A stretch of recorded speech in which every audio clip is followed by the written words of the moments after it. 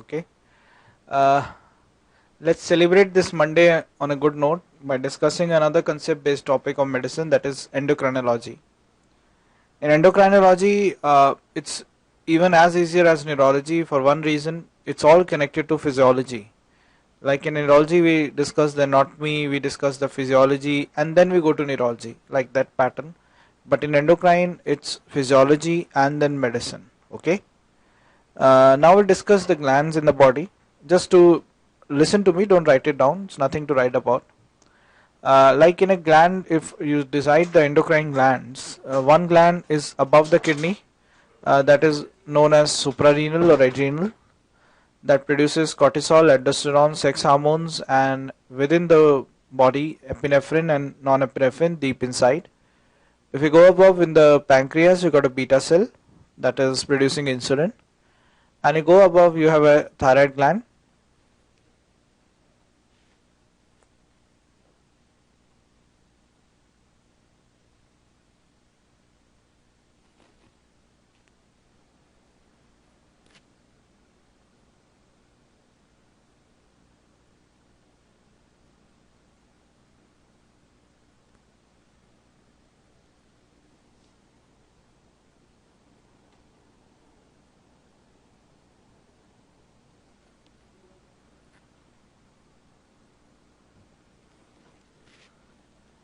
There must be some voice quality problem at your center, Allahabad and Aurangabad, and rest of the centers are okay with it.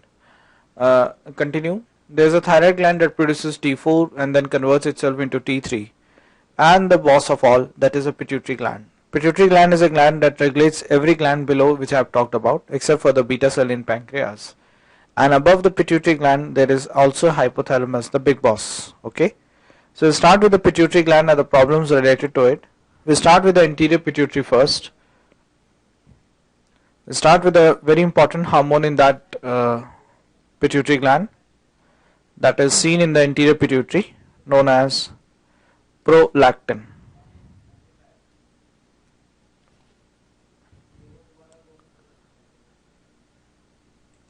Prolactin. Prolactin is produced very often in the anterior pituitary by a group of cells that we know as lactotroph cells. Lactotroph cells produce anterior pituitary, lactotroph cell produce prolactin hormone. Now we understand that the word is prolactin because the main function that prolactin basically performs, it induces and maintains the process of lactation. So lactation, that is milk production in the breast tissue, starts and is maintained by the process, by the effort made by prolactin hormone. Secondly, it also has a capacity to inhibit the bleeding phase of the menstrual cycle, that is known as menstruation. That's one good reason that in a female who is lactating, she is not menstruating. At the point when the female is lactating, she is having amenorrhea, that is after childbirth, that we all know as a word lactational amenorrhea. Why such a thing happens? Something from physiology again. Estrogen has got a power of stimulating the lactotroph cells and causing the hyperplasia in the anterior pituitary. As a result, there is more prolactin postpartum, that is after pregnancy. At the same time, she is not bleeding because the rise of prolactin can inhibit the menstrual process. Amenorrhea, lactational amenorrhea. Number 3, in the male population, if I try to look at, it has a possibility of inhibiting the gonadal steroidogenesis. Like in males specifically, testosterone. Testosterone in males are inhibited by prolactin hormone. So we know that from this discussion from physiology that prolactin is not well required in a female population all throughout her life. She requires it more in amount only in a stage when she is supposed to lactate, postpartum. A male definitely doesn't require a prolactin. So that message of control of prolactin release comes from hypothalamus. There is a hypothalamus that is able to inhibit the prolactin release and formation by an inhibition that comes down, known as dopamine. So dopamine inhibits the prolactin formation and release all throughout the time. Now if I look at the disorder hyperprolactinemia, that is a rise of prolactin that you see physiologically or maybe pathologically, what can be the possible cause for that? Etiology. Number one could have been a drug. Drugs, I believe, which are blocking the central dopamine receptors, dopaminergic antagonist. A good healthy example that we know from the psychiatry textbook are typical antipsychotics. And the second one is an antiemetic, that is metoclopramide. We know that one more drug, just to remember the name, dopamine depleter. Dopamine depleters are one of them, a very famous example, methyl dopa. So two groups of drug, one is dopaminergic antagonist and other one a dopamine depleter, can cause hyperprolactinemia, because if they block the dopamine effect on the pituitary gland, they cause uninhibited rise of prolactin. Number two, we find that the prolactin finds its way out from the body via the kidney tissue. So if the patient is having renal failure, there is impaired excretion of the prolactin. As a result, patient might have a hyperprolactinemia.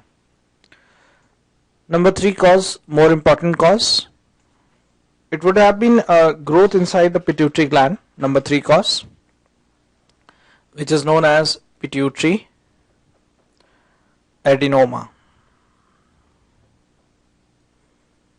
But the thing is that the pituitary adenoma can do anything at all. It can produce ACTH, can cause Cushing syndrome, it can produce growth hormone, it can cause acromegaly, it can produce TSH, can cause hyperthyroidism.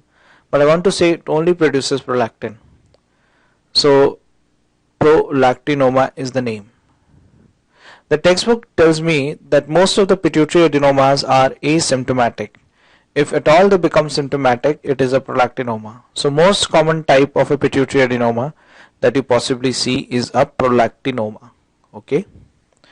Now if I divide a pituitary adenoma or prolactinoma, I divide it very often on a size. If the size is less than equal to 10 mm, it is known as a microadenoma. If the size is actually more than 10 mm, it is known as a macroadenoma. We should note this fact that radiologically, histologically, 90% of the pituitary adenomas are micro, while 10% are macro. So a micro are always more common than macroadenomas, radiologically, clinically. Okay. One question at this point, interesting question from AIMS. Pituitary macro adenoma refers to size of tumor how much? 1 centimeter, 10 centimeter, 0.1 centimeter, or 10 meter. Oh, that's too big. Pituitary macroadenoma refers to size of the tumor how much? More than, refers to size of the tumor more than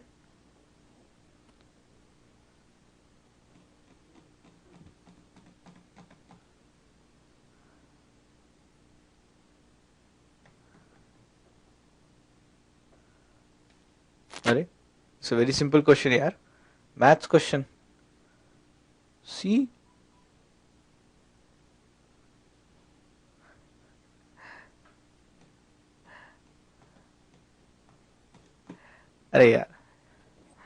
Simple thing.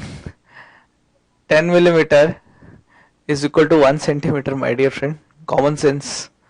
So answer is 1 centimeter. Okay, not 0.1 centimeter. 1 centimeter is equal to 10 millimeter. Common sense. Okay, so answer is 1 centimeter.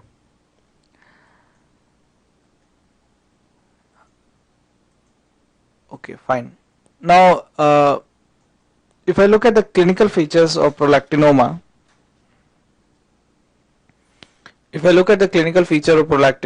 there is more production of the milk in the breast tissue, that is known by the term galactorrhea. There is inhibition of the bleeding phase in the menstrual cycle, that is known by the term amenorrhea. There is inhibition of gonadal steroidogenesis like testosterone. As a result, there is loss of libido, loss of sexual drive, loss of libido, and everything with amenorrhea, loss of sexual drive, ends at one point, that is known as infertility. Very often in clinical description, it is known as galactorrhea amenorrhea syndrome, and the most common symptom that you see in patients with any hyperprolactinemia disorder like prolactinoma is galactorrhea. If I look at this thing, this all is an endocrine abnormality. Okay, so galactorrhea amenorrhea syndrome is a well-known name for the prolactinoma, and the most common endocrine abnormality that the patient faces is galactorrhea. If I look at the problem more expansile, like if I see the pituitary gland, it sits in a cave in the skull known as sella turcica. Due to some reason, the pituitary gland grows up in size. It has a capacity not to dissolve the sella turcica, but can easily compress someone on the top part, that is known as optic chiasma. If it compresses the optic chiasma, one of the symptoms that the patient might have is this homonymous heminopia, also known as bitemporal heminopia. So this happens to be one of the compressive symptoms of this disorder, prolactinoma. Compressive symptoms are often seen in patients with macroadenoma as compared to microadenoma. Okay, so compressive symptoms are more often seen in a macro as compared to a microadenoma.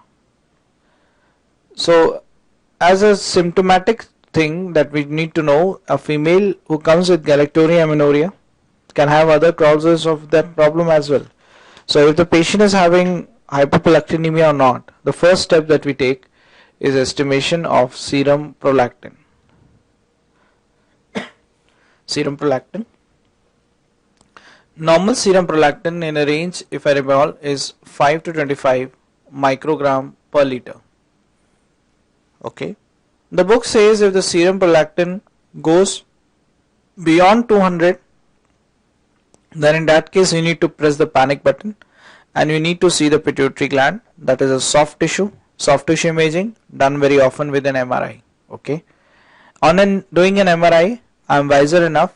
I know it is a prolactinoma, number one, and I secondly can classify it on the size. Less than equal to 10 mm, microadenoma, more than 10 mm, macroadenoma.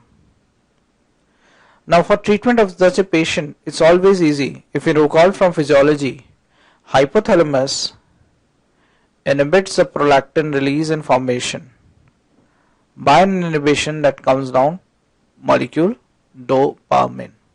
So I start feeding the patient with a drug which is dopaminergic in nature, which acts like dopamine and inhibits the prolactin release. In a microadenoma, I start my therapy with a dopaminergic agonist.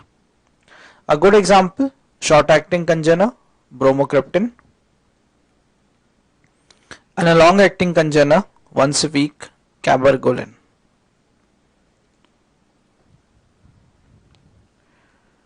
Now it continue therapy maybe for 1 or 2 months and then determine the serum prolactin. If I see the serum prolactin is less than 25, all is well. Continue same treatment, CST. Continue same treatment, CST, abbreviation. If the serum prolactin ranges in a range of 25 to 50, then it will be better. I increase the dose of the drug. If it is more than 50, then I press the panic button. I remove the pituitary gland by doing a surgery. Surgery in this case is not craniotomy that you routinely do, removing the skull, removing the brain. No. You take the patient under image intensifier. You see the sphenoidal sinus there. You take a gun with a camera attached, endoscopic gun, and you approach the pituitary gland across the sphenoidal sinus and take it out. Transsphenoidal resection. So the surgery of choice is transsphenoidal resection.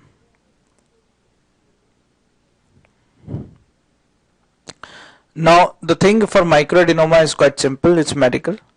Even for macroadenoma, it's always simple, it is always medical. Don't worry, it's a larger size tumor, no one dies of prolactinoma, number one thing. Clinical thing, no one dies of prolactinoma, so there is no threat to life, so there is no urgency in doing a surgery. And secondly, if I remove someone's pituitary gland out, I don't remove the pituitary gland, I remove the life of the patient out. I remove the TSH, ACTH, ADH and all the things. So it becomes more of a problem because of hormone replacement that the patient requires lifelong rather than a good healthy solution. And this is by clinical interest and nature, and by all the trials that they have done, they have seen that patients with even macroadenoma will respond to medical treatment very well. Okay, so don't worry, all is well. Even with a macroadenoma, you start your therapy with a dopaminergic agonist, and then you wait for somewhere 4 months. At an interval of 4 months, you get an MRI done, and you look upon the size of the tumor. If size of the tumor regresses, all is well, continue same treatment, CST. If the size is U, I am using this abbreviation U as unchanged, then in that case you go in for a surgery. Okay, so moral of the story which I recall is that even if the treatment is for macro or micro, the treatment of choice is always the medical first. Okay, please put a tick on cabergoline. For one good reason, drug of choice for prolactinoma, something that is somewhere discussed in gynae, is bromocriptine. No. Recent change in Harrison is cabergoline. Cabergoline is a long-acting congener. Bromocriptine is a short-acting congener. You know, this dopaminergic agonist can cause one side effect very commonly, nausea. Remember, migraine I have taught you. Dopaminergic theory. Dopamine stimulation, nausea. That's why you give metoclopramide there. This time, dopaminergic agonist, more nausea. A shorter acting, faster acting bromocriptine will cause a lot of nausea in the patient. That's why we consider using cabergoline in the patient. Okay. And they've seen this in trial for the last 5 years at least, that patients with cabergoline are more responsive as compared to bromocriptine. Now, I imagine if the patient is having a visual defect, bitemporal hemianopia, still the treatment is always medical. Don't worry, all is well again. Surgery done as per this protocol, and surgery done for patients with visual defect who are not responding to medical treatment. Okay, so even for the visual defect bitemporal hemianopia patient, the treatment should always be medical first, not jump to surgical so very often. Write down one question on this.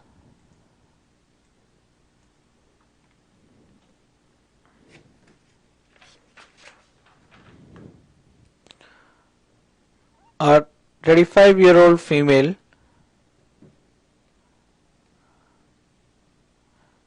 with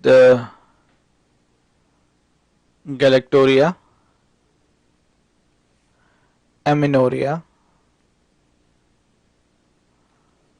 MRI shows a pituitary gland or a pituitary adenoma of 15 mm size.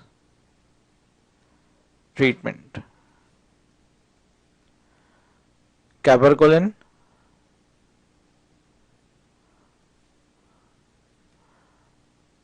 radiofrequency ablation, TSR, transsphenoidal resection, or metoclopramide. What's your answer for this one? A female 35-year-old galactoria amenorrhea pituitary band shows a size 15 mm. Simple. Okay. Rhythm correct. Amenorrhea, galactoria, prolactinoma, and you diagnose it with MRI. Even with a macro, start with medical first. So don't worry. If I just change the slight language of the question, it is 35 mm and with bitemporal hemianopia. Then what is the treatment? Still A or C? Still A. Reason? Even for a visual defect patient, you start your therapy with medical first. If the patient doesn't respond, then we go in for a surgical treatment.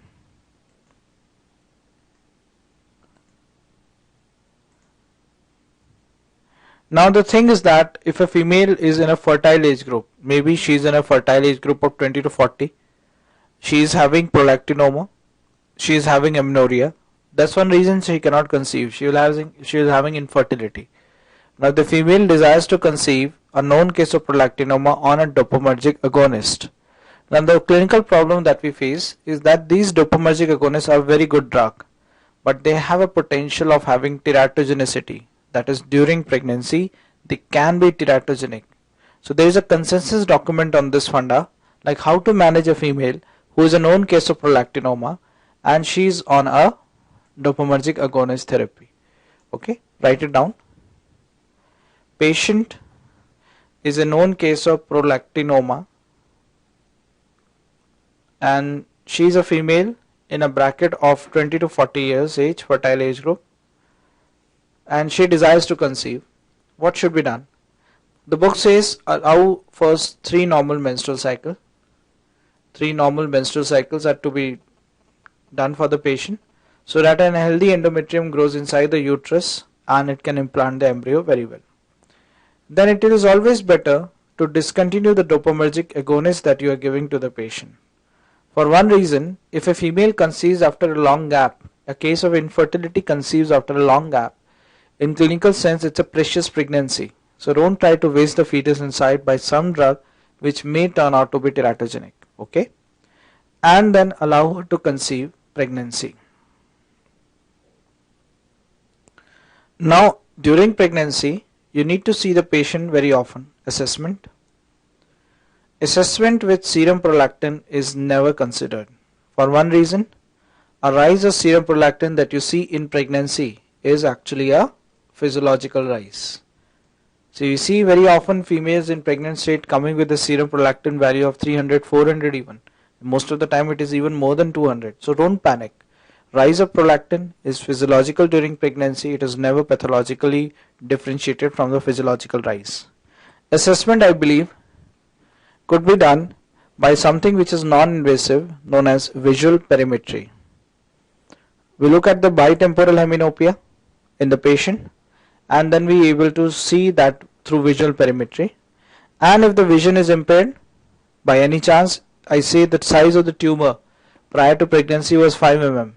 Now it went up to 15 mm, it became 25 mm, and that is causing bitemporal heminopia due to optic chiasma compression from below. If the patient is having visual defect, then in that case transsphenoidal dissection is considered for the patient somewhere in the second trimester.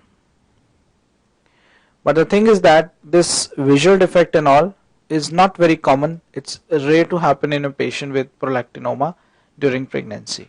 So all is well, don't worry. A female desires to conceive, a known case of prolactinoma, she can carry on her pregnancy without treatment. There is not big threat to the patient. One reason why I believe, if I look at the patient's symptoms, galactorrhea, amenorrhea, something which happens in a patient with prolactinoma, earliest and most common, they are seen in pregnancy also. Galactorrhea can happen in pregnancy. Amenorrhea is obviously happening in pregnancy. You don't rely on symptom. You don't rely on serum prolactin. You can rely on this visual perimetry. Okay. Write down one question on this.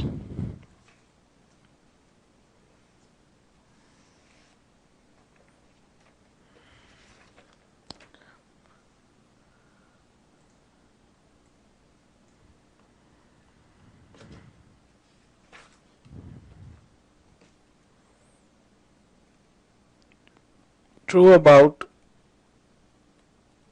prolactinoma in pregnancy are all except. True about prolactinoma in pregnancy are all except. The most common tumors in pregnancy and are usually asymptomatic. Option B. Size of tumor increases in pregnancy.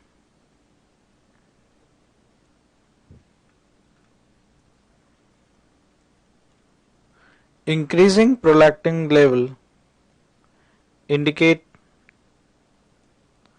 bad prognosis and requires monitoring. Option D. In macroadenomas of 1 centimeter may lead to vision defect. True about prolactinoma in pregnancy are all except most common tumors in pregnancy and are usually asymptomatic. Size of the tumor increases in pregnancy. Rise of prolactin means bad prognosis, required to monitor it.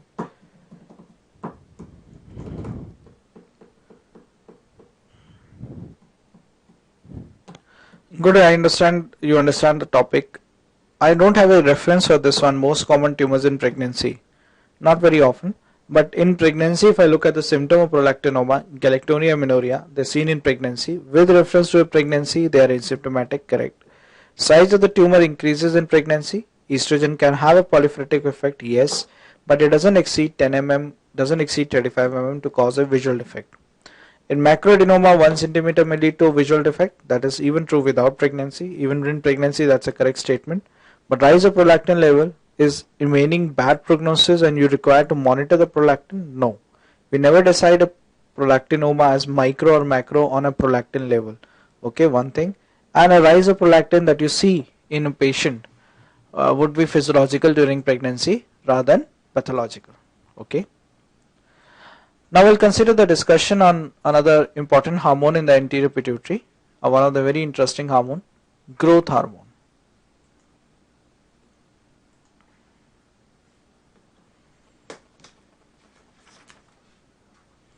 Growth hormone.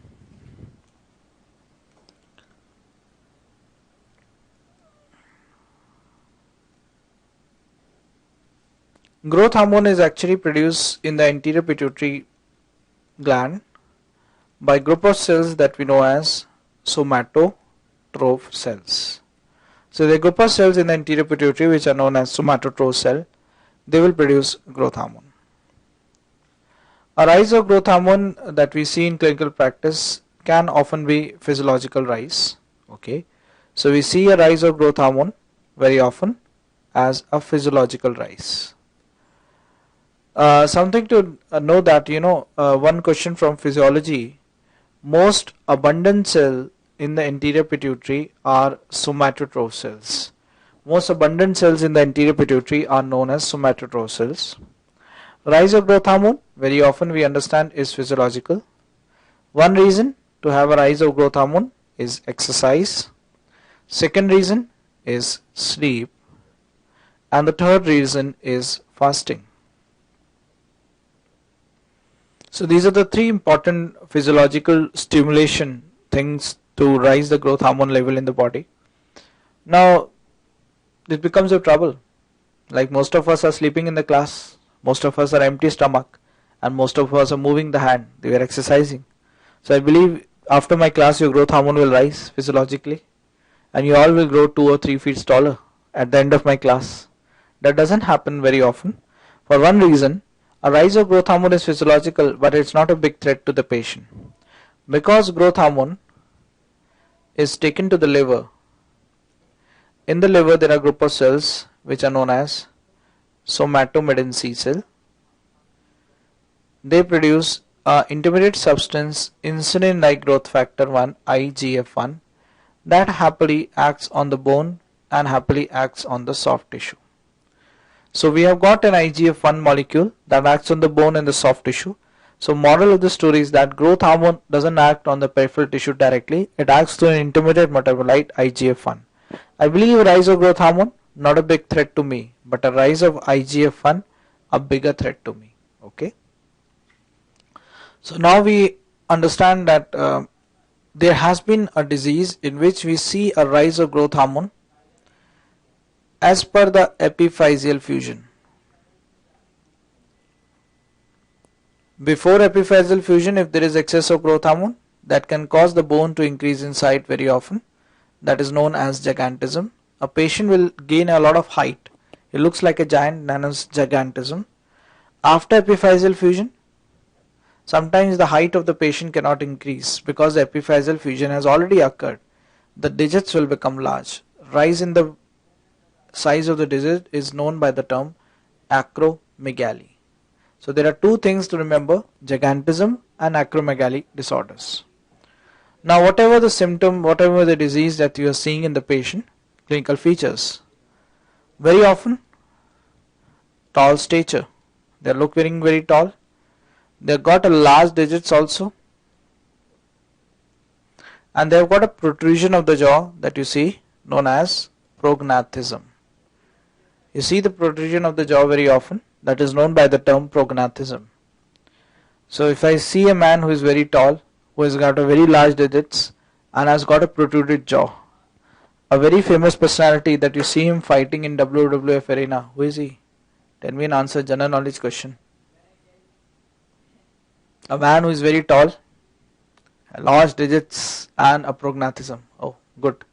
Kali, Punjabi wrestler Kali. A living legend again with the disorder may be gigantism. Since his childhood days he was having a pituitary adenoma. That pituitary adenoma is something that is causing a rise of growth hormone, rise of IGF-1. That's possibly a reason that he gained a lot of height and his hands and prognathism appeared on his face.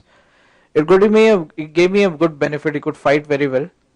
But for last 2-3 years he is not seen in the fighting arena because this acromegaly can be a bigger threat to the patient. How?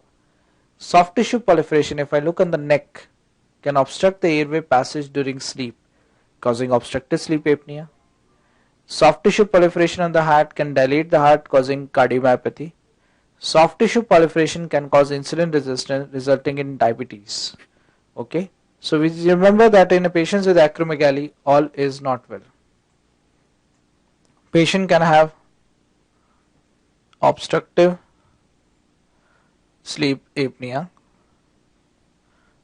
known as OSA. Patient can have cardiomyopathy. Patient can have diabetes mellitus. All three are silent killers that a patient can have. Okay. So apart from the routine features of clinical appearance, they can have a certain pathological problem in the body. So all is not well in these patients. We remember that. Okay. Now investigation. If I want to investigate the patient of acromegaly or maybe gigantism, I may end up getting this growth hormone level done, growth hormone assay. Okay, growth hormone assay. Growth hormone assay is not a very good test for one reason. Growth hormone goes up and down all throughout the day like this. You catch him here, you think it's a Kali. You catch him here, you think it's a Dove. So it becomes a problem. Growth hormone goes up and down all throughout the day like this. So growth hormone assay is not a reliable marker because this up and down nature of growth hormone level is physiological. Okay. Better answer for diagnosing this disorder is IGF-1 assay. The best screening test that you need to do for the patient is IGF-1 assay. The first test that you can advise to the patient to be done to diagnose it as a case of acromegaly is IGF-1 assay. Okay. Number 3, growth hormone is inversely proportional to glucose. Okay, growth hormone is inversely proportional to glucose.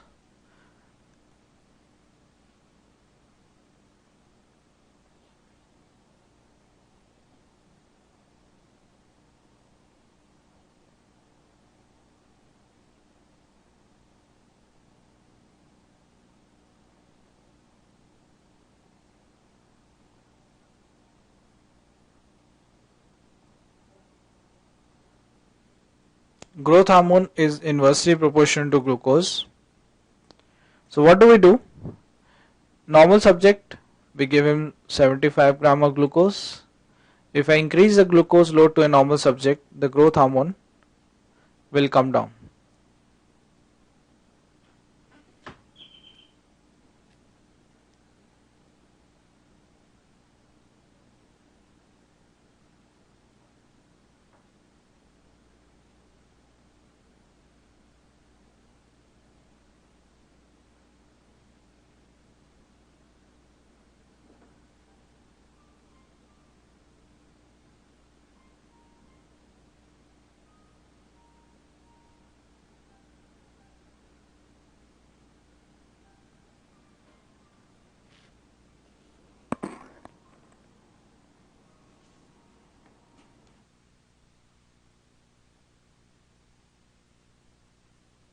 come down for one reason: growth hormone is inversely proportional to glucose.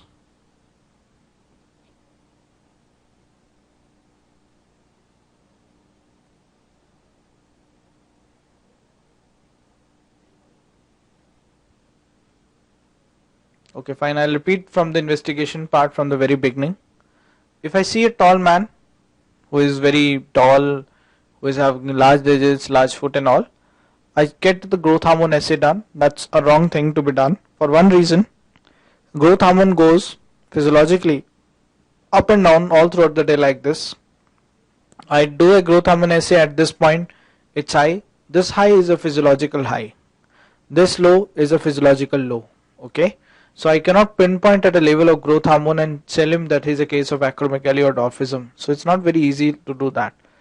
So best test would be an IGF-1 assay. For one reason, a rise of growth hormone is not very hazardous until IGF-1 assay or IGF-1 level rises. A rise of IGF-1 will cause in the rise in the soft tissue and the bone growth. So IGF-1 assay is the best screening test that you can recommend for the patient to be done.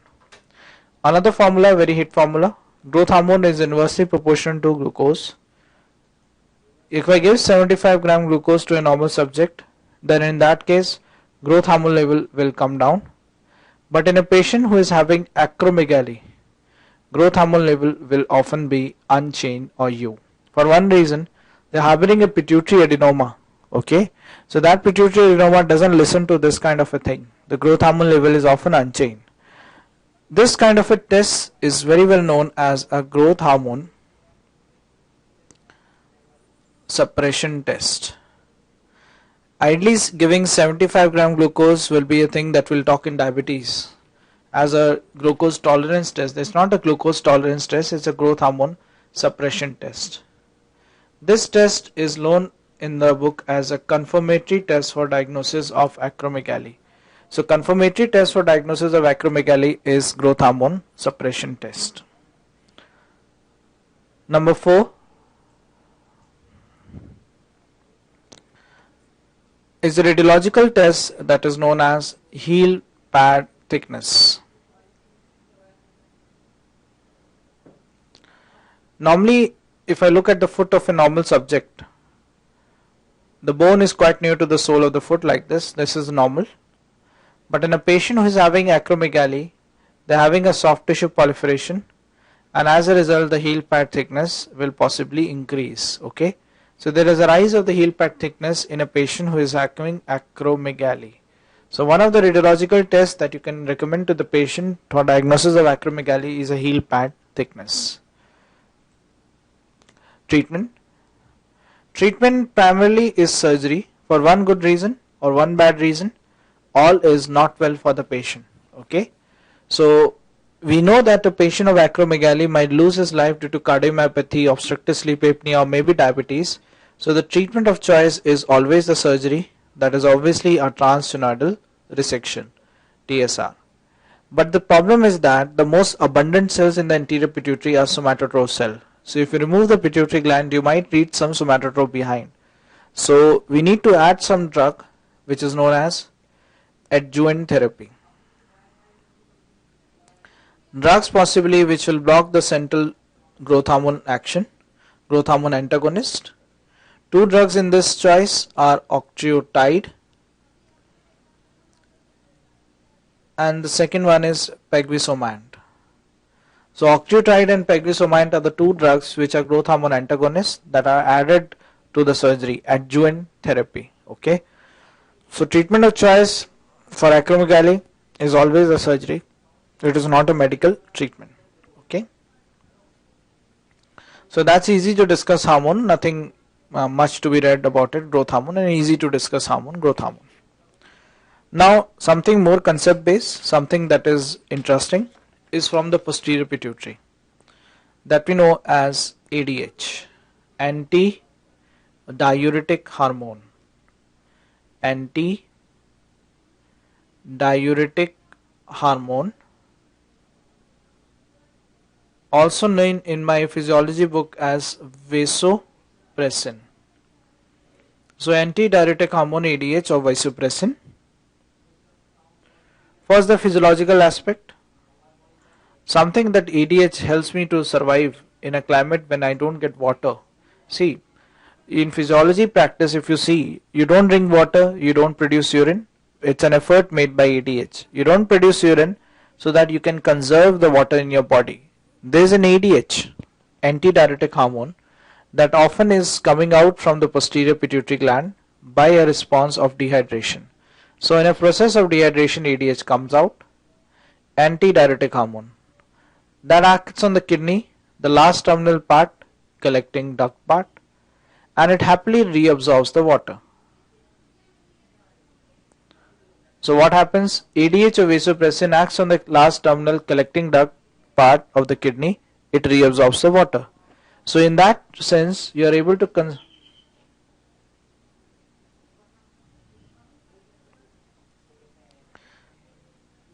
so kidney collecting duct part, it will reabsorb water. So in that sense, you'll conserve water. So whatever the water you're going to lose out in the urine, you are able to retain back in the body by conservation phenomena, antidiuretic hormone or ADH. Okay. Now, as a result, you don't drink water, you don't produce urine, an effort made by ADH. Now, something goes wrong maybe. If the ADH is not getting formed, there is a deficiency of ADH, or possibly the ADH is unable to act on the kidney, resistance to ADH. What will happen? Every drop of water that comes out in the collecting duct part will come out. So the patient will lose a lot of water in the urine, that will possibly increase the urine output, polyuria. It will have more water in the urine. As a result, there is decrease in the urine osmolality, and you lose a lot of water from the body. As a result, there is increase in the serum osmolality. This thing or this drama is very famous, known as diabetes insipidus. So DI, a very famous disease in which the patient loses a lot of water in the urine, causing a high urine output with a hypoosmolar urine, with a hyperosmolar blood or the serum, because the ADH formation or action is at fault. That is known as diabetes insipidus. Okay. Now, before going into the topic proper, let's see the hormone, antidiuretic hormone or vasopressin.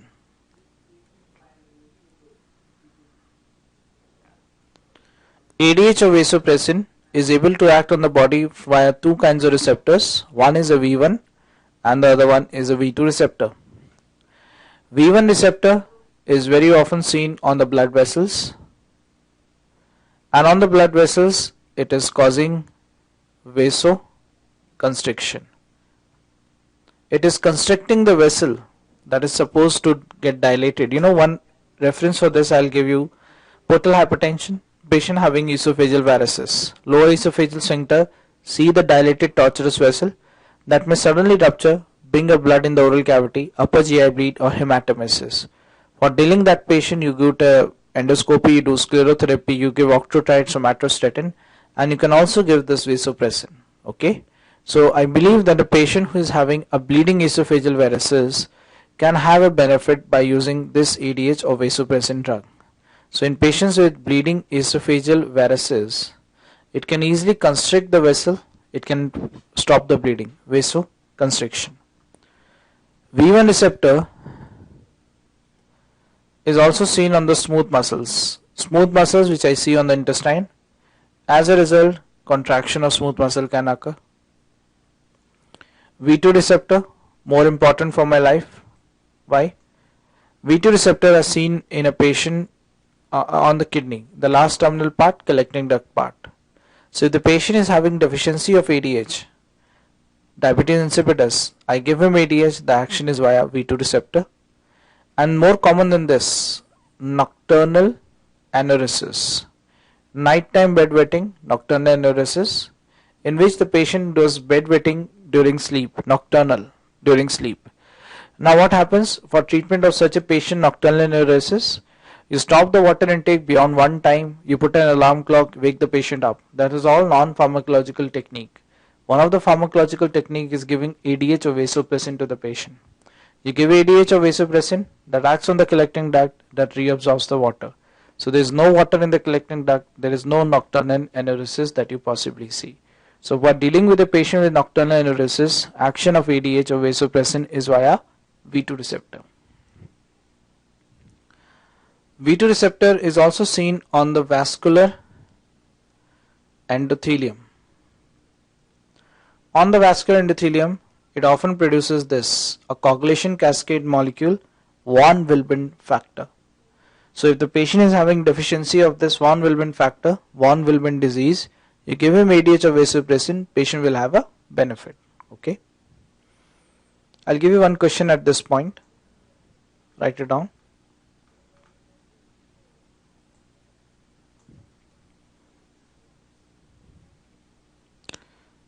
A vasopressin analog does not produce therapeutic effect through V2 receptor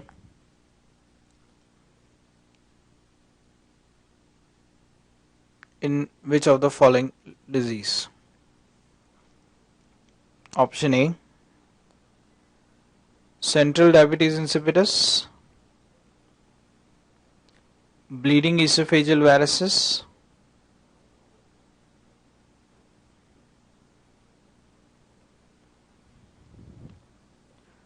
type 1 von Willebrand disease, primary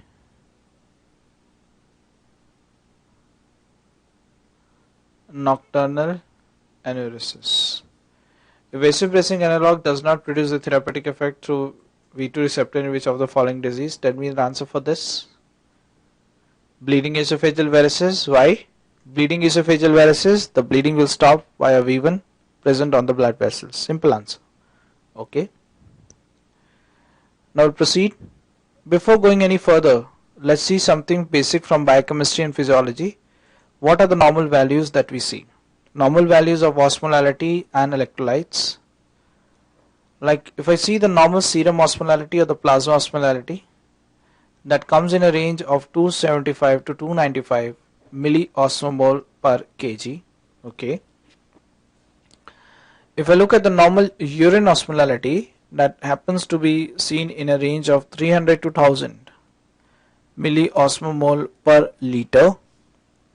If I look at the normal serum sodium, it comes in a range of 135 to 145 milliequivalent per liter. If I look at the serum potassium, it comes in a range of 3.5 to 5 milliequivalent per liter. So these are the four things that you need to see: normal serum, urine, sodium and potassium.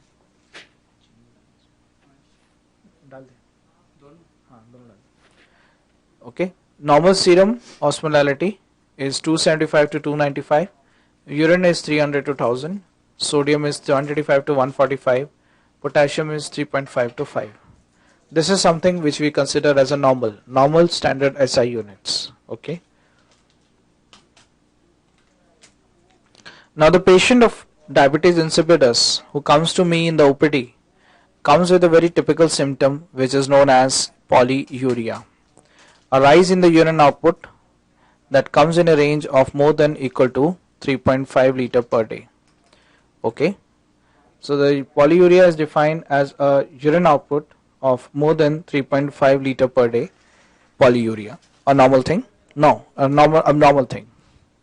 Now polyuria as a symptom can appear physiologically also. Like if I see in the physiology, there is a Bowman's capsule, there is a loop of Henle. Before the loop of Henle, there is a proximal convoluted tubule, loop of Henle and a collecting duct. We understand by a thickness or high osmolality in the GFR, certain solutes can come into this collecting duct part. I understand from physiology again, 90% of reabsorption occurs in the collecting duct. So that 90% will just remain 9% for one reason. Water always moves from a dilute to a concentrated gradient, from a hypo to a hypertonic gradient. So as a solute particle, if I see, it can drag the water along the course, because it can shift water across this membrane. This process is known as osmosis. So there is a possibility there are certain solutes by the process of osmosis can drag the water along the course, solute or osmotic diuresis. Okay, fine. Three solute particles very often to be remembered. One is glucose. Yes, our clinical reference on this. Renal threshold for glycosuria is 180. Yes. Beyond 200 is diabetes. A diabetic patient often complains of polyuria. Now why polyuria occurs in diabetes? We know the answer. Another molecule, that is mannitol. A very famous one, osmotic diuretic to decrease the raised ICT. And number 3, hypercalcemia. So these are three important solute particles by the process of osmosis can drag the water along the course, causing solute or osmotic diuresis. Now the thing is that a solute comes in to increase the urine osmolality. Water comes in to balance it. Water doesn't take the urine osmolality down. It doesn't even dilute the urine so well. It just balances this. So from a high urine osmolality, it becomes slightly on a normal range. So we understand that the urine osmolarity in a patient with solute or osmotic diuresis comes in a range of more than 300. The normal range of urine osmolarity, just to revise that part, is 300 to 1000. It may be 1000, it may be 1100, yes, but it is not less than 300. It's not low. Now if I see a patient who is having a low urine osmolarity, that is urine osmolarity less than 250, okay, then I see a possibility that the patient possibly is not able to form ADH, or the ADH that is formed is unable to act on the collecting duct. So there is a possibility that there is no reabsorption of water. Every water molecule that comes to the collecting duct is just washed off in the urine. Patient will have a high urine output with the dilute urine, diabetes insipidus. More common than diabetes insipidus, which I see as a disorder, can be you and me even. Under stress, we drink more water, we produce large amount of urine, which we know as a term psychogenic polydipsia. So it is a problem which is psychological, stress related, more water intake, more urine output, psychogenic polydipsia, a term. Now the thing is that in patients with psychogenic polydipsia, we realize that the ADH formation and action is so very perfect. They don't have any problem in ADH formation and action. And in patients with DI, they have a problem in formation and action. Now both of them are having polyuria with a low urine osmolarity. Yes. Now how to differ the two things out? I can perform a very simple test, which is known as a water deprivation test. I stop the water intake for the patient, which is known as water deprivation, for maybe 6 hours, 12 hours, 15 hours, 20 hours, 25 hours. If I stop the water intake, there is dehydration that stimulates the production of ADH, action of ADH. If the production and action of ADH is perfect, what will happen? Water reabsorption will occur. Now the water doesn't remain in the urine, it remains with me in the body. As a result, the urine osmolarity that was low will become normal, may become high. But this thing from low to high will come in a patient with a normal intact ADH production and action, a patient with psychogenic polydipsia, okay, but not in a patient with diabetes insipidus. So we do a water deprivation test and we check on the urine osmolarity. If the urine osmolarity improves, if the urine osmolarity basically improves, it is a case of psychogenic polydipsia. If the urine osmolarity is U, that is unchanged, it is a case of diabetes insipidus, okay, because in that patient of diabetes insipidus the production and action is at greater fault. Now a well established case of diabetes insipidus, I give him an ADH stimulation. If I give him ADH and I check the urine osmolarity, and if the urine osmolarity improves, what happens? That means the ADH production was at fault. You gave him ADH, he benefited. Water reabsorption. Central DI. Central DI means a patient who is having an ADH deficiency. Urine osmolality, if it is U, that is unchanged, then in that case the case is a case of nephrogenic DI, ADH resistance. So if you give ADH to a patient who is a known case of DI, if the urine osmolality improves, that means the reabsorption is occurring. Patient has a deficiency, you give him a supplement, he benefits. But if it is unchanged, it means a case of resistance to ADH, nephrogenic DI. Moral of the story is that ADH stimulation test is to differ out central DI with nephrogenic DI, while water deprivation test is to differ out psychogenic polydipsia from DI. Okay. Now the thing is that a patient with psychogenic polydipsia may not comply with a water deprivation test. They're not ready for that because they are having a psychological psychogenic problem.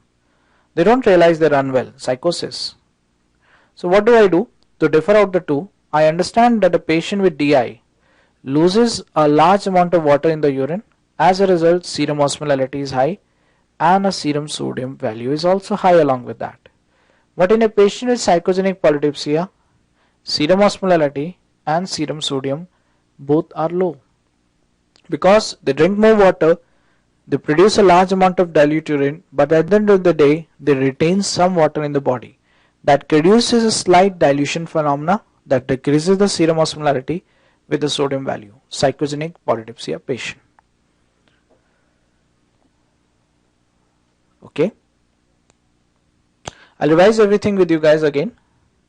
If a patient comes to me with high urine output, polyuria, more than 3.5 liter in 24 hours duration, I look on the urine osmolality. If it is in a normal range above 300, I put the blame on the solute. By the process of osmosis, glucose, mannitol and hypercalcemic states can drag the water along the course.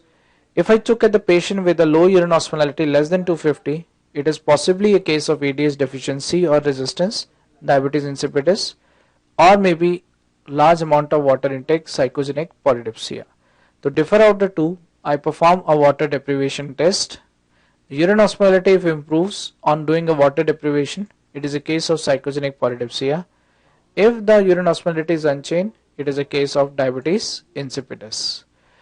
Now if a known case of DI is taken up for this ADH stimulation test and the urine osmolality is seen to improve, that means the patient had deficiency, you give him supplement that will improve central DI ADH deficiency. If the urine osmolality is unchanged, that is ADH resistance, nephrogenic DI. So ADH stimulation test is to differ out central from nephrogenic DI. Water deprivation test is to look out for psychogenic polydipsia with DI. Now if the urine output is high, urine osmolality is low, serum osmolality and sodium is high, it is a case of DI. If the urine output is high, urine osmolality is low, serum osmolality and sodium is low, it is a patient is very low in life, that is case of psychogenic polydipsia. Only thing high-fi is the urine output, polyuria. Chalo, we'll understand this topic well if we solve the MCQs. Write it down. Choose the best lab value for central diabetes insipidus. On the left you got urine osmolality. On the right we got a serum osmolality value.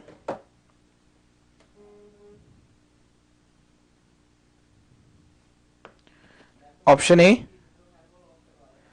50, 300. Option B 500, 260. Option C 50, 260. Option D 500 or 100.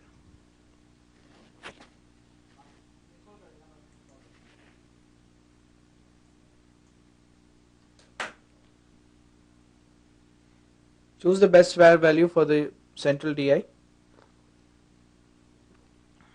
Any ideas? A, B, C, D.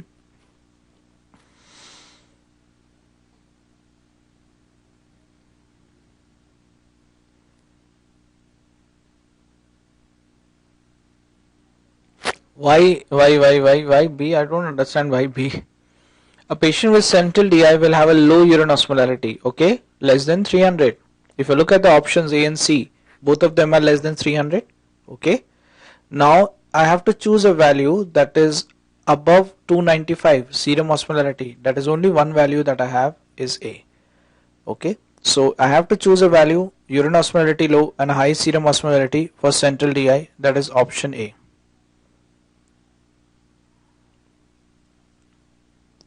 Now who is option C?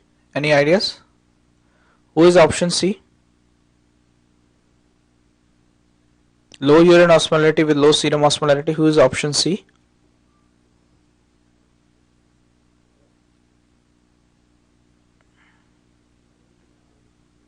Psychogenic polydipsia. Okay. Simple answer. So I'll put you one more question for this.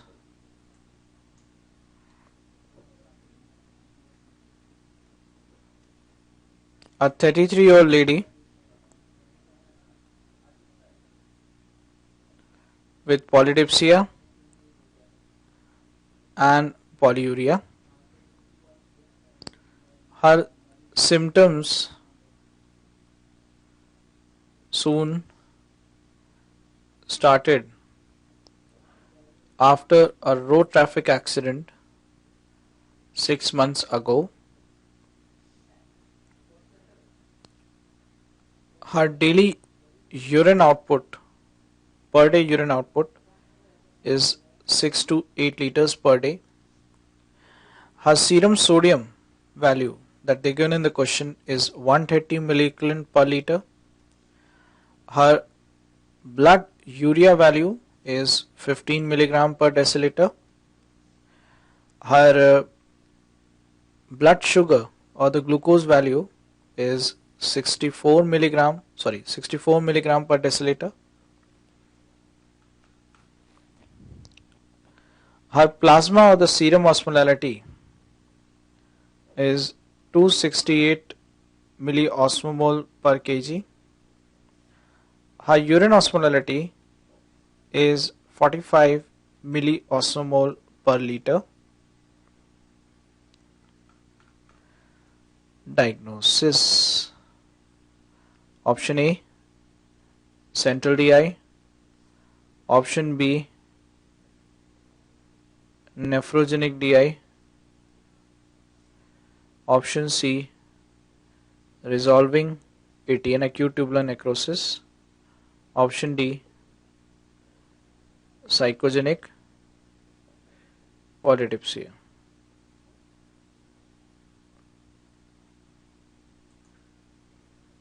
A good answer on this.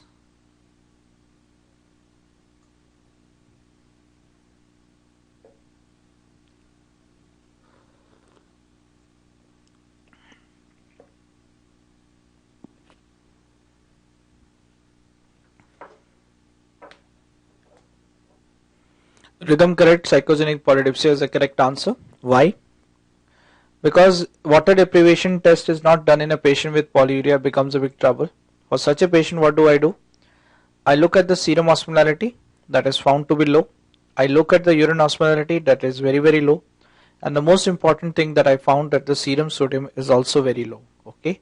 So that's the story of everything low is psychogenic polydipsia. A blood sugar is 64. This is normal, neither low or high. This give me a clinical sense this is not a case of diabetes mellitus. Why?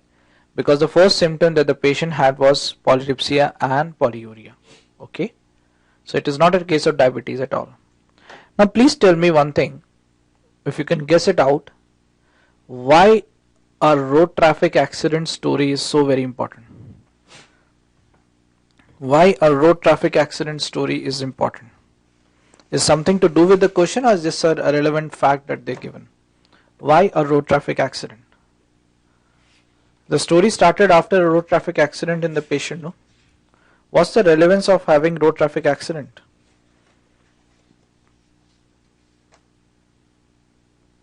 Yes, correctly guessed, post-traumatic stress disorder.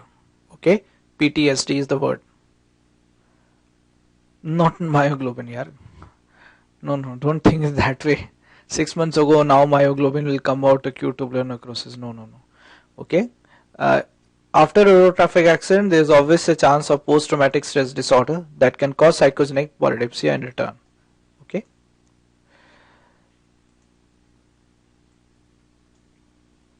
Write one more question out. A patient following head injury was admitted in ICU with signs of raised intracranial tension, raised ICT. He was put on ventilator,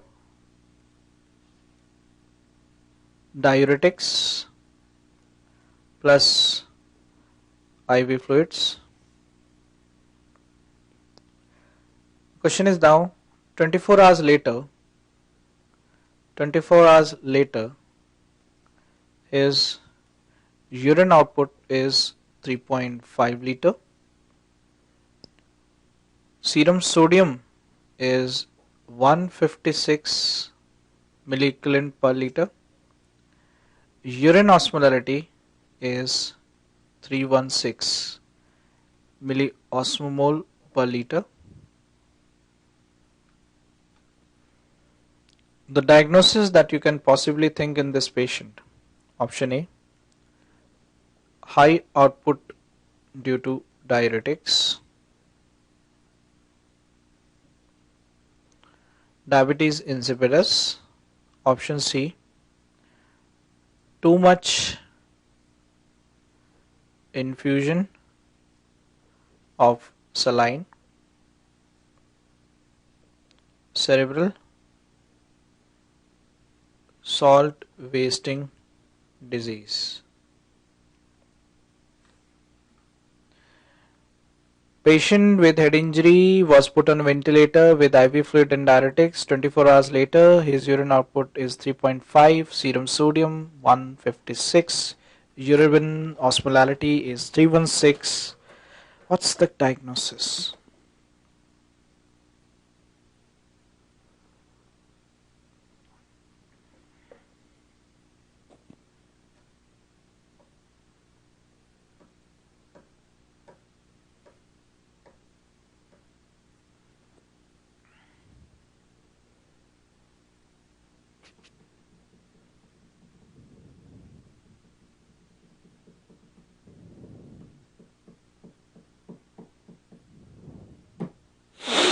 Surprise! Not everyone is correct today. In AIMS, as I mentioned in the last class, the protocol is what is the answer and why it is an answer and why not the other people are the answer. Look at the question again. Patient with head injury today, 24 hours later, he comes with a polyuria 3.5 liter. His serum sodium is 156 and his urine osmolarity is 316. Fine. Now if the urine osmolarity is 316, tell me one thing. Is the 316 value normal or high or low? Write one thing. N high or low. Is the urine osmolarity 316 normal? Yes. If the urine osmolarity is more than 300, then there is one possibility of having a solute by osmotic diuresis, increasing the urine output. Possibly if I look at the question, diuretic is given. He did not mention which diuretic. In raised ICT, what diuretic I give? Osmotic diuretic, mannitol. So there is a possibility that mannitol went into the collecting duct, dragged all the water along the course by the process of osmosis, causing a polyuria syndrome. So high output due to diuretics will become the best answer. Why not the other people? Diabetes insipidus would become a best answer if the urine osmolarity was 216. It was less than 250, then only you consider the diagnosis of DI. Out. Too much infusion of normal saline. Oh my god. Doctor's fault. Easy to take, difficult to claim. I remember in clinical practice, for most of the patients I give normal saline, dextrose normal saline, ringal lactate, isolate M. All of them contain a lot of sodium. That sodium goes into the blood, but next day it doesn't happen like this, no? The patient has got polyuria, patient has got hypernatremia. No. because whatever sodium you give in, it will be adjusted very well with the aldosterone. Okay, so too much infusion of normal saline is too hypothetical at this point. Cerebral salt wasting disease, what is this? Last class I have discussed this, last to last, subarachnoid hemorrhage. Patients with cerebral salt wasting disease will have a rise of ANP and BNP. N, natriuresis. If you drive all the sodium out in the urine, what will happen? Patient will have hyponatremia with hypovolemia, hypovolemic hyponatremia, cerebral salt wasting disease. Very important. If the sodium is 156, it's high, it's not 106. Normal sodium value was 135 to 145, it's high. It's not hyponatremia. So don't consider the diagnosis of cerebral salt wasting disease. Best answer? A answer. Easy answer. But the thing is that every guide differs in the question. Every guide differs in the question.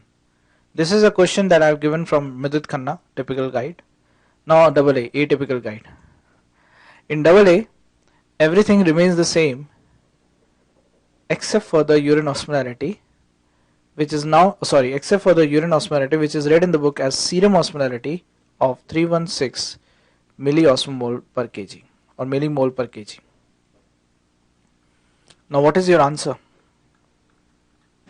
A patient with head injury today, on ventilator, on IV fluid and diuretics, ends up having a urine output 24 hours later with 3.5, sodium 156 and the serum osmolarity 316.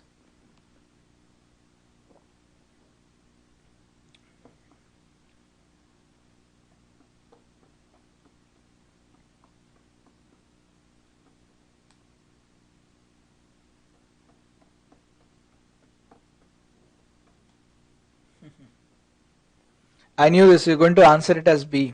Why? Diabetes insipidus. Patient has got high sodium, high serum osmolarity and a high urine output.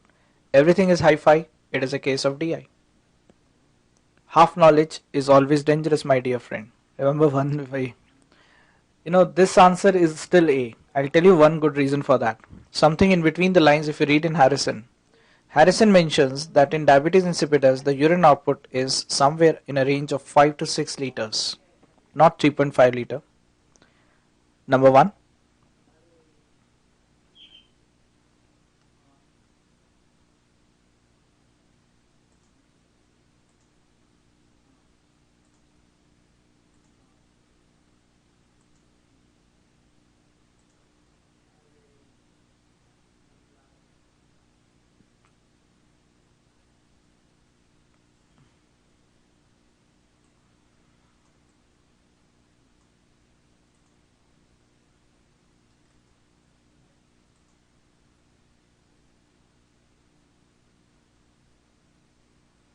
So in patients with diabetes insipidus, the urine output is in a range of 5 to 6 liters. It's quite high, number 1.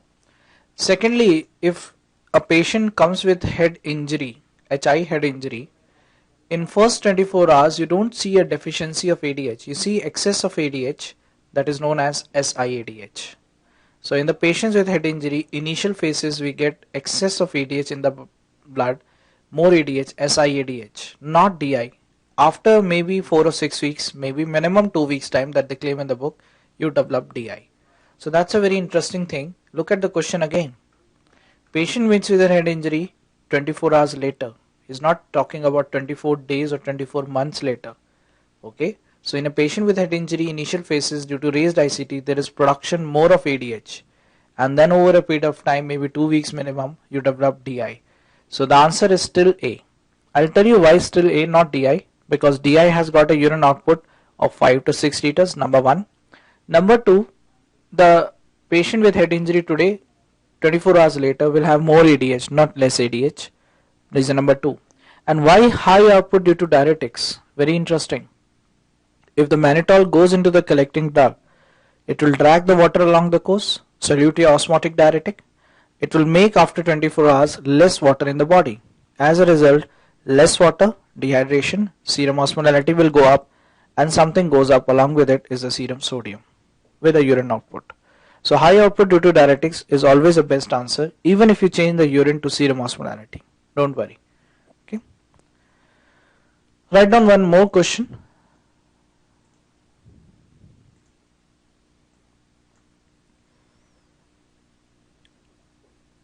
A 60-year-old female was having polydipsia, and we did an ADH stimulation test on her, and we found this thing: baseline and after vasopressin or after ADH. If I look at the baseline serum sodium, it is 151. Baseline serum osmolarity was 300. Baseline urine osmolarity was 150. After ADH, sodium became 142, serum osmolarity or plasma osmolarity became 290, and the urine osmolarity became 480. Okay, diagnosis. I'll give you options: central DI,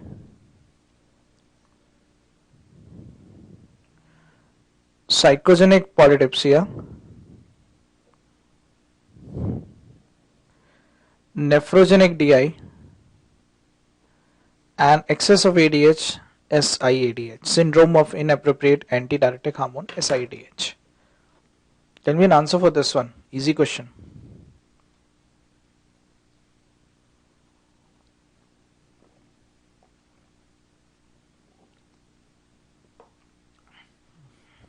Rhythm correct. You know the answer. Why? Because I see a jump in the urine osmolarity from 150 to 480. That means the action is normal, only the formation was a problem. Okay. Tell me one thing, why not psychogenic polydipsia?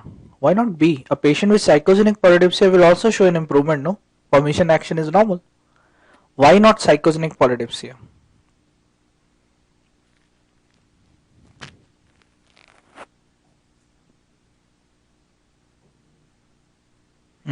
Interesting. Serum sodium is 151.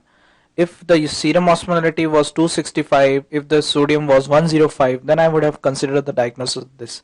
That's why the reason of having this baseline value is very important to differ out psychogenic polydipsia from central DI. Okay. So this is something very easier topic.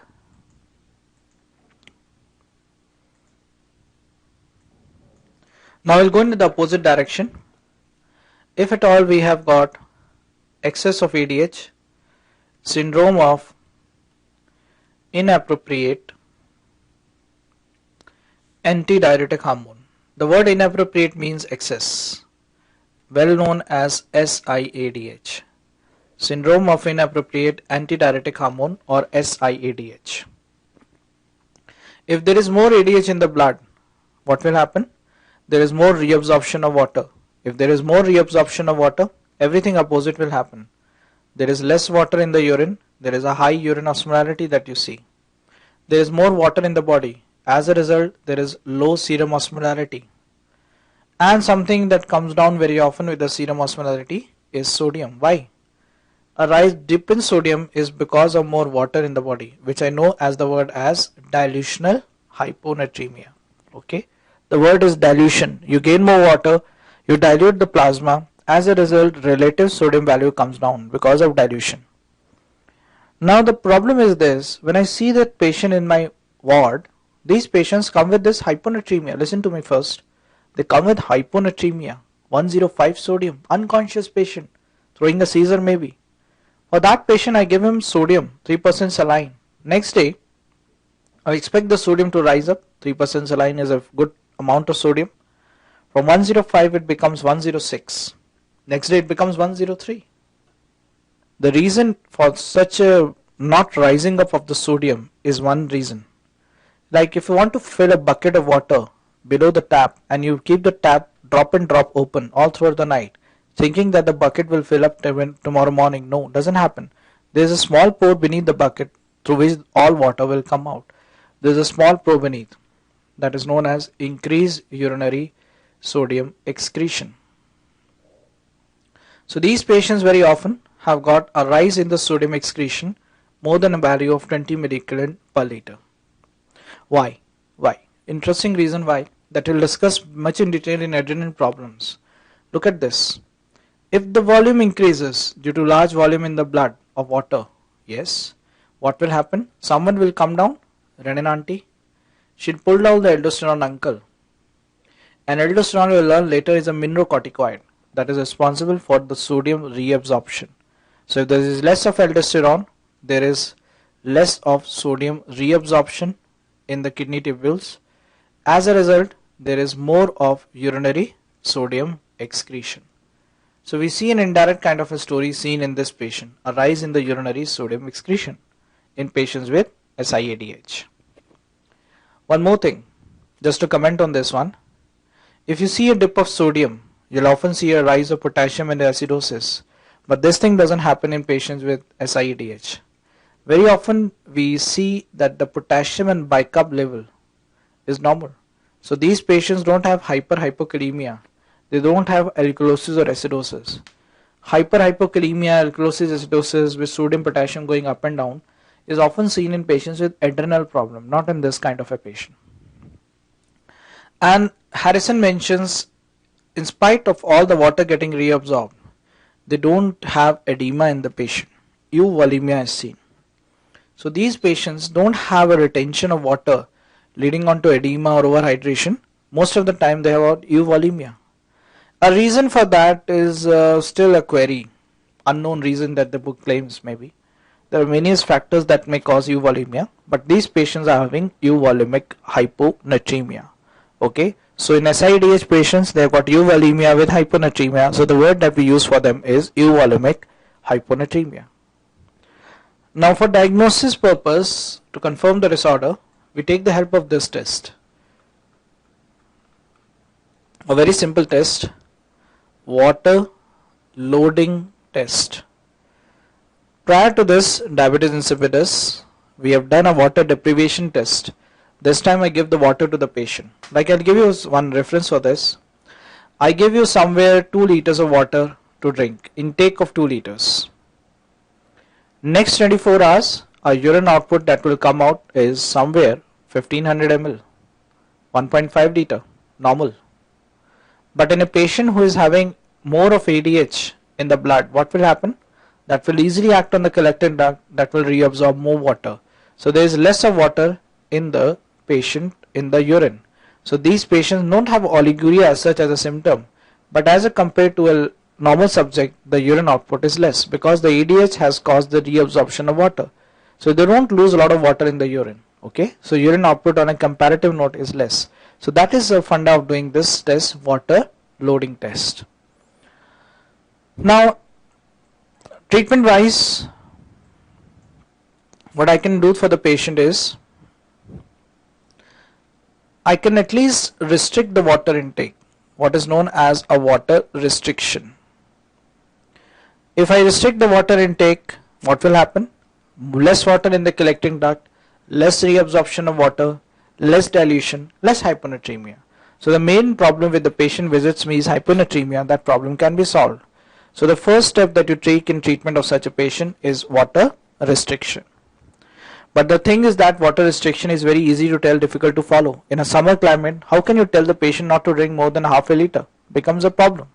So we have got some good drugs with us which are actually inhibiting the action of ADH on the collecting duct. ADH antagonist. One of the old drug is a tetracycline analog, demicocycline, and second one a newer drug, Vaptans. If you read the older edition of Harrison, he mentions demicocycline is drug of choice. 18th edition Harrison doesn't give anything about this story. But what we read in the journal articles recently was an update that drug of choice nowadays are Vaptans. They found that demicocycline was good, but it's very not frequently available. Vaptans are made available very often in the market and they are now become the drug of choice. So there has been a changeover in this principle. The drug of choice is no more demicocycline, it is Vaptans. Like tolivaptan, conivaptan, all these Vaptan group of drugs. So moral of the story, TOC is not the DOC. TOC is water restriction. Drug of choice is Vaptan. These patients have got euvolemic hyponatremia with a high urine osmolarity, low serum osmolarity, low sodium and increased urinary sodium excretion. Okay, with a normal potassium and bicarb level. So write down one question on this.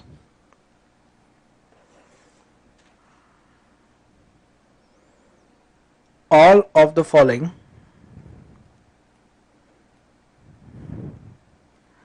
are true about SIADH except. All of the following are true about SIADH except option A. Vaptans are approved by FDA. Option B. Water loading test can be done for diagnosis of SIADH. Option C. Urinary sodium value is low or normal in these patients. Option D.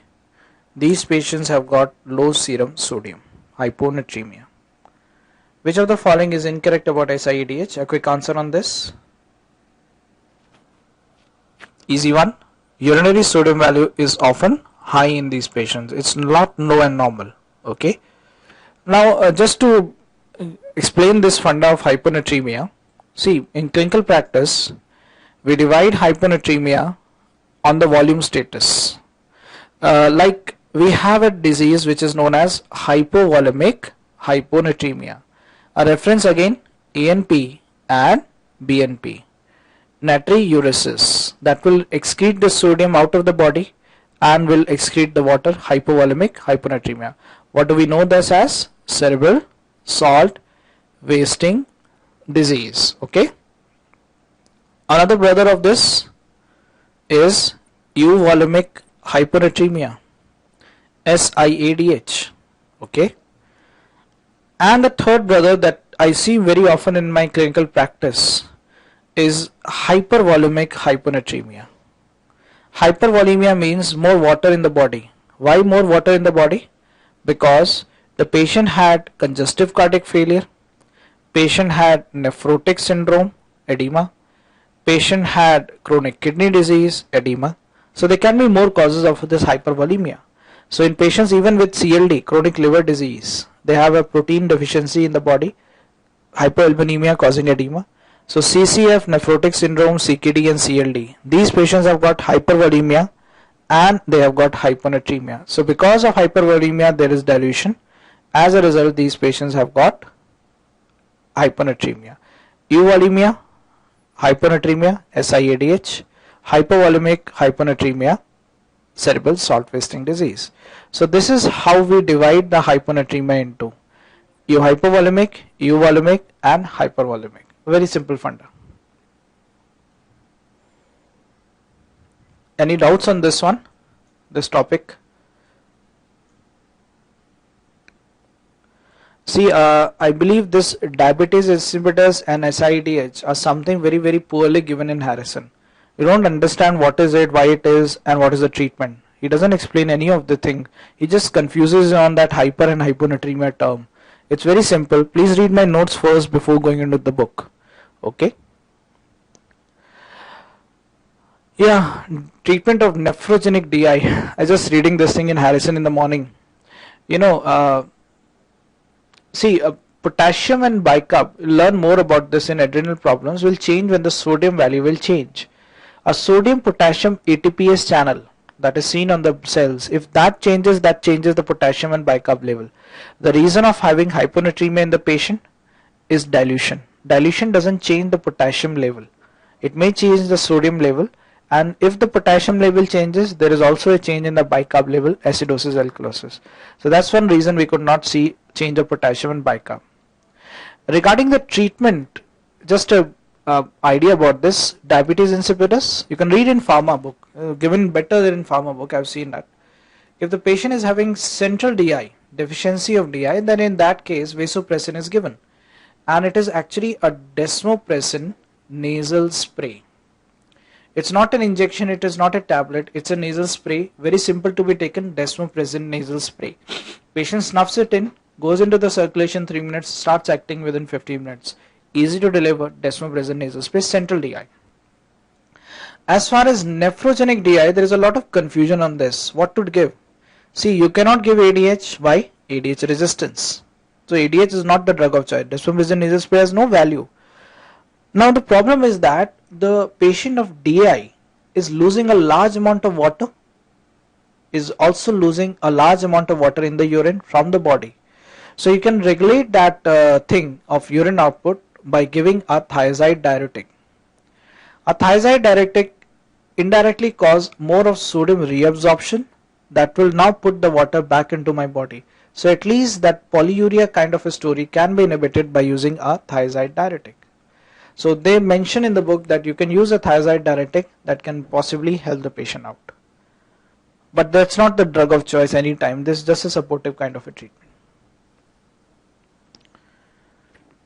Okay.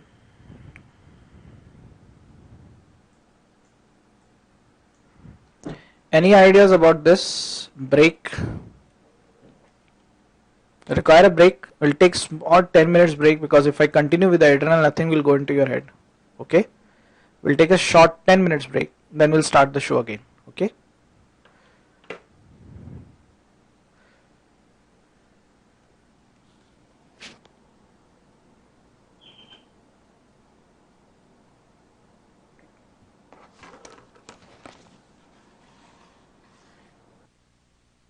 If a disease at all occur in us, it occurs because of a normal physiological problem. If I remember from physiology, there is a pituitary gland that regulates the adrenal cortex to produce cortisol. How? Because anterior pituitary produces a hormone that is known as ACTH, adrenocorticotropic hormone, ACTH, that stimulates the adrenal cortex to produce a cortisol. A rise in cortisol, there is a fall in ACTH. This kind of a story in normal physiology is known as negative feedback. A fall in cortisol means a rise in ACTH. This kind of story is a positive feedback. So we got a normal physiological thing, negative and a positive feedback to understand. Now something important and relevant clinically in a patient with Cushing syndrome is that Cushing syndrome comes into the picture because of this loss of negative feedback. The cortisol keeps on rising up, but the ACTH doesn't fall down. That I understand as the word as loss of negative feedback. We'll come out in discussion again when we discuss the diagnosis part of this disorder, why this is so very important. Now looking at the cause of Cushing syndrome, if I look at the cause, etiology of Cushing syndrome, diabetes will be done today.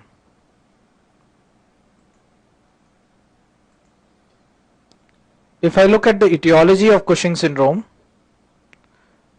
possibly it can be a problem upstairs, maybe in the pituitary gland, which I know as the word as a pituitary adenoma. Number 2, it could be possibly a problem in the adrenal gland, which is known as adrenal adenoma or adrenal carcinoma. Adrenal adenoma is more common than carcinoma histologically, radiologically. That's a surgical question. Adrenal adenomas are more common than carcinoma. Number 3. Number 3 possibly can be a source outside that can produce ACTH, ectopic ACTH production. Ectopic ACTH production can occur very possibly in a malignancy. One of them, the very famous of all, is small cell carcinoma of lung, SCC lung. Second would be a pancreatic carcinoma, and third would be a carcinoid of the thymus gland. So these are 3 malignancy that could produce ectopic ACTH, can cause Cushing syndrome. Out of the 3, you can put a tick on that, small cell carcinoma of lung. So that's an old MCQ one-liner question, typical. Most common malignancy causing Cushing syndrome is small cell carcinoma of lung. Now something to understand at this point is that God-given gift to only these 3 malignancy, not any 4th, not any 5th very often. Like you imagine that a breast carcinoma produce ectopic ACTH? No. A melanoma? No. A renal cell carcinoma? No. So it's a God-given gift to only these 3, not any 4th. Number 4, we understand that we give steroids for treatment of various itis in my body, we end up having Cushing syndrome. So that is known as iatrogenic. Most common cause of Cushing syndrome is iatrogenic. Okay. One more MCQ one-liner again. Most common endogenous cause of Cushing syndrome that is within the body is a pituitary adenoma. Most common endogenous cause that is within the body is a pituitary adenoma. Then one-liner question again. Most common cause of Cushing disease. See, Cushing disease is a Cushing syndrome due to a pituitary cause. So if someone asks me a question, a very simple one, most common cause of Cushing disease, I'll mark it as pituitary adenoma, because Harrison mentions like this: Cushing disease is a Cushing syndrome due to a pituitary cause. So most common cause of Cushing disease will be pituitary adenoma. Okay. So these are few one-liner question. Most common cause of Cushing syndrome, iatrogenic. Most common malignancy causing Cushing syndrome, small cell carcinoma of lung. And most common cause of Cushing disease, pituitary adenoma. And most common endogenous cause of Cushing syndrome that is within the body is again pituitary adenoma.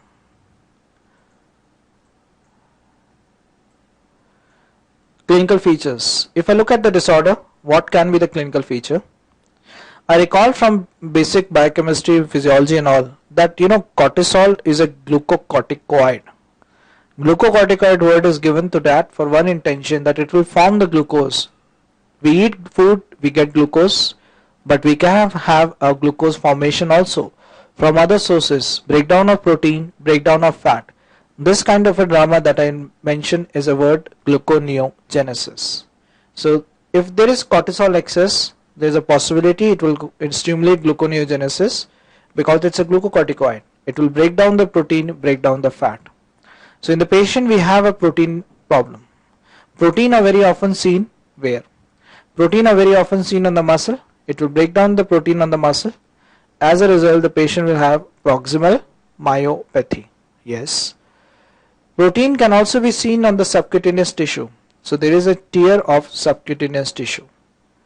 As a result, patient will have stretch marks, which are certain purplish stria seen on the body, stria, stretch marks, and can also have easy bruising. Like I hit something, it only turns red on my arm, forearm. It never turns blue and don't develop an hematoma so very often, because subcutaneous tissue is made up of protein that is intact and protecting the capillaries underneath.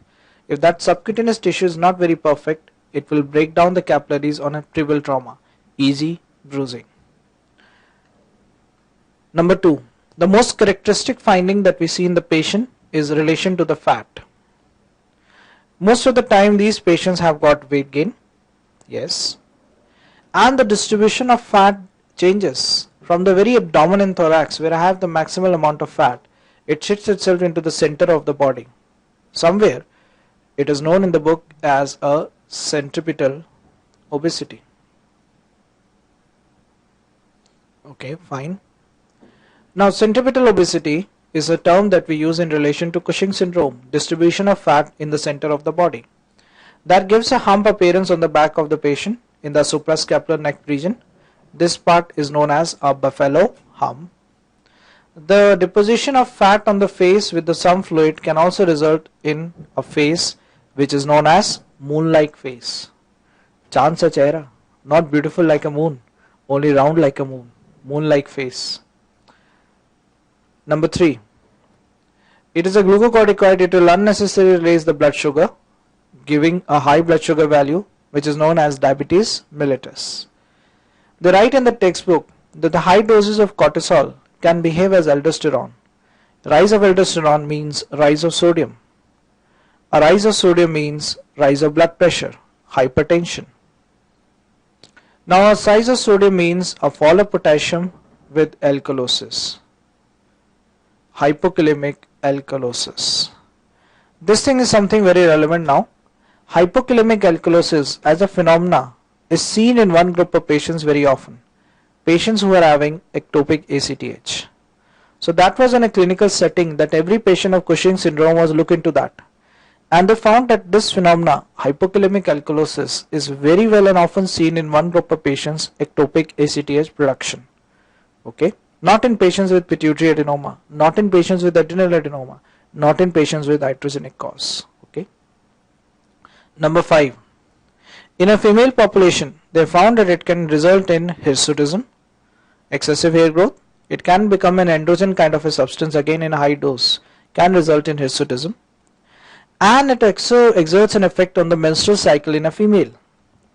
Very often, it results in oligomenorrhea followed by amenorrhea. In this very particular sequence that is mentioned in most of the gynae and the medicine textbook. Now this sequence is so very important to differ out one disorder from this, hypothyroidism. Just a clinical presentation, a female who comes to my OPD with hypertension and weight gain, the first thing that it strikes me is hypothyroidism. For one reason, hypothyroid disorders are very common nowadays. Okay, but in hypothyroidism, what menstrual abnormality do you see the maximal? Tell me. In hypothyroidism, which menstrual abnormality do you appreciate most commonly?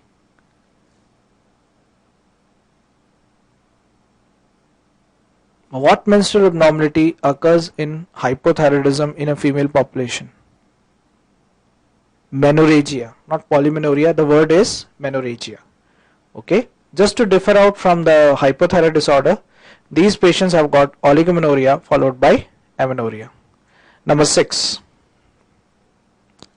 They found that patients of Cushing syndrome, high cortisol in initial phases can become a CNS stimulant.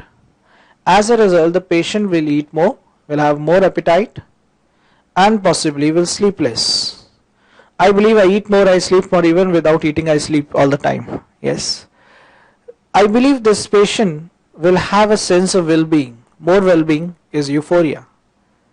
And if euphoria is too bad, he may turn mad, psychosis. So, in the initial phases, this results in a CNS stimulation. In later stages, it may result in CNS depression also. So patient in initial phases may have euphoria and psychosis, but later stages they find depression in the patient very often. Okay. Now I realized why iatrogenic is the most common cause. One reason, abuse potential. A patient went to a doctor, a quack. Doctor Sahib, I am feeling very weak today. Give me some medicine. Doctor did not give him multivitamin. Give him a shot of steroid. Giving a shot of steroid will induce a sense of well-being. Patient feels better. Revisits the same doctor next day. Next day again he gets the same steroid. After 1 month, he looks like that typical centripetal obesity patient, Cushing syndrome. Why iatrogenic has become the most common cause? For one reason, cortisol, glucocorticoids are very often having an abuse potential like this one. Now I realize something from my old post-graduation days. I remember whole night duty, I was awake, everyone was sleeping, I was taking care of the patient. 9 a.m. I got the relief, 10 a.m. I went and had the breakfast, I went off to sleep, I did not sleep. 1:30 p.m. lunchtime, I had a good lunch, now I'll go to sleep. No, I could not sleep. Somewhere at 6 p.m. when the whole day has gone by, I thought I'll drink a cup of coffee, go to library, start reading. As soon as I went to library, I opened the book, I started sleeping. The reason is not psychological, the book, it is physiological. We realize this point in general physiology, that serum cortisol, somewhere, if I look at the variation, starts coming out in the body at a time 6:30 a.m. It gets its peak at 8:30 a.m. time, morning. Somewhere at 6:30 p.m. again, it starts dipping, and somewhere at 12 midnight, it is totally out of my body. So we see that normally serum sample of cortisol in the AM is more, while in the PM is less. So this is what is known as diurnal variation. So normally if I understand a serum cortisol, AM is always more than the PM sample. But in the patient who is having a Cushing syndrome or maybe a Cushing disease, the first thing becomes this, AM becomes equal to PM, which I remember in the word better in English, loss of diurnal variation. So loss of diurnal variation means fall in the difference between the PM and the AM sample. PM becomes equal to AM. Both rise. Yes. So this is considered as one of the first sign of the disease. If I look biochemically a sign, this is something we'll let you know. Now a good doctor is a doctor who sees a patient of Cushing syndrome, does a serum cortisol. But an intelligent doctor does a serum cortisol AM and PM. PM becomes equal to AM, one of the first sign of the disease. Okay. Now it's a normal physiology again. All hormones disappear after midnight. Okay. After midnight, one who is tall and strong will come out. Who? Growth hormone. Growth hormone is the only one that comes out after midnight. Rest, most of the hormones disappear. Okay. Now one-liner question again at this point. Most common manifestation, or rather presentation of patients with Cushing syndrome symptomatically is weight gain. Weight gain happens to be the most common presentation of patients with Cushing syndrome. Harrison has given an interesting table which he keeps the weight gain different from the central obesity. Weight gain happens to be more common than central obesity. Central obesity will come later. Initially they have weight gain. So there was a question again in National Board pattern that in patients with Cushing syndrome, which of the following is the earliest symptom that they present with? Again, weight gain. Weight gain is most common and often the earliest symptom that the patient presents with. But the earliest sign is loss of diurnal variation. Now, what is happening, Cushing syndrome is cortisol excess. I'll understand the drama again. I have more cortisol, yes, and I have got a stimulation for that ACTH. Now what happened? Cortisol went up normally, but the ACTH went down. This is also known as negative feedback. I did not have this kind of a thing, negative feedback, so that the cortisol went up to such a value it resulted in Cushing syndrome. What was the cause? The cause was in the pituitary gland, pituitary adenoma. The cause was in the adrenal gland, adrenal adenoma. The cause was somewhere outside, ectopic ACTH. Simple.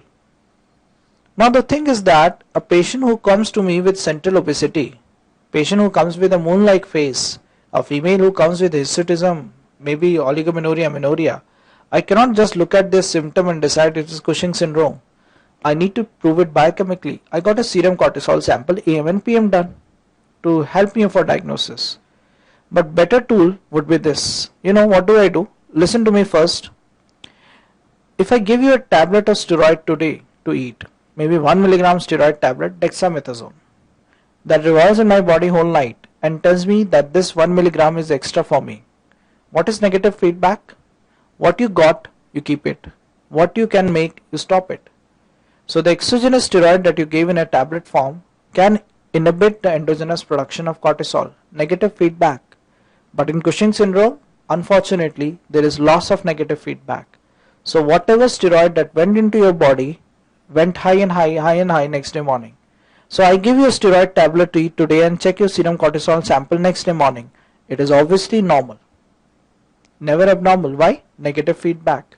In Cushing syndrome, there is loss of negative feedback, then becomes a trouble. So for diagnosing the problem, what do? The very first test is give a tablet of 1 milligram dexamethasone. It's a tablet, it's given oral.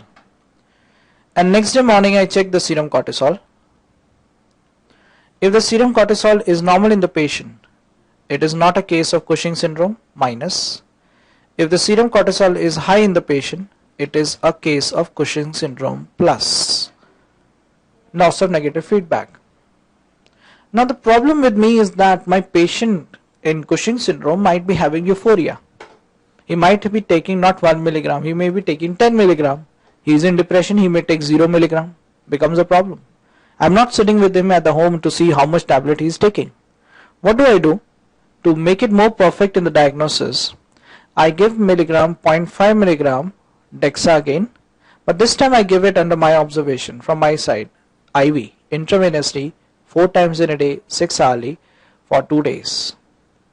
If I calculate it mathematically, 0.5 milligram 4 times in a day will become 2 milligram. 2 milligram for 2 days will become total 4 milligram.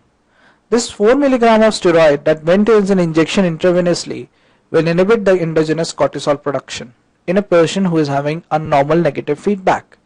But in a patient who is not having a normal negative feedback, what will happen? Cortisol will go from 4 to 8, 4 to 12. So that's the story now. If on giving 0.5 milligram Dexa IV 6 hourly for 2 days, I go ahead and do a serum cortisol on day 3, I find the serum cortisol normal. That means the patient is not a case of Cushing syndrome. Negative feedback is perfect. But if the serum cortisol is again high, it means it is a case of Cushing syndrome plus plus. Fine. Now if I diagnose it as a perfect case of Cushing syndrome, what do? I localize the lesion. If I want to see pituitary adenoma, look into the diagram again. If I want to see a pituitary adenoma, I will get an MRI head done. If I want to see an adrenal adenoma, I will get an MRI abdomen done. If I want to see an ectopic ACTH, God only knows what to get done. Becomes a big trouble. So what do we understand, This time, to localize the level of lesion, I give patient 2 milligram of Dexa IV 6 hourly for maybe 2 days duration. 2 milligram 6 hourly 4 times becomes 8 milligram. 8 milligram for 2 days, total 16 milligram. They found in experimental studies, if you give a high dose of steroid, cortisol suppression will occur. That means the negative feedback will start in a cause who is actually in a physiological axis. Tell me, if I look at the 3 disorders, pituitary adenoma, adrenal adenoma and ectopic ACTH, tell me, out of these 3 causes, who is in our physiological axis? Pituitary adenoma or adrenal adenoma or ectopic ACTH? Tell me. Who is in a physiological axis?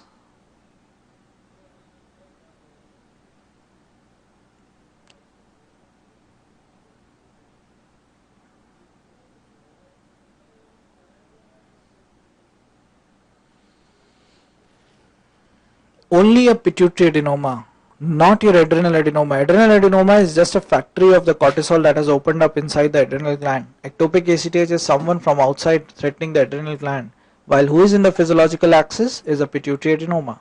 So they found that if you give a very high dose of steroid to a patient and the cortisol goes down, that means the negative feedback starts operating at a very high level of steroid, then the case is a case of pituitary adenoma. If it doesn't change, it means it's an adrenal adenoma or ectopic ACTH. So what do I do further? I give patient 2 milligram Dexa IV 6 hourly for 2 days duration, and after 2 days I check upon the serum cortisol of the patient. If the serum cortisol starts coming down, possibly is a case of pituitary adenoma. If the serum cortisol is U, that is unchanged, then possibly it's a case of ectopic ACTH or maybe a case of adrenal adenoma. To differ out the two, high ACTH value will have a relevance. The patients with ectopic ACTH have got a high ACTH value. Just to name the tests that I have done till now, 2 milligram Dexa IV 6 hourly for 2 days is a very high dose of steroid. So the name that is given to it is high dose Dexa test. High dose Dexa test. That is done to delineate the level of lesion. Okay. This season we got an atypical question like this on a computer, that a positive response on a high dose Dexa test is suggestive of what? Pituitary adenoma. Positive means something good for the patient. Cortisol that was high started coming down, pituitary adenoma. Cause. Before it, the test that we did was comparatively a low dose of steroid known as low dose Dexa test. So there are 2 tests that we follow, high dose Dexa and low dose Dexa. See, plus plus and minus minus for one good reason. Low dose Dexa test is happen to be seen as a confirmatory test. So confirmatory test for Cushing syndrome is a low dose Dexa test, while high dose Dexa test is to tell me where is the lesion. And this was a question this season. The positive response on high dose Dexa test is suggestive of what? Something good, cortisol high coming down, pituitary adenoma. Treatment. Best will be to treat the cause, but there are certain drugs available with me which will inhibit the steroid synthesis. One of them metapyron, and the second one ketoconazole. So there are two drugs, metapyron and ketoconazole, that could inhibit the steroid synthesis at various enzymatic level that could really help the patient out. So this is a pharma question. Name two drugs which can be used for the treatment of Cushing's syndrome, ketoconazole and metapyron. Write few questions on this.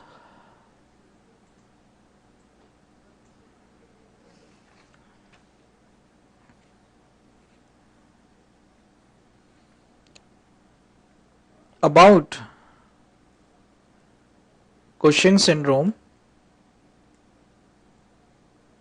true is. About Cushing's syndrome, true is. Low dose DEXA suppresses cortisone secretion. Low dose DEXA suppresses the cortisone secretion. Option A. Option B. Carcinoma of the adrenal gland is more common than adenoma. Option C. Pituitary adenoma more than 2 centimeter usually. Option D. Increased ACTH secretion is commonest cause. Which of the following is true about Cushing's syndrome? Low dose DEXA suppresses cortisone secretion. Carcinoma of the adrenal more common than adenoma. Pituitary adenoma more than 2 centimeter usually. Raised ACTH is the commonest cause. Rhythm correct. Low dose DEXA suppresses the cortisone secretion in a normal subject, not in a patient with Cushing. Carcinoma of the adrenal, no. Adenoma are more common than carcinoma. This is something that I read in every guide. Pituitary adenoma more than 2 centimeter usually. He wants to tell me that macroadenoma are more common than microadenoma usually. No, it is always micro more common than macro. Increased ACTH secretion is the commonest cause. I'll go with this as the best answer. Although not the correct but the most appropriate. Because most common endogenous cause of Cushing syndrome, pituitary adenoma, that causes the Cushing syndrome by a high ACTH. Okay, I'll go with D as the best answer. Write one more interesting question.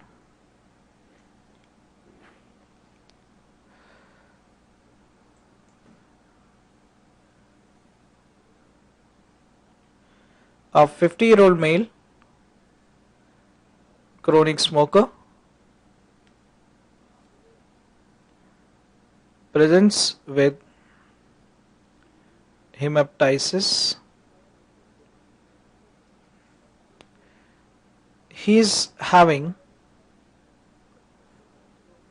truncal obesity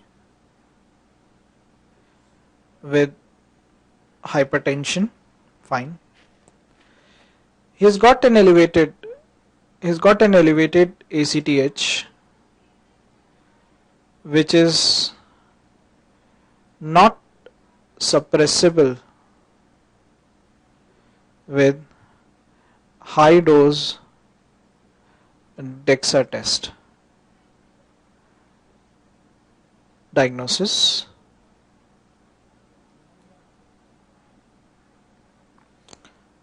Option A, bilateral adrenal hyperplasia. Option B, adrenal adenoma. Option C, pituitary adenoma. Option D, ectopic ACTH producing lung cancer.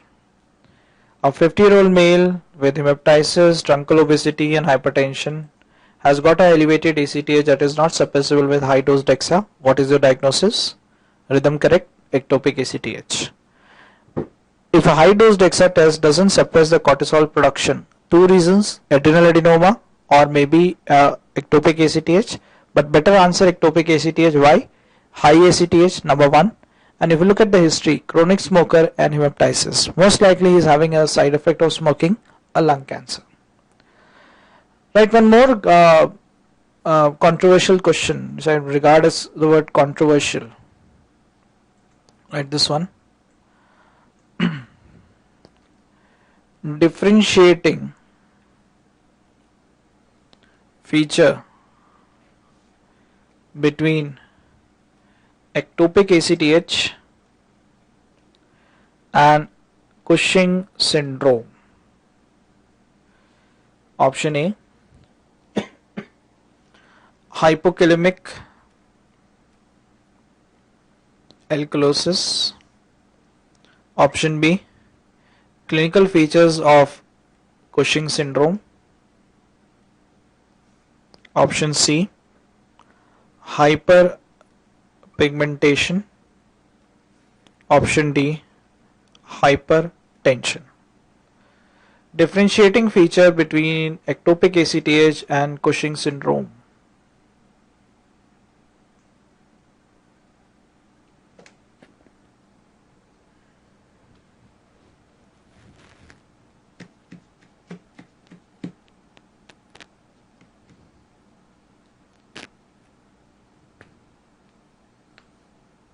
Any other answer?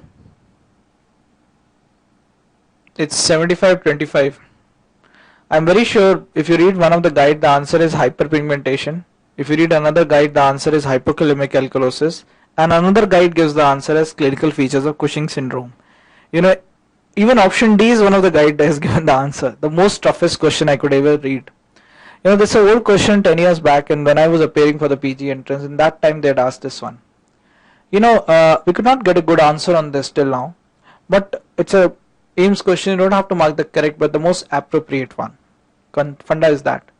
One guide gives the answer as hyperpigmentation. For one reason, they give a reference from the chapter of lung cancer in Harrison that hyperpigmentation often occurs in patients with lung cancer. Okay, ectopic ACTH will have hyperpigmentation. But tell me, will a patient of pituitary adenoma also have hyperpigmentation? Yes. Why? Because a pituitary adenoma wala patient also has got a high ACTH. But the ACTH value is not that high as an ectopic ACTH. So the hyperpigmentation is slow and gradual, but is seen in patients with pituitary adenoma. So just read this question like, what is a differentiating feature between ectopic ACTH and a pituitary adenoma? Hyperpigmentation, although late and gradual in a pituitary adenoma, more pronounced and severe in ectopic ACTH, but the hyperpigmentation will occur in both of them. If I see a patient with hyperpigmentation, I cannot just claim that this is ectopic ACTH. I need to look into the brain, pituitary adenoma also. As far as hypertension, one guide gives the answer as hypertension. He tells you in patients with ectopic ACTH, there is more ACTH, there is more cortisol, there is more hypertension. In pituitary adenoma, also hypertension can occur because that is also a problem via ACTH, although late and less severe as compared to ectopic ACTH. One guide gives the clinical features of Cushing syndrome. You know, in ectopic ACTH, if Cushing syndrome has to occur, it occurs within 4 days. While in patients with pituitary adenoma, it occurs over 4 months. So the time gap of clinical features is less and more short and more severe in ectopic ACTH as compared to pituitary adenoma. But clinical features of Cushing syndrome is the option, not the early and late, not like less and more severe. Best answer I could read in Harrison given is this, hypokalemic alkalosis. You know, there's a line in Harrison, not in the chapter of Cushing syndrome. You can go back and read Harrison again. When they're discussing prolactin and growth hormone, anterior pituitary, they discuss Cushing syndrome in just 2 pages. And he gives a line there that 90% of patients with hypokalemic alkalosis were patients of ectopic ACTH, while only 10% were pituitary adenoma patients. So what is more powerful to tell me ectopic ACTH versus pituitary adenoma? Hypokalemic alkalosis. More powerful technique, because hypertension, hyperpigmentation and clinical features occur in both of them. But hypokalemic alkalosis will become the most reliable marker to differentiate something ectopic ACTH versus pituitary adenoma. Okay. So I believe A will become the best possible answer. Although I claim this is again a controversial question, the answer in every guide will differ. But best answer I see it as A. Right, one more controversial question. A 20-year-old female has put on weight 10 kg over a period of 3 years, and she's got oligomenorrhea followed by amenorrhea for the last 8 months. Her blood pressure reading that they have given in the question is 160 by 100 millimeters of mercury. What would be the next appropriate test? If such a patient comes to me in the OPD, what should be the next appropriate test to advise for her? Serum electrolytes, plasma cortisol, plasma testosterone, and ultrasound of the pelvis, or would be as simple as getting a thyroid done, TSH, T3 and T4. A 28-year-old female has put on weight for the last 3 years and she's got oligomenorrhea, amenorrhea and a blood pressure of 160 by 100. What should I get done? Cortisol or thyroid? Only 2 options actually. For clinical purpose, only 2 options.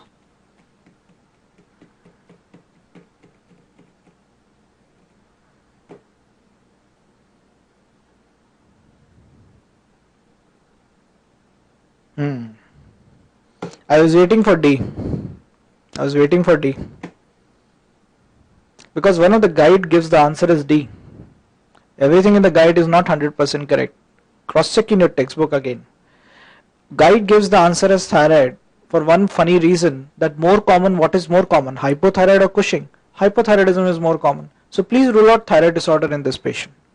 See, the question is not the first to be done, the most appropriate and the best that could be done. Like if you look at the question framework, oligomenorrhea followed by amenorrhea, more in favor of Cushing syndrome, one thing. And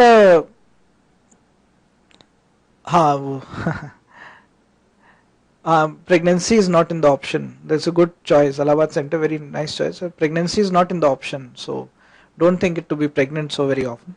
You get a UPT done first. That's obviously right. Okay. Like in a Hindi movie, they do know. They just check the pulse of the patient and tell her that you are pregnant. Pulsus gravidarum, that you can possibly see in the Hindi movies. Okay. So jokes apart, like in this patient, if I look at the question, she's having oligomenorrhea followed by amenorrhea. Okay. And she's more likely to have Cushing rather than a hypothyroid disorder. And if I look at the blood pressure reading, this is very important, 160 by 100. I'll teach you hypothyroidism today and learn that in patients with hypothyroidism, they got a mild diastolic hypertension. They don't have a systolic and a diastolic hypertension very often like this. Okay. So this trauma goes more in favor of plasma cortisol, less in favor of thyroid. So I'll put the answer as plasma cortisol as the best answer rather than thyroid, because thyroid disorders present with menorrhagia very often, and they got a mild diastolic hypertension to tell about rather than a systolic and a diastolic both. Okay. So plasma cortisol will overvalue a thyroid sample analysis. Okay.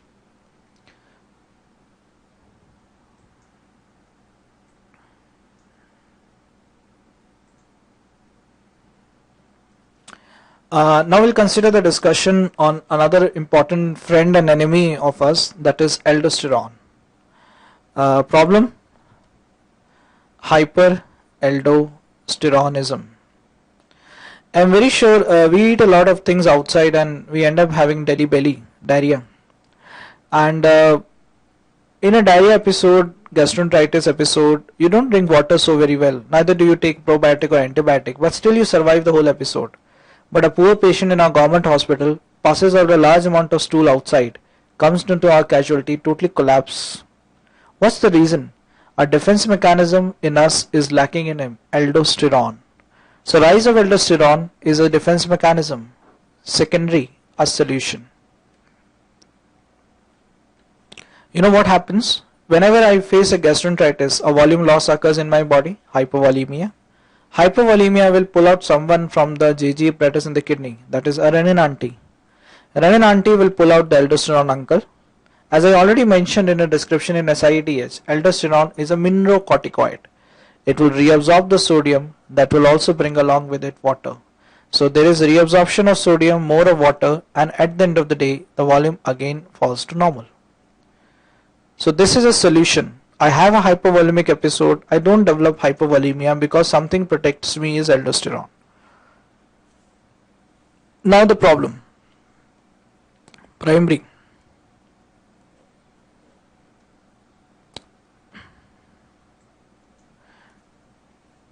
There is a rise of aldosterone, there is a rise of sodium, there is a rise of water, there is a rise of volume. A rise of volume brings down the renin. Then a compensatory phenomenon occurs that I'll let you know later. Volume again shifts to normal. So what do I see in the whole drama? That if the renin auntie and aldosterone uncle are together, it's a solution. If renin auntie and aldosterone uncle are opposite to one another, it's a problem. So one is a problem, that is primary, other one is a solution, that is a secondary. Now the issue is that why will a primary hyperaldosteronism at all occur? Etiology. Number one cause, bilateral, idiopathic, cortical hyperplasia. Hyperplasia, I understand, is a gland that is just working hard on the cortex on both the side, bilateral, without any good reason. Idiopathic. Doctor is idiot, patient is pathetic. Idiopathic, unknown cause. Number two, possibly it can be an adrenal adenoma also. Now 1 and 2 for one good reason. If someone asks me the most common cause of primary hyperaldosteronism, I'll mark it as adrenal hyperplasia. But if someone asks me the most common cause of Conn syndrome is adrenal adenoma, just a line from Harrison will help you out. Harrison mentions that the most common cause of Conn syndrome is adrenal malignancy. He just gives you a line on that. So we learned that most common cause of Conn syndrome is not adrenal hyperplasia, it's adrenal adenoma. Okay. So, but the most common cause of primary is hyperplasia. But the blunder which the guide Wallace does for us, he writes primary oblique Conns and confuses the whole chapter from the very beginning. It's not primary oblique Conns. Conns is a type of primary due to adrenal adenoma, while primary most common cause is hyperplasia. Now the interesting thing is that aldosterone, sodium, water, volume high but volume normal. Why? Because the patient doesn't develop hypovolemia, he escapes out the whole drama. This kind of a story is very well known as an escape phenomena. Escape phenomena. How? There is a rise of aldosterone, it causes the sodium reabsorption. There is a rise of the sodium, yes. There is a rise of the sodium and there is also a rise of water. The sodium and water both come together, they rise the blood pressure. Due to some known unknown reason, they find that the diastolic BP often rises. As a result, in the patient, there is a rise of urine output, polyuria. And later stages, what happens? If you gain water, you lose water. At the end of the day, you don't have water, no edema. That's why the name was very interesting, escape phenomena. You gain water, you lost water, you escape out the edema, no edema, escape phenomena. Return gift. If the sodium rises, the potassium will come down, alkalosis, hypokalemic alkalosis. Uncle auntie, rise of aldosterone, fall in renin, hyporeninемia. So that's a very interesting story of a patient with primary hyperaldosteronism. They present with hyperaldosteronism, hyperenemia, hyponatremia with hypokalemic alkalosis, no edema, and polyuria maybe with hypertension. Treatment of such a patient, if it is hyperplasia possibly, could be a drug, aldosterone antagonist, that will block the aldosterone receptor. Okay, a good friend of mine for a long 50 years is spironolactone, which is an aldosterone antagonist, spironolactone. If I remember, spironolactone is a diuretic actually, and the word which we use for this is potassium sparing diuretic. Already my patient is having hypokalemia, so it doesn't touch the potassium value. Spironolactone. Write down this question.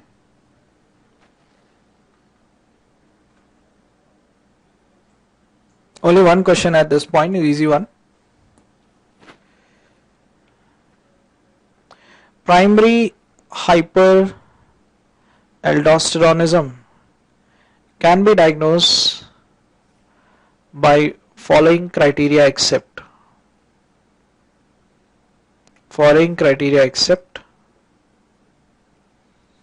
start with option A, diastolic hypertension without edema,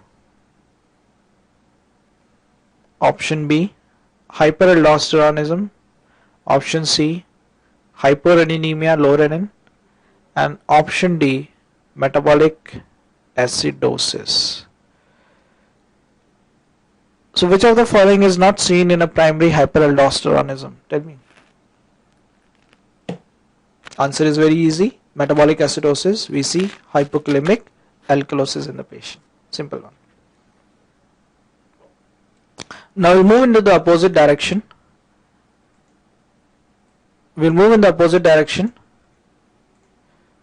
In which we see a disease in which the adrenal gland stops working, known as Addison disease. Also named in the book as Addisonian crisis. Acute problem crisis, a long-standing disease. Adrenal gland stops working. There is deficiency of cortisol that the patient typically faces. Okay.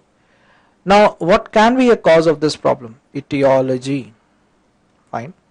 Number one, could be an autoimmune destruction of the gland.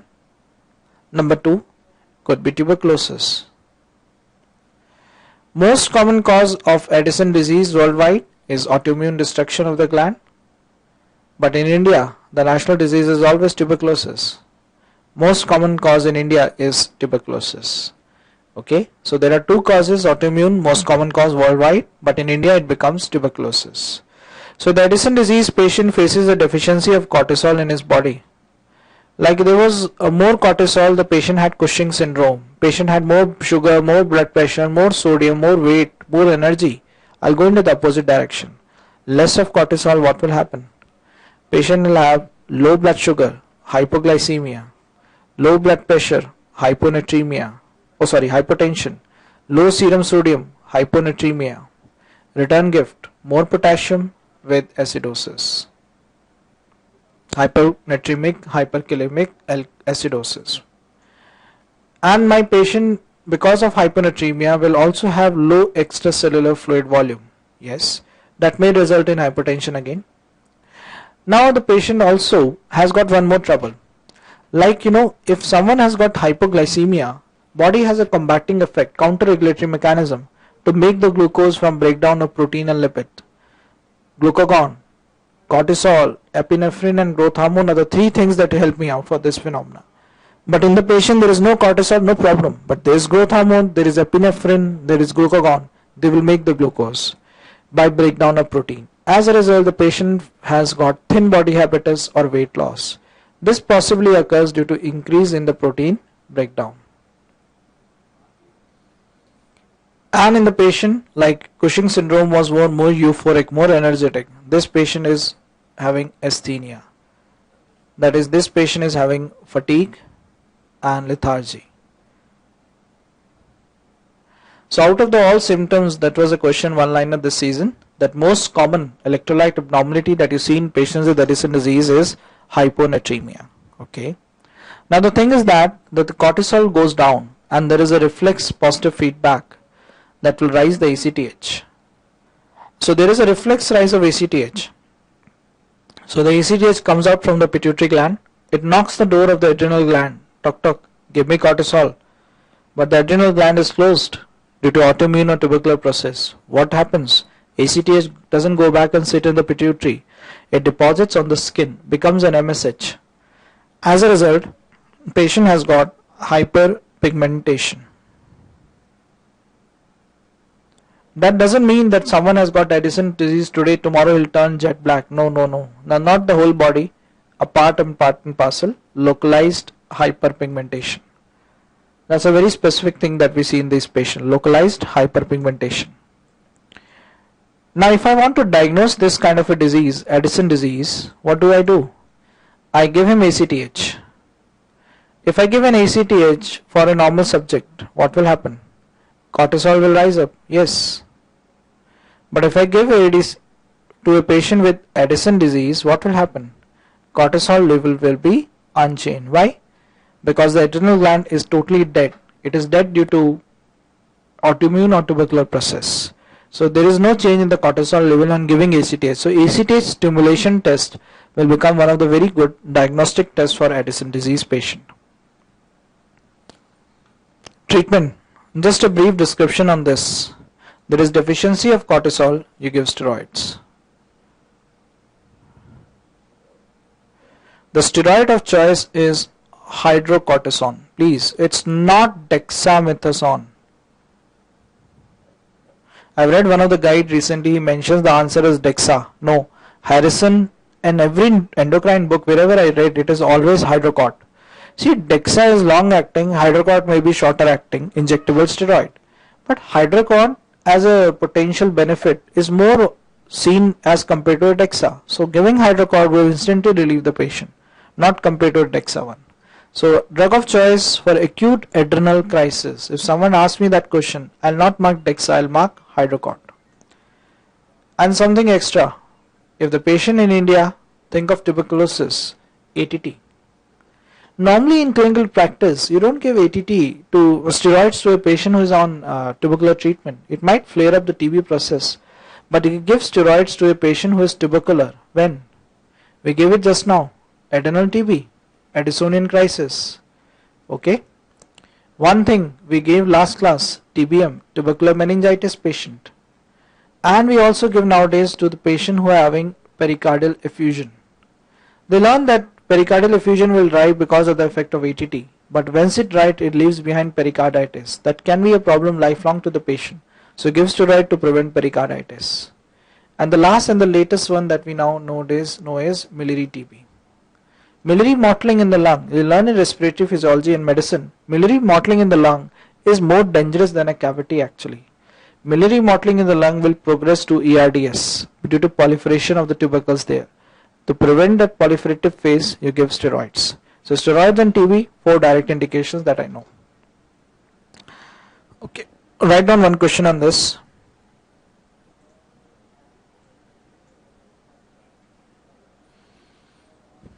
Chronic adrenal insufficiency. Chronic adrenal insufficiency is characterized by all except option A, excess of pigmentation, option B, oh no, don't write excess pigmentation, write it as low blood pressure, hypertension, increase protein breakdown, decrease in the extracellular fluid, increase in the sodium potassium ratio.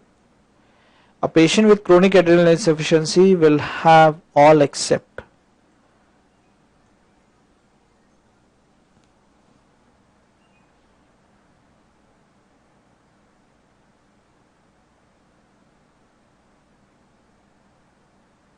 I hope read them correct, because we see in patients with adrenal problem, Addisonian crisis or Addison disease, low sodium and a high potassium.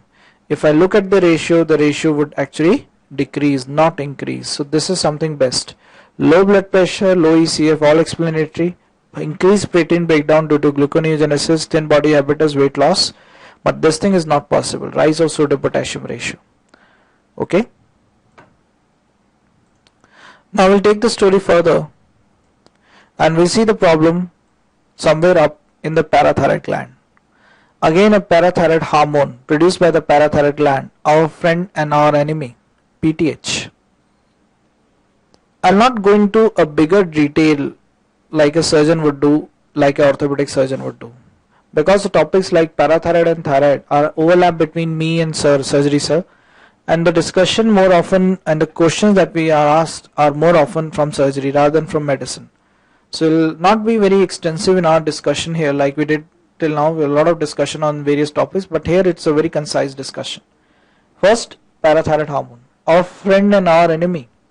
Okay, why a friend? You know, a body faces a calcium deficiency. What happens? The body has got a good ATM machine to draw the calcium out, a bone. Who resolves the bone by osteoclastic activity? PTH, to get in the calcium back which is already stored with me. There is also act on the intestine. In the food that I take the food, there is also calcium in the food, but most of the calcium come out in my fecal matter. Now I can increase the absorption of calcium in the food by PTH. And we also lose calcium in the urine. We can stop the urinary loss of calcium by reabsorption. So we understand that PTH is our friend or enemy for one sense. Normal physiology tells me that parathyroid hormone acts on the bone. It causes the resorption there. It also acts on the intestine and causes the absorption there. It often acts on the kidney and it causes the reabsorption there. So it's all English that we need to understand. The word is resorption, absorption and reabsorption. Parathyroid hormone has a capacity to act on the bone, intestine and the kidney. So that's the basic physiological principle that you need to know. PTH, our friend or enemy. Why?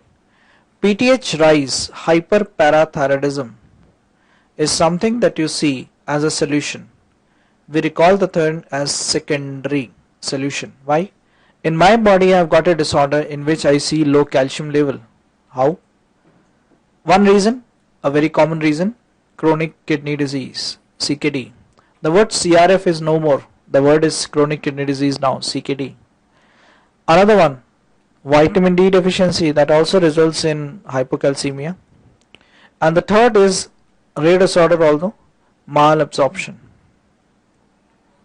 So CKD, vitamin D deficiency and malabsorption are the three things in which we see hypocalcemia, and we see a solution, rise of PTH, drawing the calcium from the bone, from the intestine and from the kidney. Another one,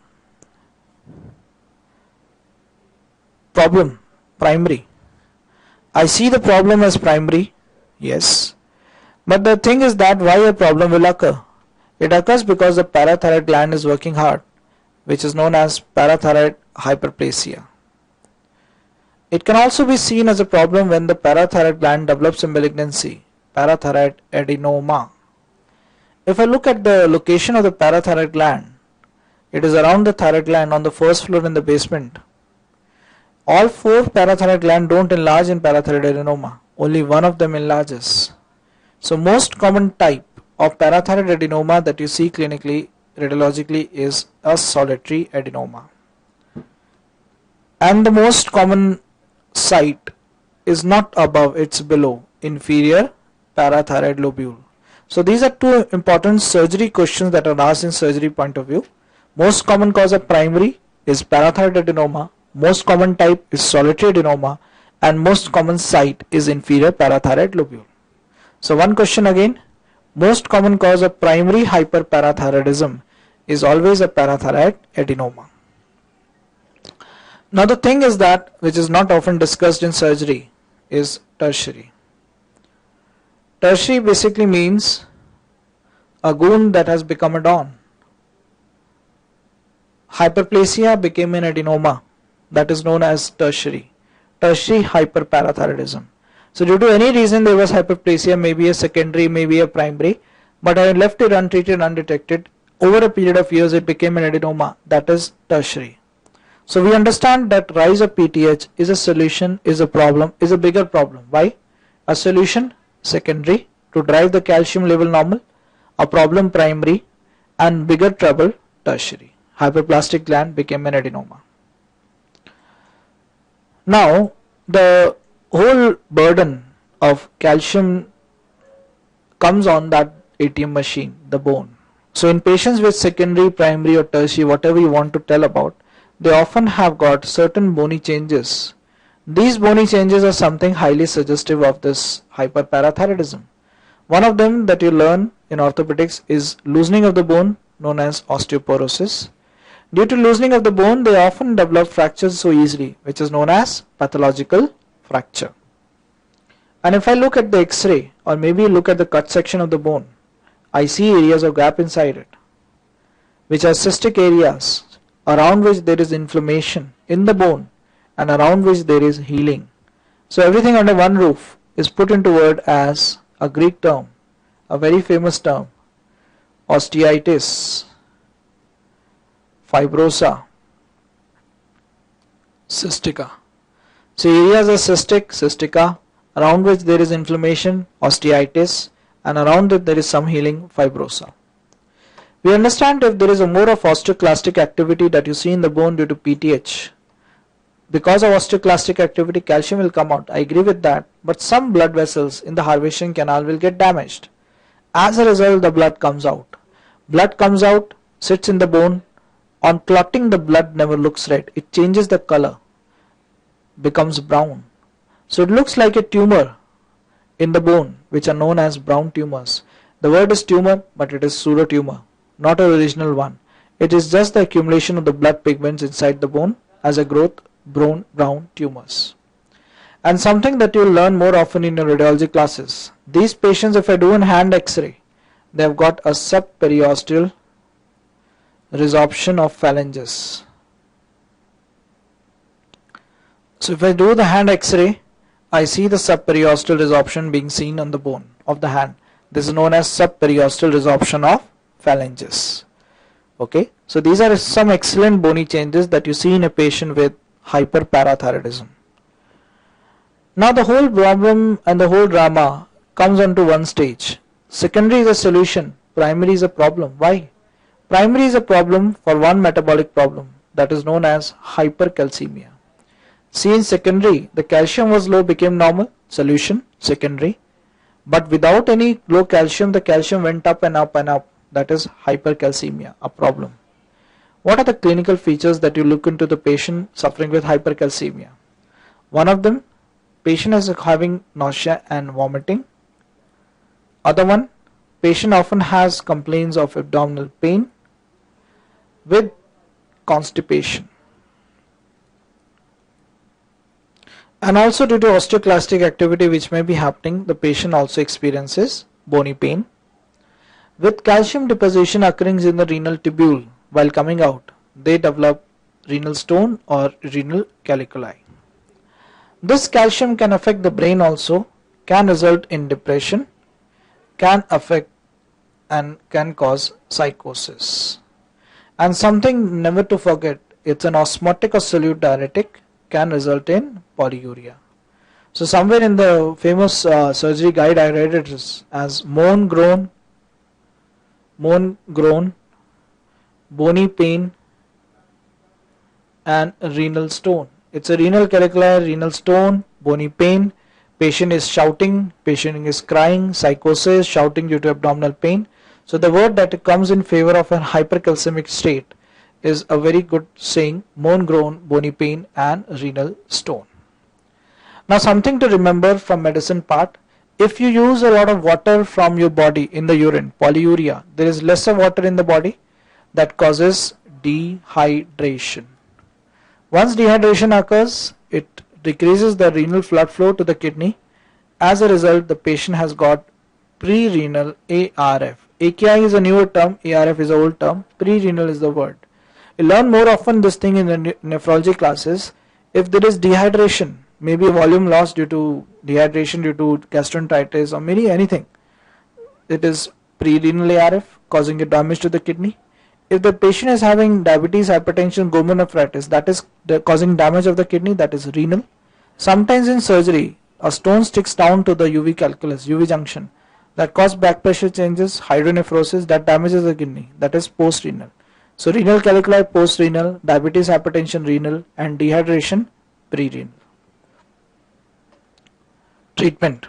See, remember one way of learning this topic. D for death, D for dehydration. A patient of hypercalcemia doesn't die of psychosis. doesn't die of cardiac arrhythmia. He often dies of dehydration. Dehydration, prerenal ARF. Treatment. Treatment number 1 would be giving a good amount of IV fluids to the patient to just maintain good hydration so that the patient doesn't go into dehydration. Number 2 would be giving a diuretic. You might think, sir, D for death, D for diuretic again. That will increase the urine output, sir. It will kill the patient. No. Some diuretics are having a property or having a calciuric effect. They will increase the calcium excretion. One of them is thiazide and other one is loop. Tell me which diuretic is preferred, loop or thiazide? You can just write L or T. L, loop, or a thiazide diuretic. Good, rhythm correct. Loop diuretics are used in hypercalcemia. Thiazide diuretics are used in hypocalcemia, not the thiazide. Okay. So whosoever is forgetting is a Gajini, he can make a tattoo of thiazide and scratch it off. Okay. So loop diuretic like furosemide, ethacrylic acid are used for hypercalcemic state. They are having a calciuric effect. Number 3. Number 3 are the modern day medicines that we remember, which are known as bisphosphonates. Bisphosphonates are some drugs which are launched around some 10 years back, and the mechanism of action is they are osteoclast inhibitor. They inhibit the bony resorption. They will at least not weaken out the bone. That is occurring in patients with hyperparathyroidism, pathological fracture. So they will decrease the calcium by inhibiting the osteoclastic activity. A good name, a good surname that they all have, that is dronate,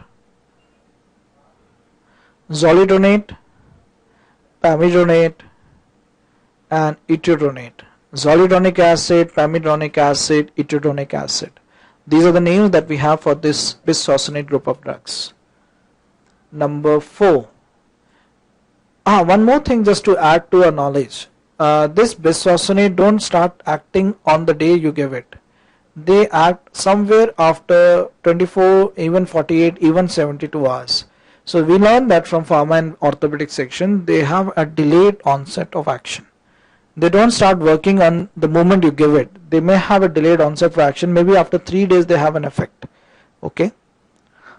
So as a moral of story, what I realize, if a patient comes to me with acute hypercalcemia, bisphosphonate will not immediately control the calcium level. They take a time, 3 days time for action.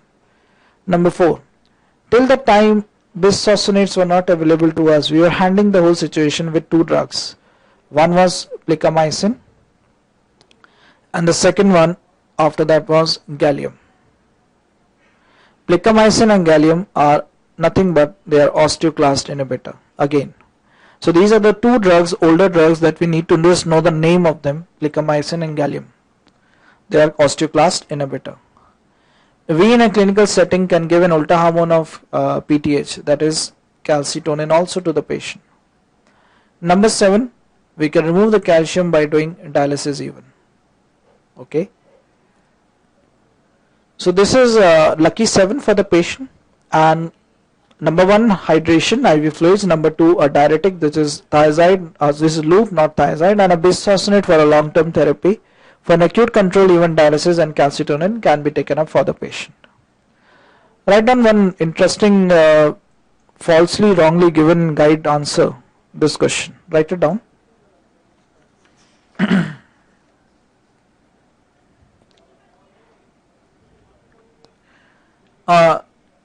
75-year-old lady with fracture NOF, neck of femur, NOF, neck of femur, presents with 2 days history of altered sensorium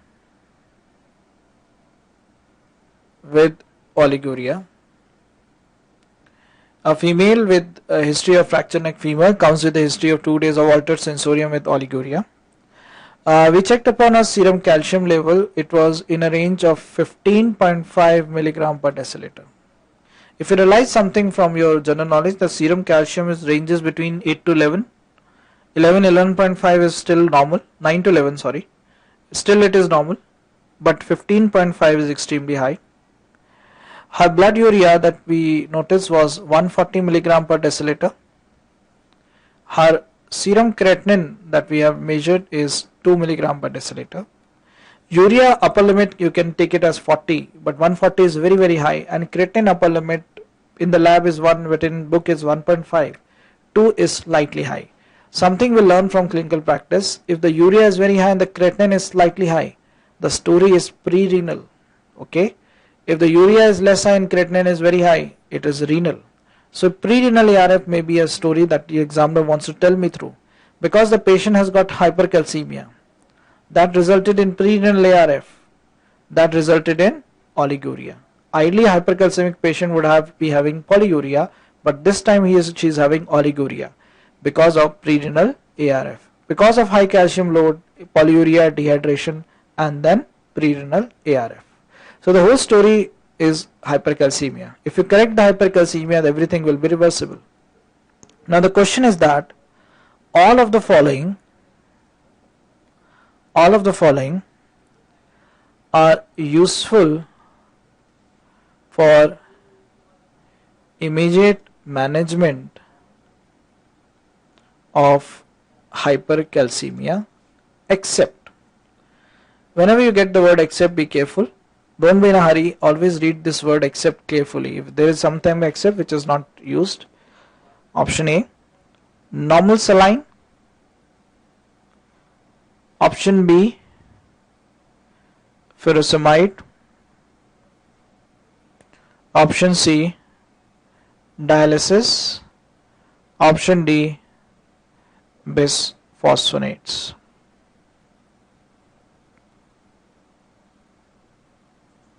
Give me a good answer on this.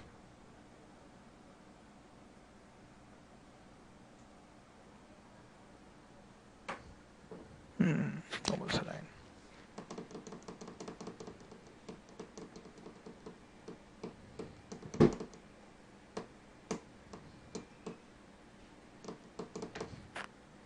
Rhythm correct bisphosphonate for one reason. Bisphosphonate don't immediately correct the calcium level. Okay. Second thing, with the farmer people told me that a bisphosphonate should not be used in a patient with a deranged kidney function test. They are often not used in a patient with renal failure. Maybe a prerenal, renal, or postrenal, anyone. So bisphosphonate will become the best answer because they don't immediately control the calcium level. They take a time, 2 to 3 days to act, and immediately control bisphosphonate won't be a very good drug, and they're not used in a patient with deranged KFT, deranged renal profile. But my dear friend, I was waiting for someone to answer it as B, because one guide gives the answer as A, another guide gives the answer as B.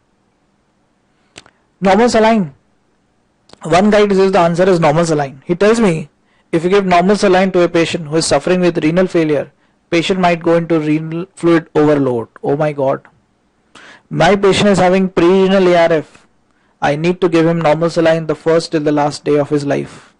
That will at least prevent the dehydration phenomena and may be also helpful for correcting the calcium level. Okay. One guide gives the answer as furosemide. Interesting. And he gives us 6 to 7 pages explanation on this furosemide. If the guide gives you a wrong answer with a lengthy explanation, this is what is known as confabulation, false story. You will believe him. He gives you a funny explanation. If you give furosemide to a patient with renal failure, the renal derangement will worsen. Oh, I remember, I'll give you a clinical setting on this. If you see a patient in your casualty with severe dehydration, you first give him an IV fluid, 3 to 4 liters. He doesn't pass out urine. What do you do? What do you do? After putting in a Foley's, after giving 4 liters to a fluid to the patient, he doesn't pass out urine. You give him a shot of Lasix, furosemide. The doors of the kidney will open up and he'll start passing out urine. Giving furosemide doesn't worsen out the renal failure. This time the furosemide is not given to push out the urine to correct the oliguria. It is to push out the calcium out of the body, calciuric effect. So furosemide immediately works. Yes, it is helpful. Dialysis, although in this setting is too far-fetched an answer, but dialysis will immediately correct the calcium level. So dialysis can be used. Bisphosphonate, the best ever answer. Okay. So everything that you read in the guide, please cross check it from your textbook. It's not always correct. Now in a clinical setting, what we understand is that a patient with malignancy, learn in surgery very often that some malignancy have a potential of producing PTH, ectopic PTH production. Ectopic PTH production will mean more calcium, more PTH, more calcium.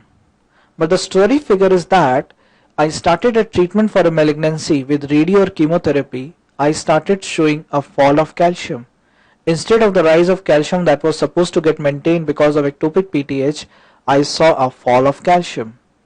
It's a very bad sign. We are going into a stage which we realize as tumor lysis syndrome. A very famous thing, but a very simple thing.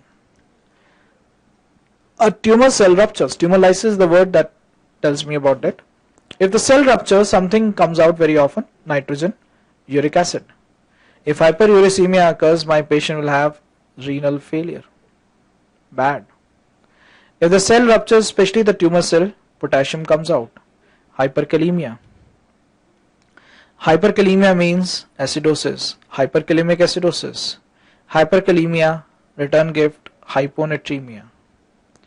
So in the patient with tumor lysis syndrome, we get hyperkalemic acidosis with hyponatremia. And when the cell ruptures, phosphate often comes out and calcium dips down. So like sodium and potassium, like dopa and acetylcholine.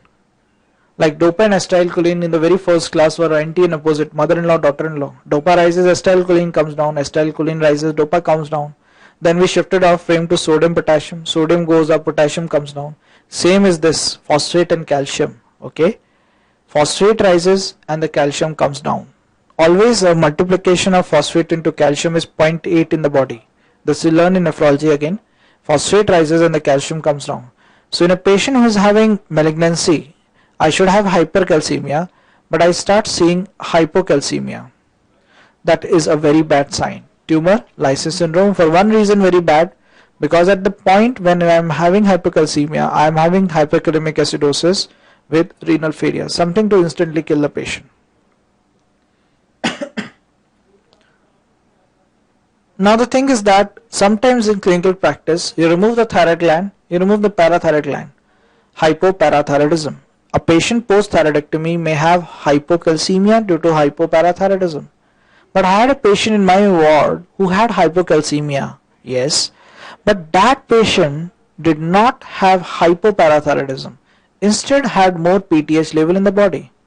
He looked like hypoparathyroidism, but it wasn't that. The word is pseudo hypoparathyroidism. Like a hypoparathyroidism, the word is pseudo hypoparathyroidism. Okay. Such patients have got low calcium, fine. But we had this patient with a high PTH. Normally high PTH, high calcium, this time high PTH and low calcium. Why? Because the PTH formation was normal, but the PTH action was not normal. On the bone, on the intestine and on the kidney, wherever it was supposed to act, resorption, absorption and reabsorption, it could not do it. There was a resistance to the PTH hormone, and we saw a disorder which is known as pseudo hypoparathyroidism, like a hypo, pseudo hypo. But the problem technically is that if I see a patient with low calcium and a high PTH, I think it is a solution, secondary solution. But it is not secondary hyperparathyroidism. Why? Because patients with pseudo hypoparathyroidism have got this. A typical body habitus that is known as Albright hereditary osteodystrophy. All of them have got a similar body habitus which is known by the term Albright hereditary osteodystrophy or AHO phenotype. What does this mean? These patients usually have got a short stature, short height. With a short height they have got a round face, yes. With everything they have got a short and fourth and the fifth hand bone that is known as metacarpal, which is known by the term brachydactyly. So they have got a short fourth and fifth metacarpal, the hand bone, that is known by the term brachydactyly. They got a round face, they got a short stature. that is known as Albright hereditary osteodystrophy, AHO phenotype, that is very well seen in patients with pseudo hypoparathyroidism. Okay. Now another confusing term that you read in your textbook is this, but a very simple one: pseudo hypoparathyroidism. Two pseudos in that, looks like two Shris, Shri Ravi Shankar, two Shris, two pseudos. Now the thing is that this patient did not have a serum calcium abnormality, did not have a PTH abnormality, but they only looked like a pseudo. They had an AHO phenotype. So these patients have got an AHO phenotype. They look like a pseudo, but they are not pseudo. The word is pseudo hypoparathyroidism. So they are the pseudo of the pseudo hypoparathyroidism. So these patients have got a normal calcium, normal PTH, only they look like a pseudo, but they are not pseudo. The word is pseudo hypoparathyroidism. Okay. So that's the only thing that you need to know about this topic, because the textbook, the guide often confuses you a lot on this. This is the minimum, the maximum thing. Pseudo and tumor lysis syndrome.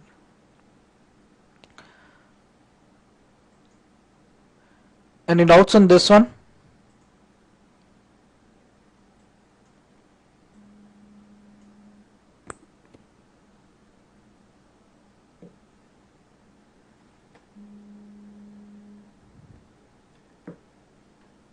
Oh, lunch break. Good. Are Baba, secondary and pseudo, the main difference is this. You know what happens is, in secondary there is rise of PTH and fall in calcium, but in pseudo there is a resistance to PTH. That's one reason. And patients of pseudo and secondary hyperparathyroidism, pseudo wala will have a typical body habitus, Albright hereditary osteodystrophy. Alpha, this is the only confusion that the textbook creates. GS alpha mutation. So there are certain mutations that are seen in patients with pseudo and pseudo. There's something to remember about. Okay. This is the mutation problem. That is one etiology that they give in the book. They carry that gene same as that of pseudo. So it's basically a genetic problem in which, you know, the PTH resistance happens. So that is the only gene that they carry with that. Okay.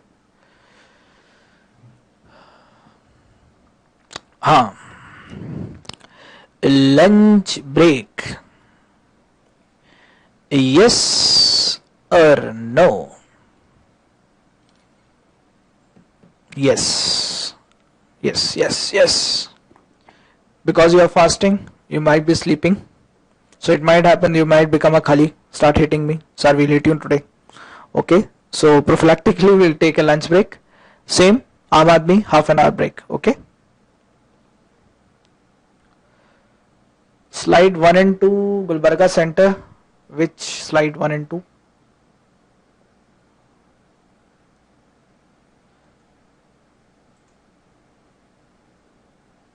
Starting which, prolactin or this session, adrenal?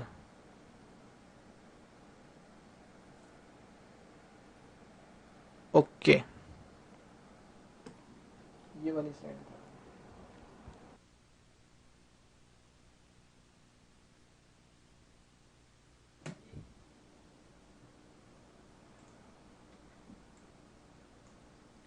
Okay, fine. Can I begin? Can I start? Shall we begin? Okay.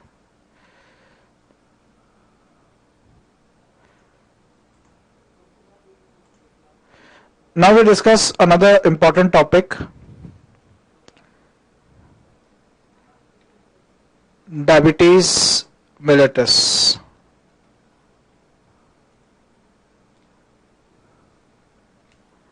First, the basic physiology regarding diabetes and insulin. We all understand that we take the food. The food contains glucose that easily goes into the intestine. In the intestine, there are peptide structures which are formed, which are known as incretins. Incretin in turn stimulate the beta cell of pancreas to produce a molecule for glucose homeostasis, that is insulin. Now the work insulin does is to push the glucose molecule within the cell. So insulin basically performs a function of a glucose facilitator molecule. Okay. So we understand that insulin is good for us. Whenever I take in food, my glucose moves into the cell, normal, perfect. Now diabetes comes into the picture if the beta cell is unable to synthesize insulin, or there is a possibility that the insulin cannot act on the peripheral tissue. That is, we face a problem of insulin deficiency or possibly insulin resistance. So what will happen? Whatever food I take in, whatever glucose I take in, it revolves around the cell, it doesn't go into the cell. I take in food, my sugar level is normal. If I take in food and my sugar level is high, that is a case of diabetes insipidus due to deficiency or resistance to insulin. Now we consider that diabetes is put into two types: insulin dependent diabetes and non-insulin dependent diabetes. Not long back, around 10 years back, when I started studying this topic, I was told that the insulin requirement from very beginning to the end of the disease is insulin dependent diabetes. Our OHA requirement is non-insulin dependent diabetes. But the thing is obsolete now for one reason. We saw over a 10 years gap, a patient who was on OHA went on to take insulin. So NIDDM became IDDM. So the best nomenclature to define or classify diabetes is in two headings, that is type 1 diabetes and type 2 diabetes. So there are two kinds of diabetes that we see, type 1 and type 2 diabetes. In type 1 diabetes we see a deficiency of insulin because the beta cells are not working, while in type 2 diabetes the insulin is not able to work on the cell, insulin resistance, that is type 2 diabetes. So if you want to classify diabetes, we classify it very broadly into two types, type 1 and type 2 diabetes. A clinical difference between the two: type 1 diabetes, beta cells are actually destroyed. They write in the book that around 90% of the beta cells are destroyed in a patient who is having type 1 diabetes, and in that patient the insulin is not formed in the body. The patient faces a problem of insulinemia. Okay. Type 2 diabetes, the patient basically has got insulin resistance, and the second defect that we need to consider is a secretory defect in insulin. The insulin is formed in the beta cell but it is unable to come out. If you remember from pharmacology that sulfonylureas, a secretagogue group of drugs, they are pushing out the insulin from the beta cell. So if the patient is having a secretory defect, they have a benefit by using sulfonylurea, a group of drug. But to explain type 2 diabetes, more appropriate theory is insulin resistance. I'll put a tick on that. Insulin resistance is more appropriate theory. Now type 1 and type 2 diabetes again. Type 1 diabetes, type 2 diabetes, the insulin resistance is the main cause, and these patients have got hyperinsulinemia. So the insulin level in the body is high, they suffer with hyperinsulinemia. And in type 1 diabetes we understand in type 1 diabetes the problem is more often HLA mediated. So that was an old question, that which of the diabetes is HLA mediated. It's type 1. See, the beta cell destroyed is all because of some immune reaction in the body. Some unknown antigen comes, develops an antibody, and it cross reacts with the beta cell. So it is more likely a human leukocyte antigen mediated kind of a damage, HLA. While type 2 diabetes, in type 2 diabetes patient, family history is often significantly positive. A very strong family history is seen in patients with type 2 diabetes. Type 1 diabetes, as the onset is seen often at an age less than 40 years, and type 2 diabetes, the onset is often seen beyond an age of 40 years.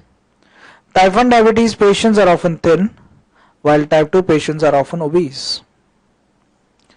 Type 1 patients suffer with a peculiar problem of hyperglycemia that we know as diabetic ketoacidosis, DKA. We'll discuss this topic in detail. While type 2 patients often have got associated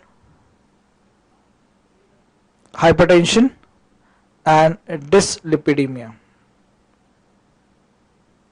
And type 2 patients are often got this problem, which is known as hyperosmolar coma. hyperosmolar coma. Okay, so we'll discuss that topic also in greater detail. So we got type 1 and type 2 diabetes, two kinds of diabetes. Now that day in the OPD I saw a patient. I'll tell you my experience about this. I saw a patient who was actually a diabetic for the last 10 years and his age was just 35 years. He was a type 1 possibly, young age. He was also thin, young age, type 1 diabetes.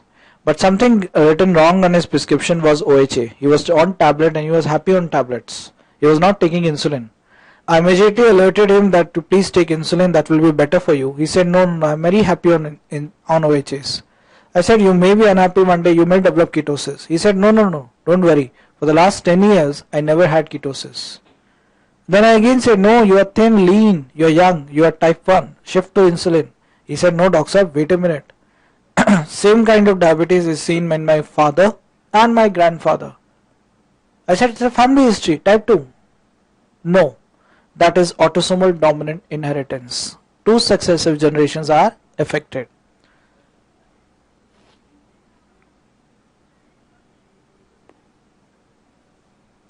So we have a disease which doesn't fit into type 1, which doesn't fit into type 2. That is known as maturity onset diabetes in a young.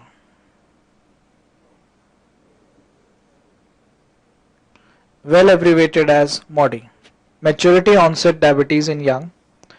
This kind of diabetes has been seen to start at an age 10 up till an age of 25 years. This kind of diabetes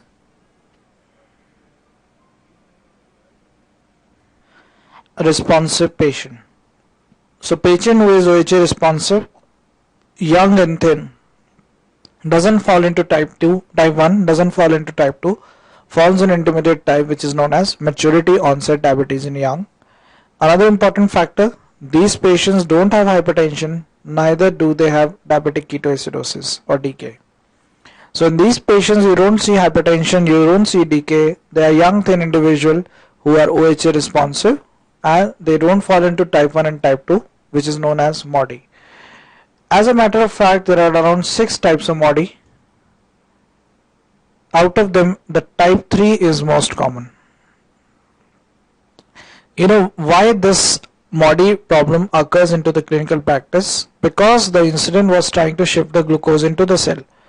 But the amount of insulin that was supposed to come out with that amount of glucose load wasn't that proper enough. So OHA responsive patients don't have this kind of a thing. They don't have that much insulin in the body that could respond to that much glucose load.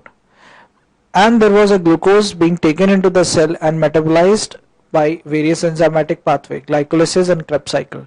Now what happened was, there was an enzyme HNF1 alpha. A problem at that enzyme caused this problem, type 3 MODY. So this was a question in AIIMS around a year back, that we found that MODY most commonly occurs due to deficiency of what problem? HNF1 alpha, hepatocyte nuclear factor 1 alpha. So most common type of MODY out of 6 type is type 3, and that very well happens due to HNF1 alpha deficiency. Okay. Now how do we diagnose diabetes? Diagnosis of diabetes. The diagnosis of diabetes is often done on the symptomatology. Signs and symptoms of diabetes. One of them is polyuria, other one is polyphagia, and the third one is polydipsia. Polyuria, polyphagia and polydipsia, these are the 3 clinical triads that define a patient with diabetes. With another important thing that we need to consider is weight loss. Why? A patient who was obese, a type 2 patient, initially started losing weight in spite of a very good appetite. He is having a disease diabetes. Why? Because the glucose cannot perfectly shift into the cell. Okay, the cell has to make the glucose now. The cell makes the glucose by breakdown of protein and lipid. So that is what is known as gluconeogenesis. In that attempt, the cell shrinks, the body loses fat and protein, and the patient typically has got weight loss. Plus a non-healing wound. Sugar rises, infection rises, sugar rises. It's a vicious cycle. So non-healing wound is again a very important signal to suggest me it's a diabetic patient. With everything said and done, the random sugar of the patient is more than 200 milligram per deciliter. That's a case of diabetes. Okay. Or a fasting blood sugar which is more than equal to 126 milligram per deciliter. That's again a diabetic patient. Or fasting. How many hours of fasting? Tell me. How many hours of fasting? Option A, 4 hours, 6, 8 or 12.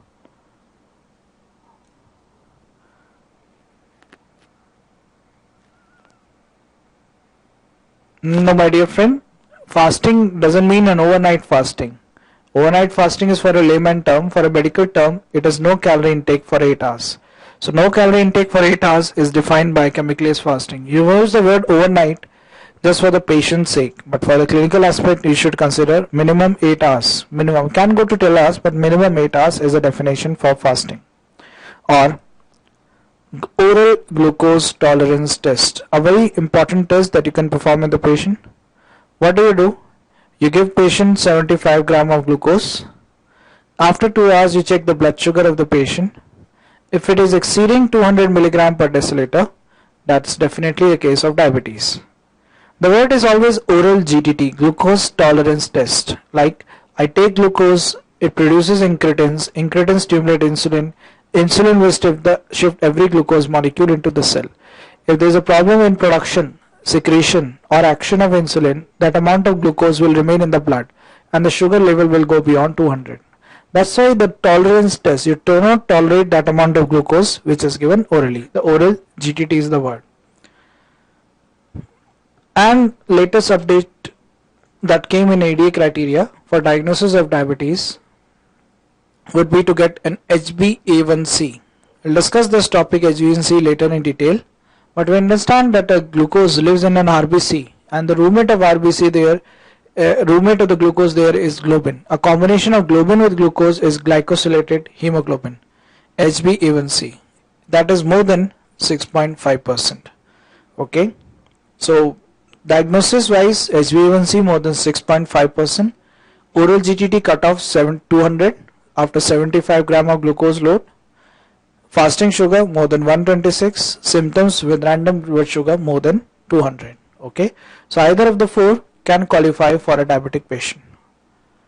Now, how to monitor diabetes? A very important thing again, monitoring of diabetes. Monitoring of diabetes can be done by fasting sugar or by PP sugar. Better tool clinically would always be a fasting sugar. For one reason, postprandial sugar highly subjective. Patient goes and have a breakfast. He takes a heavy breakfast, his sugar will go high. He doesn't take 75 gram, he takes 750 gram sometimes. So postprandial sugar is highly subjective. Fasting sugar is more reliable. But better reliable things that you need to consider in the patient is glycosylated hemoglobin, a value of HbA1c. A combination of globin with the glucose is known as glycosylated hemoglobin. I recall that this globin is in the RBC and RBC stays alive with me for duration of 90 days. So it basically reflects a sugar control over 90 days. Reflects a glucose control or a sugar control over 90 days when the RBC is actually alive. So it basically gives me an information of a long-term control. So long-term control of diabetes is looked into by a HbA1c assay. Something that has been proved by various studies that a good control of diabetes means that HbA1c is less than 7%. For diagnosis of diabetes, it has to be more than 6.5%. For a good control, it is actually less than 7%. Ideally, as Harrison writes, in a year, 2 to 4 times you should get an HbA1c assay done for the patient. At least twice minimum you should get an HbA1c done for the patient. Second assay that can be done in the patient is serum fructosamine assay. Fructosamine assay is basically a quantification of fructose, that is a sugar, with amine, that is albumin. So it basically reflects a control over 40 days, over 14 days. Why? A protein or an albumin stays alive for 14 days. So you give me a sense of a short-term control. So short-term control from fructosamine assay. Like I shift a patient from insulin to OHA. After 3 weeks time, I want to see how 2 weeks the patient was. What do? I do a fructosamine assay. After 3 months, I do an HbA1c assay. But in clinical practice, there is no study and data to tell me what is the normal serum fructosamine assay that you need to look into the patient. So we don't get a fructosamine assay very often done. We get an HbA1c for every diabetic patient. So HbA1c was for control and as well as for the screening of diabetes both way. Okay. Now, an acute complication of diabetes, especially a type 1 patient, that is diabetic ketoacidosis, well abbreviated as DKA. He is a diabetic patient who is a type 1 diabetic very often. So it's a saying that ketone bodies are more often seen in type 1 patient, not in type 2. Remember one thing, ketosis occurs in type 1 patient, not in type 2. Okay. Random blood sugar is more than equal to 250 milligram per deciliter. First definition criteria for DKA. Second, ketone bodies. Ketone bodies can be seen in the blood, can be seen in the urine. If at all they are seen in the blood, the word that we use for them is ketonemia. If at all it is seen in the urine, the word that we use for it is ketonuria. Something that we learn from biochemistry, ketone bodies in the blood are more reliable an indicator as compared to the urine, because we teach in biochemistry that ketone bodies in the blood come and fall as per the disease process. So some one-liner question, more reliable test for diagnosis of DK would always be a ketonemia as compared to a ketonuria. But I will like this question as best bedside test is often a ketonuria. It can be done bedside, doesn't take the urine sample to the lab. It's a ketone stick that is available with us like a litmus paper strip. You dip it in the urine sample, changing color, ketone body present, no changing color, ketone body absent. Now some questions from biochemistry. Ketone bodies are of two types, three types actually. Here we know that beta hydroxybutyrate, BHB, is 3 times of acetone, acetoacetate. So which ketone body is measured in urine? Tell me this answer. Do you measure the beta hydroxybutyrate or do you measure the acetone? Right, B or A? A for acetone, B for beta hydroxybutyrate. A very simple question. Clinical sample when is given to you for urine for estimation of ketone bodies, what do you measure? Do you measure beta hydroxybutyrate or do you measure acetone?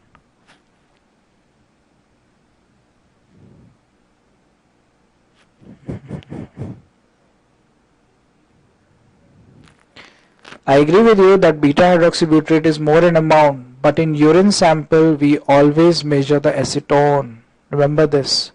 Okay. So ketone bodies in urine, what we measure is actually acetone, acetoacetate. Okay, we measure that one. But more amount what we have in blood and urine is always beta hydroxybutyrate. But the commercial kit that is available for urine estimation measure the urine acetone, urine ketones or urine acetone. And the third criteria that need to fulfill is low pH, metabolic acidosis. So in patients with DK you get an ABG done, arterial blood gas analysis. In that patient you get a low pH, metabolic acidosis. Okay. So these are few important steps how to recognize a patient biochemically as DK. Now how to recognize a patient clinically as DK? Clinical features.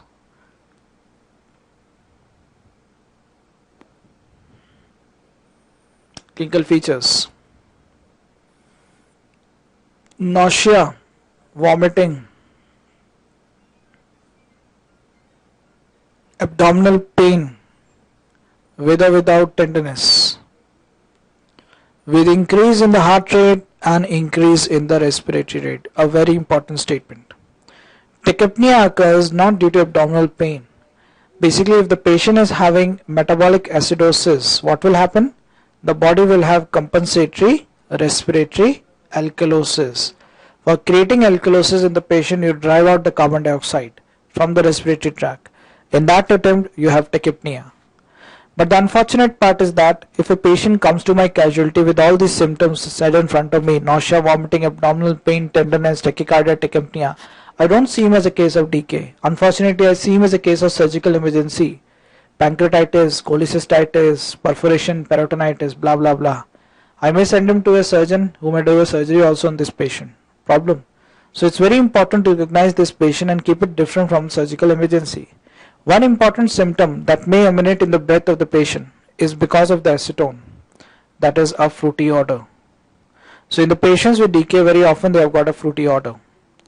And the death factor happens because of this phenomena, dehydration.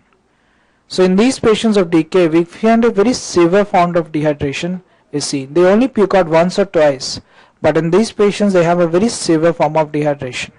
Remember one way, D for death and D for dehydration in the patient. Treatment.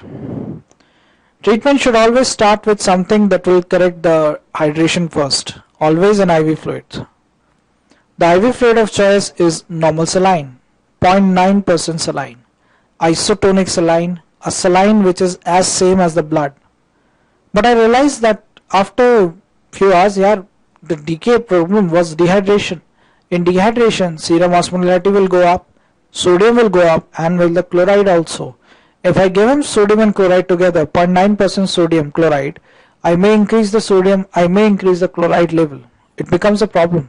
So immediately after 4 to 6 hours of therapy, I change it to half normal saline, 0.45% saline, just to prevent the risk of hypernatremia and hypercholeremia in the patient. Then I realize everything that is going on is catabolism. Patient requires some energy. I give him 5% dextrose. A 5% dextrose solution is given to the patient when the random blood sugar dips below 250. Above 250, if the RBS is there, you give dextrose. That may increase the sugar, may create more problem. So it has to be given when the random blood sugar dips below 250. Something which the book classically tells me, all the emergency guidelines tell me, when the patient of DK is diagnosed, please give 4 to 6 liters of fluid. Because at the time of diagnosis, this is much amount of fluid deficit is already there. And give it as rapidly as possible. If you read any book of how to manage patients in ward, like clinical books, they keep on telling you in DK, you give 1 liter in first half an hour, 1 liter in next half an hour. You keep on giving as rapidly as possible, as genuinely as possible. Now the thing is that the sugar control is also necessary, and you start your therapy with an insulin. Insulin. If I divide insulin, I divide it on the duration and onset of action. One is an ultra short acting insulin, that is Lispro and Aspart. One was a short acting insulin, regular insulin. Other one was NPHL lente, intermediate acting, and long acting glargine and etemer. But the insulin here should be one which is not only given subcut, it is given IV also. All the insulins are given subcut. One insulin can be given subcutaneously in IV, that is a regular insulin. The word regular insulin in the book is also known as soluble insulin. It dissolves in blood very often. The regular insulin is given at a dose of 10 unit IV bolus initially, and then happily as an infusion of 0.1 unit per kilogram per hour. Number 3. I realized that the patient of DK is getting insulin. Insulin is shifting the glucose into the cell.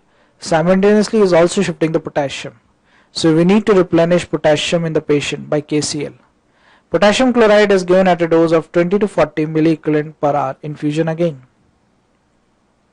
Now I realize one basic thing, that the whole drama is acidosis. So I give him some alkali, soda bicarb, bicarbonate therapy. Bicarb therapy is not given every time. It is given when the pH is extremely low, less than 6.9. Normal pH of the blood, if I remember, is 7.34 to 7.43, 34 to 43, in a range of 7. Now the pH is very low, then we give a bicarb therapy. We learned this from clinical practice. Giving bicarb might kill the patient. I'll tell you, a patient of renal failure is in 24 hours metabolic acidosis. A nephrologist checks upon him, never gives him bicarb. He tells you, don't give bicarb, I'll do dialysis, that will be better. One reason, giving bicarb can cause cerebral edema and myocarditis. So it becomes more of a poison than a drug. Okay, so bicarb therapy weighs in 6.9. And we learned this from clinical practice.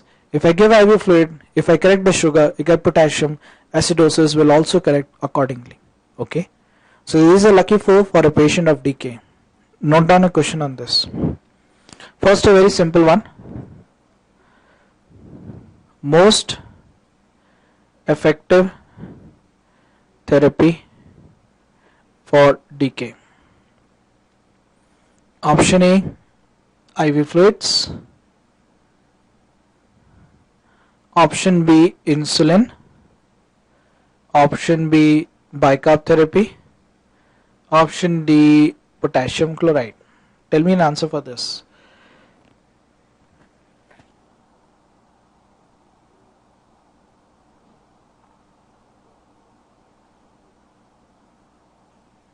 Good.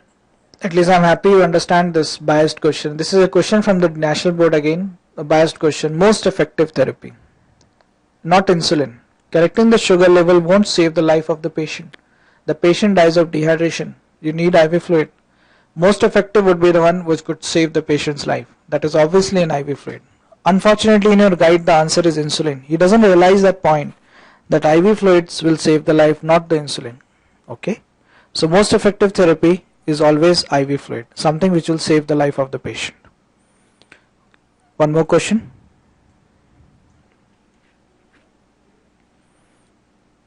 Concerning DK, which is correct? Option A, fluid replacement should start with 0.45% saline. Option B, 20 units of regular insulin is given subcutaneously. Option C, if pH is less than 7.1, the bicarb are replaced. Option D, 5 to 6 liters of fluid deficit is seen at the time of diagnosis.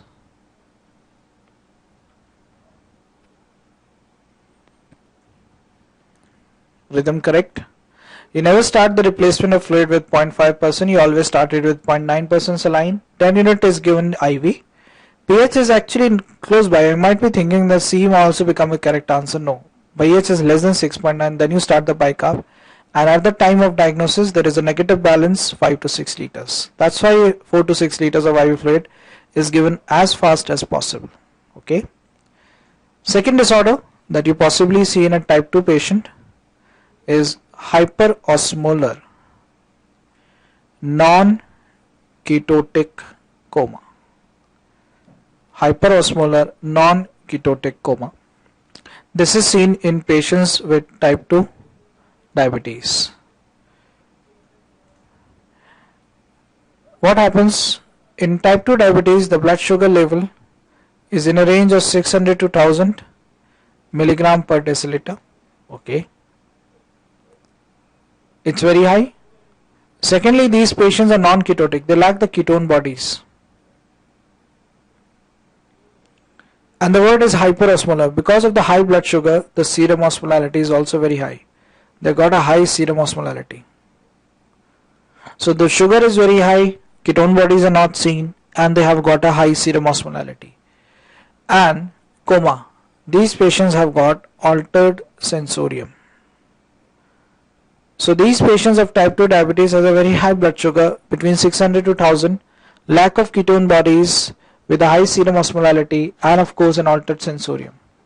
Coma. Treatment. Such a patient requires an IV fluid. Yes. The IV fluid replacement rate is even higher. IV fluids are given at a rate of 6 to 10 liters. A very high amount of IV fluid is given with an intention. If the serum osmolarity is very high, I give a fluid to the patient that will dilute the plasma, will decrease the serum osmolarity. So IV fluids are happily given at a rate of 6 to 10 liters, a very higher amount of IV fluid. Number 2, you can give insulin to the patient, of course, anytime. So the only difference between DK and hyperosmolar coma is hyperosmolar coma is seen in type 2 patients. They have a blood sugar very high, ketone body is absent, serum osmolarity high with an altered sensorium, and the correction rate of IV fluid is even higher, 6 to 10 liters. A question on this, a very simple one, write it down. RBS in hyperosmolar coma,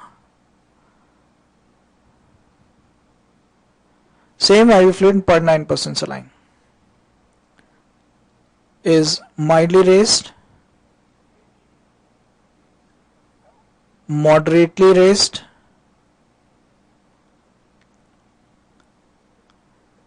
highly raised. Tell me, RBS in hyperosmolar coma is mildly raised, moderately raised, or highly raised, or severely raised? C. Severely or highly raised RBS. Simple answer.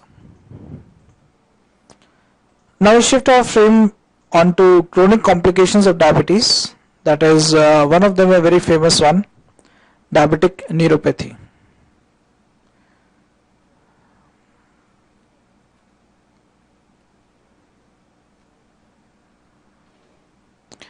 Diabetic neuropathy.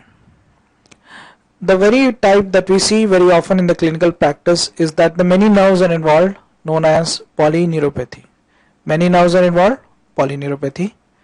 And the type of diabetic neuropathy or polyneuropathy that you see is distal, symmetrical, sensory neuropathy. The most common type of diabetic neuropathy that you clinically see is distal, symmetrical, sensory neuropathy. The word is distal and symmetrical on both the side and on the end, distal.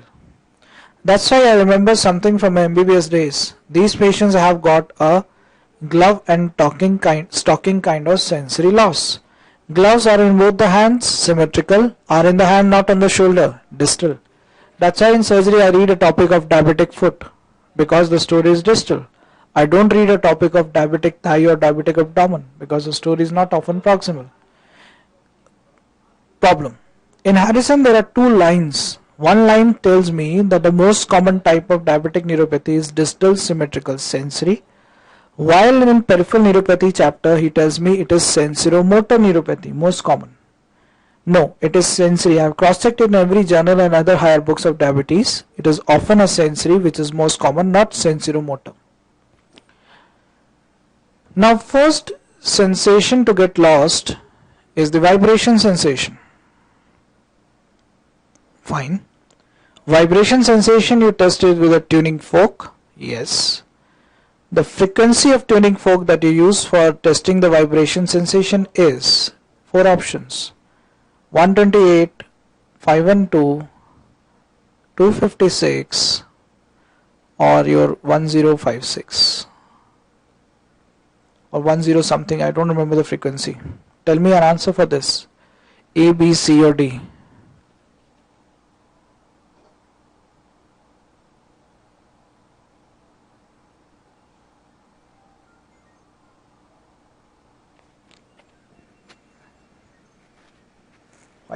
God. My dear friend, answer is 128, clinical neurology. 128 is better felt than heard. You don't use it for Rennies and Webers, you use it for vibration sensation. 128 Hz frequency tuning fork is used for testing the vibration. It is not the 512, 256 or even 1000 wala. Okay.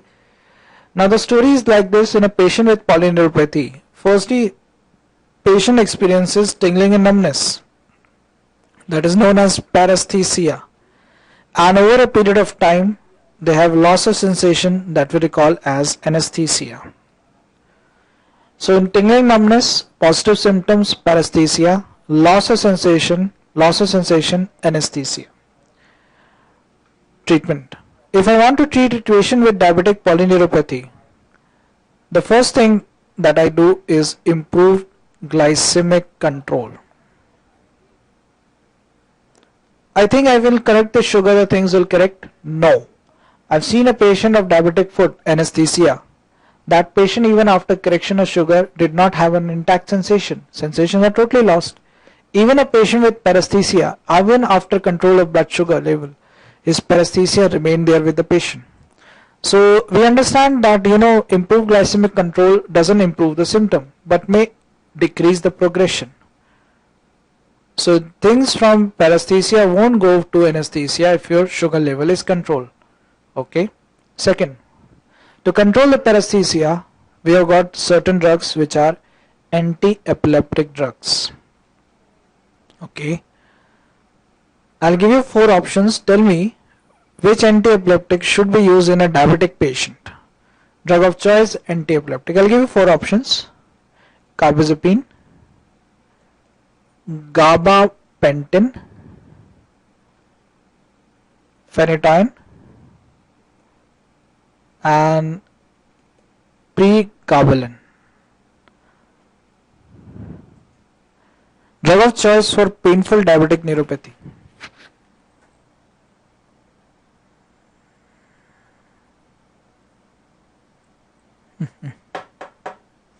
I knew this half knowledge is always dangerous. Many of you answered it as gabapentin. This is not very clear in Harrison, but a recent update article on this, carbazepine was the first drug which was used, but carbazepine has side effect or problem. Phenytoin should not be used idly because it can lead to hyperglycemia itself. Around 2 years back the answer was gabapentin, but this year the answer has changed, pregabalin. Now gabapentin is no more used as a drug of choice for painful diabetic neuropathy because gabapentin often causes a lot of sedation in the patient. Pregabalin, less sedative a drug, equally effective as gabapentin. So the answer for drug of choice this year is not gabapentin, it is now pregabalin. Okay. Number 3. You can also use a drug which will inhibit the painful sensation, tricyclic antidepressant, amitriptyline. So amitriptyline is a tricyclic antidepressant that is used in patients with painful diabetic neuropathy. Number 4, we can also give a nerve regenerator to the patient, that is methylcobalamin. So nowadays, around a year back, we were all giving multivitamin preparation to the patient for nerve regeneration. But nowadays we are adding this multivitamin with pregabalin. So most of the multivitamin that are used in diabetic patient are having pregabalin with methylcobalamin, a nerve suppressor and a nerve regenerator, a better therapy. Second neuropathy that you typically see in patients with diabetes is mononeuropathy. Only a single nerve is involved, mononeuropathy.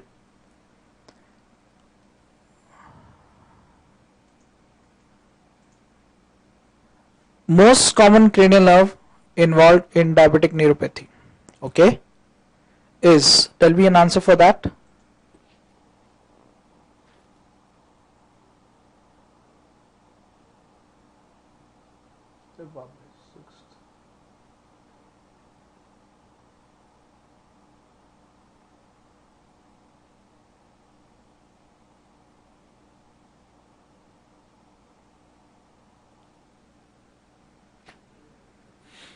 I think so you forgot my first class. I've already answered this question correctly there. It is third, my dear friend, it is third. Okay. Tell me one more answer. Most common cranial nerve involved in aneurysm is sixth, third in aneurysm. Berry aneurysm. Sixth. Arey yaar.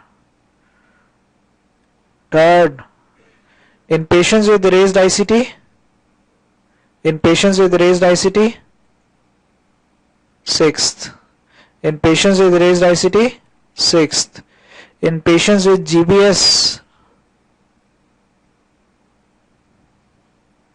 seventh, longest intracranial course, Fourth. That's how I tell you, you guys temporal lobe is perfect.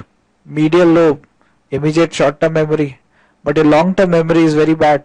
Your hippocampus is always bad.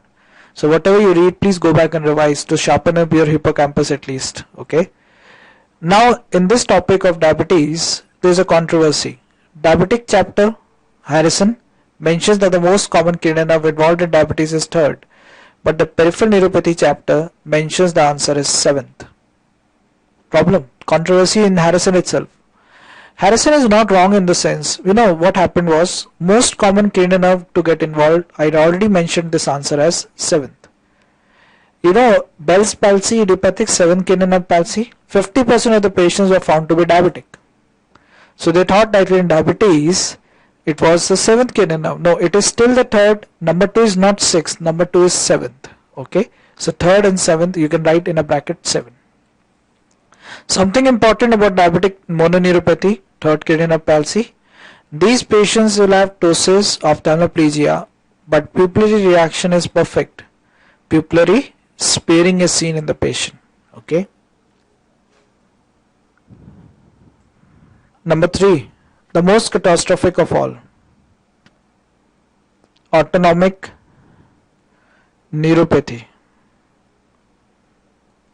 Why I tell the word most catastrophic? You and me don't eat anything for 6 hours maybe. We don't eat, we stay in our fasting, maybe 12 hours, 24 hours. We start eating after 12 hours or 24 hours. Why? Because you will get a hunger pang in your stomach. You'll have a dryness of your mouth. You'll have tachycardia and you'll have sweating. Hypoglycemia, all symptoms that I've talked about come from an autonomic system. Parasympathetic increases the sweating, sympathetic increases the heart rate and causes dryness of the mouth. So it has been said in the book that a diabetic patient in a life will go into hypoglycemia at least twice. If he or she knows it is hypoglycemia, they will eat something at home, and now they will give something at home, they will eat something at home, they will eat something at home, and they will never come to the hospital even. They don't require an hospitalization. Because the patient eats something, recovers from that. Because the patient had a symptom, he knows it, he has hypoglycemia. But if the patient is suffering with autonomic neuropathy, parasympathetic and sympathetic system is not working at all. As a result, what will happen? He or she will get low blood sugar, will not realize it. They will have hypoglycemia, will be unaware of it. So autonomic neuropathy is more catastrophic for one reason. These patients have got hypoglycemic unawareness. So for such a patient, what do? We don't do this intensive control. The word intensive is strict control. A patient has got a blood sugar 140. A good control, intensive control. For that, patient should take insulin, should exercise, should not eat this. If it is 140, alright. Suddenly because of intensive control, it becomes 40. What will happen? Hypoglycemia. If the patient knows about it, he'll eat something, doesn't require even a hospitalization. If the patient is not aware of it, he or she will fall unconscious, may die also. So that's one reason intensive control is avoided, because intensive control increases 6 times the risk of hypoglycemia. So there are 6 times the risk of sugar instead of 140 going to a level 40. Patient knows it, eats something, doesn't require hospitalization, doesn't know it, falls unconscious and may die. So that's one reason in a patient who is suffering with diabetic neuropathy, autonomic neuropathy, you don't advise for this intensive control thing, because it will become more of a risk, less of a solution. Chalo, write down this question.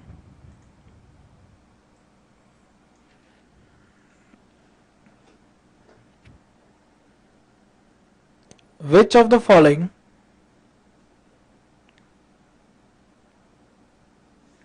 is not true about diabetic neuropathy? Which of the following is not true about diabetic neuropathy? Oh, okay, sorry, I'll put it like other way around. Which of the following is true about diabetic neuropathy?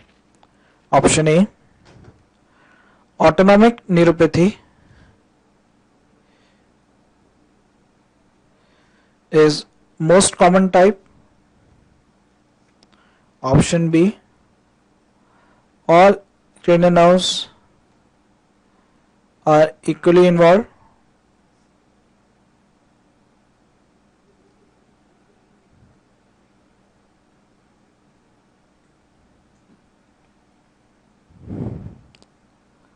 Improved glycemic control will not affect the symptoms.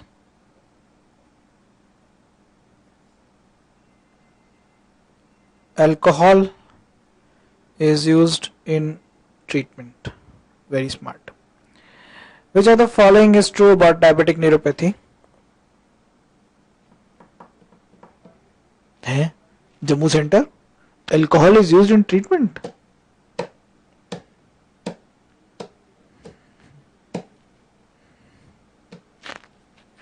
Rhythm correct. Autonomic neuropathy is not the most common type. It is distal symmetrical sensory neuropathy.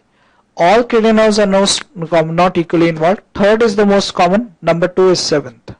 First the third, number 2 7th.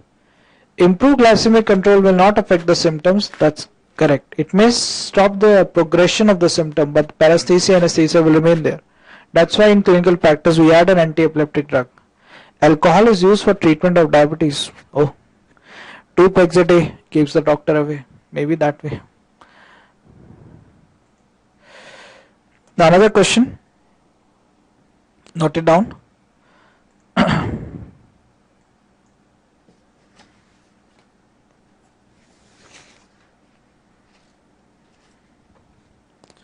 Another typical question that we saw in the book was this.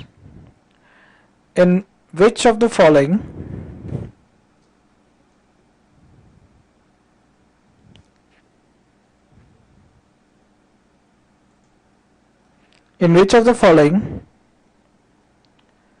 intensive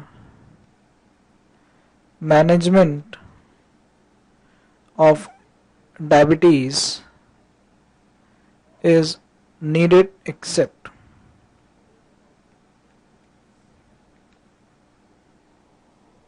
autonomic neuropathy,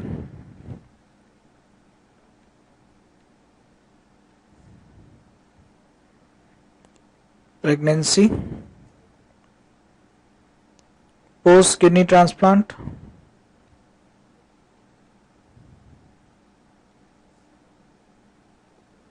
DM in acute MI. This is another one question that you will find as a discrepancy in both the guides, AA and MK, Mudit Khanna and Amit Ashish, 2 different answers. Good. Rhythm correct. Autonomic neuropathy will actually have, I'm waiting for D. I was waiting for D. Someone to answer as D. I'll tell you why not D. Autonomic neuropathy is bigger a problem because in autonomic neuropathy the patient has got hypoglycemic unawareness. In intensive management there are 6 times risk of causing hypoglycemia. Patient already doesn't know it is hypoglycemia, may fall unconscious, may die. So intensive management is not needed for them. It is actually avoided for them. Pregnancy, always in intensive management. We remember that in GDM female, gestational diabetes, we keep the blood sugar somewhere at 105 plus minus 5. We never let it go beyond 140 because an RBS status in female in pregnant state beyond 140, especially the postparental, will cause macrosomia and congenital heart defect. That is a definition for GDM. Post kidney transplant, the most important, because you've done a kidney transplant, you give an immunosuppressant agent so that the graft doesn't get rejected. Immunosuppressant will cause an immunocompromised environment. If the sugar is high, an opportunistic infection can anytime flare up there, will kill the patient. One guide gives the answer as DM in acute MI. Remember one thing, whatever you read in the guide is not correct statement. Listen to his confabulation. He tells you intensive management of diabetes will not benefit the acute MI. That's how you don't do an intensive management for such a patient. Very smart. Yes, he's correct. Because if a patient comes to me with acute MI, I don't give him 10 units of insulin and after 1 hour I start thrombolizing the patient as if his sugar control will revert the MI. No. As a clinical sense, you should realize that acute MI is a stressful state. It will release catecholamines that will increase the blood sugar. Blood sugar beyond 250, DKA, beyond 600, hyperosmolar. Every time the number one treatment is IV fluid. It's very difficult for managing a patient on IV fluid with acute MI. In acute MI, just to prevent a back problem or a complication of diabetes, we maintain an intensive management. It is not actually benefiting the acute MI directly at one go. So DM in acute MI intensive management is done, but autonomic neuropathy, we don't do it. Answer is A.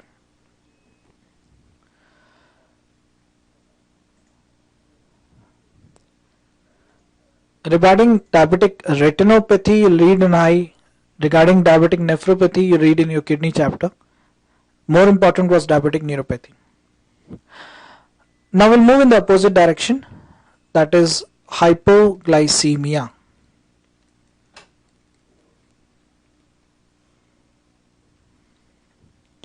Hypoglycemia definition in clinical medicine, at least what I know, is not on the level of sugar, is at the level of symptoms. I remember hypoglycemia can be very well defined on this, which is known as a Whipple's triad. Whipple triad defines hypoglycemia very well. A love triangle again. Signs and symptoms of hypoglycemia. Number 1. Number 2. Documented hypoglycemia.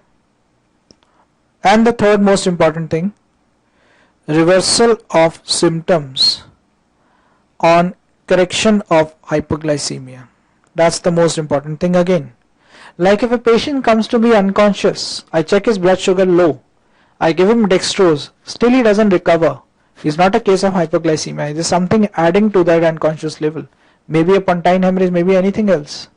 But if a patient comes to me with signs and symptoms of hypo, I document it as hypoglycemia and I give him dextrose and he becomes totally normal. That's a hypoglycemic episode. The textbook Harrison tells me that the blood sugar level, if it is less than 55 milligram per deciliter, that's a diabetic hypoglycemic attack. So hypoglycemia will come into the picture in adults when the blood sugar is less than 55. Now the thing is that whenever a hypoglycemia occurs, the very first thing that happens is decrease in insulin. Number 2 would be a counter-regulatory system, increase in glucagon. And number 3, all the friends together.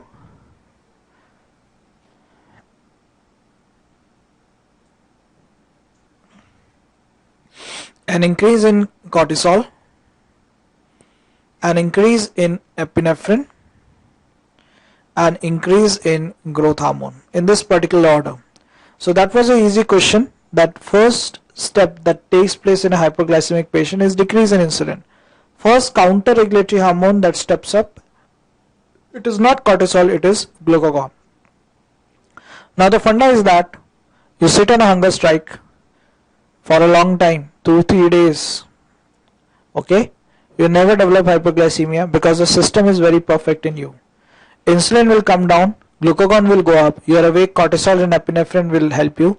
When you are sleeping, growth hormone will help you. So that's a normal compensatory mechanism. We don't get hypoglycemia so very often because these counter-regulatory steps are very helpful. But the very first step, decrease in insulin, doesn't happen.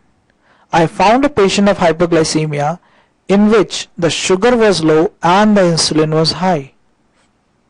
So if the insulin is high causing hyperglycemia, I know this problem as hyperinsulinemia. The problem is within my body. I know the word as endogenous. There are 2 reasons for that. One, rare disorder, that is a tumor in the beta cell, insulinoma, and more common than that, a drug that the patient often takes, secretagogue, sulfonylurea. Now the thing is that the problem is within the body. If the insulin comes out from the beta cell, a friend also comes along with that, that is C-peptide. So in problems within the body, I see a rise of insulin and a rise of C-peptide. There are 2 reasons, insulinoma and sulfonylurea. Insulinoma are very well diagnosed radiologically. And a chapter of insulinoma in Harrison tells you one thing: insulin glucose ratio is more than equal to 0.3. So in patients with insulinoma, we found that the insulin was very high and the glucose was very low, and the ratio was found to be more than 0.3 in patients with insulinoma. While sulfonylurea patients, you need to get the sulfonylurea levels done, because sometimes the patient doesn't give you a history about that. You get a sulfonylurea levels done, you have an idea about it. Second reason is exogenous, outside the body. More common because the patient accidentally takes insulin or maybe takes a higher dose of insulin from outside. So if the insulin from outside increases, I believe only the insulin will rise, not the C-peptide. So that's the thing that you need to remember. If the patient comes to you with hypoglycemia, his insulin is only high, the problem is exogenous, outside insulin. If the problem is endogenous, insulin and C-peptide both are proportionally high. Okay. Now the thing how to diagnose this patient is to make them fasting. We tell them not to eat for 72 hours. Normal fasting 8 hours up till 12 hours up till 24 hours is still okay. Beyond 24 hours they will have hypoglycemia. So we tell them to fast for 3 days, 72 hours. I put the word as extended fasting. So I tell them to remain hungry and not eat anything for maybe 3 days. And after first 24 hours we see hypoglycemia. Okay, we see hypoglycemia, you draw the blood sugar sample. At the same time, you draw the insulin and the C-peptide sample also. If the sugar is low, insulin and C-peptide are high, it is a problem which is known as endogenous. If the sugar is low and only the insulin is high, the problem is known from outside, exogenous. So for diagnosing such a patient, you subject them for extended fasting. As soon as the blood sugar comes down, you check the insulin level. Normally it should be low, it was high with C-peptide endogenous, only insulin high, exogenous. Now one more disorder, two more disorders actually, which we see in a connection with hypo and hyperglycemia in diabetes. One of them very famous, Somo-Guy effect.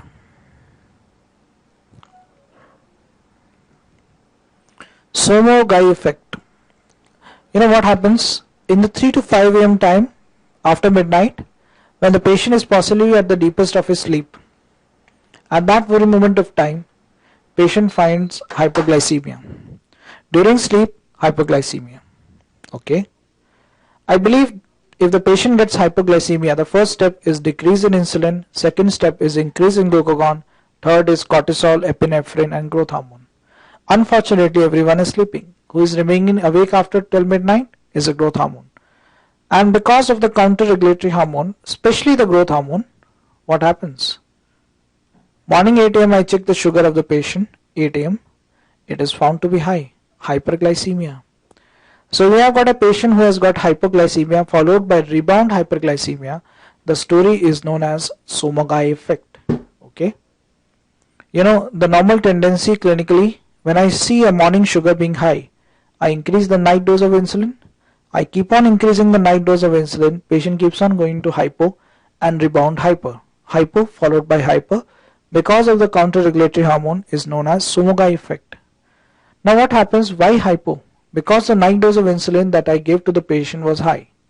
Instead of 10 units, I gave him 20-25 units. It was high. It went inside, caused a hypo, followed by rebound hyper. Somo-Guy effect. Treatment. If I am able to well document this kind of an error in the patient, what do? I decrease the night dose of insulin. I decrease the night dose of insulin. Okay. So in such a patient, I decrease the night dose of insulin. Other similar kind of a story is dawn phenomena.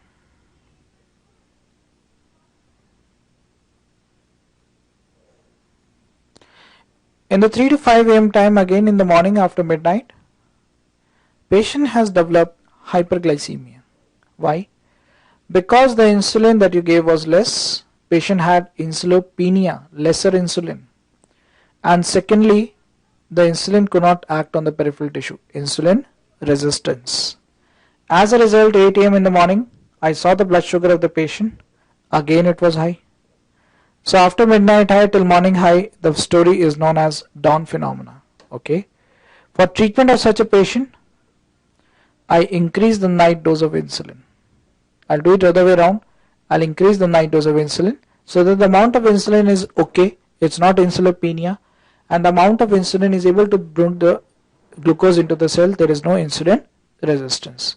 So initially low, then high is sumogai. All the time high is dawn phenomena. Now a $1,000,000 question: how to manage a patient who is having type 2 diabetes? A consensus on this is on a fasting blood sugar level. They write in the book, Harrison, not in the table this time, in a paragraph form, that if the fasting blood sugar at the time of diagnosis is in a range of 126 to 200, then in that case you just take care of the diet and the exercise. If the fasting blood sugar is in a range of 200 to 300, and if the patient is obese, then I remember from pharmacology, drug of choice is metformin. Why? Metformin, I remember from pharma days that it's a biguanide. It is actually an insulin sensitizer. So in obese patients, the insulin resistance is the major cause of the disorder. So you give an insulin sensitizer, patient benefits. Obese patient, metformin. While on the other end, the non-obese, drug of choice is sulfonylurea. Why? Non-obese patient, the main cause is secretory defect. Sulfonylurea are secretogogues. They will push out the insulin from the beta cell. So that's why in non-obese, drug of choice is sulfonylurea, while in obese patient, the drug of choice is metformin. If the fasting blood sugar any time, maybe at the diagnosis very often, is found to be more than 300, then drug of choice is simply insulin. For one reason, the body doesn't have a store of insulin. Beta cell mass is 90% destroyed. Although the patient is type 2, but he doesn't require a OHA. OHA will act when the beta cell is alright. This time it is only the insulin that could really benefit the patient. Okay. Write down 2-3 questions on this.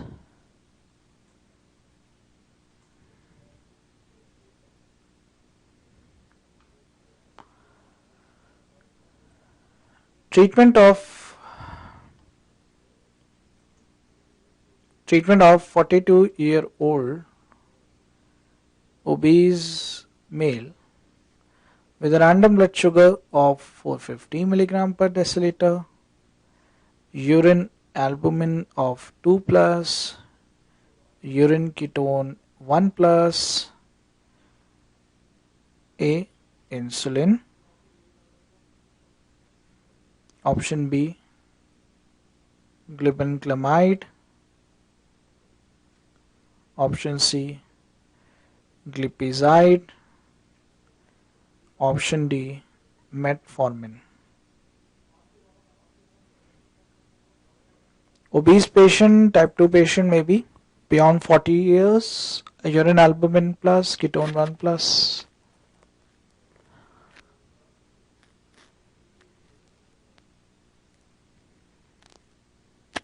Half knowledge is always dangerous. Obese, type 2 diabetic, drug of choice, metformin. Why not metformin? Why insulin? You know, metformin, if you read in pharma, is a biguanide. It's got one serious side effect, lactic acidosis. If you look into the question, urine ketone is positive. Lactic acidosis by metformin, already ketosis, patient will go into decay then. Problem. So never give metformin to such a patient. Give simply insulin. That will control the blood sugar so well as compared to even metformin. Okay, that's the answer for that. Another question.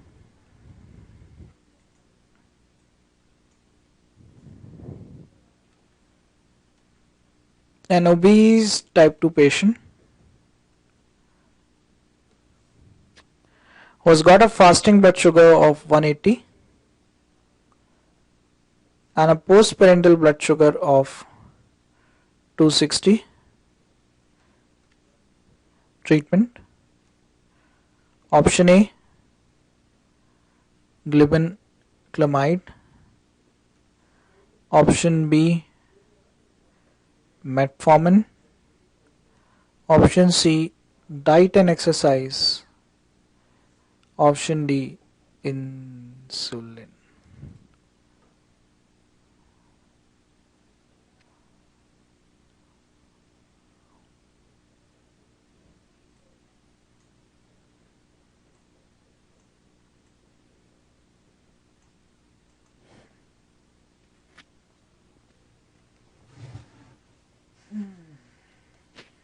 Half knowledge again dangerous.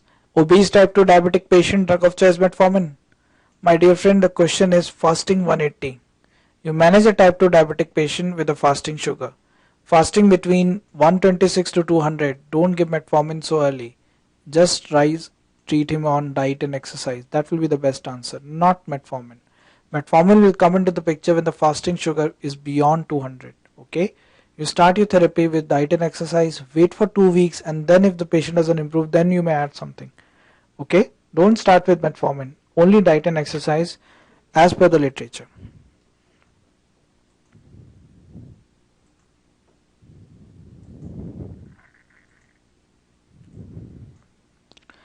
Now we'll consider the discussion on another endocrine topic. That is again an overlap between me and the surgeon. Thyroid disorder.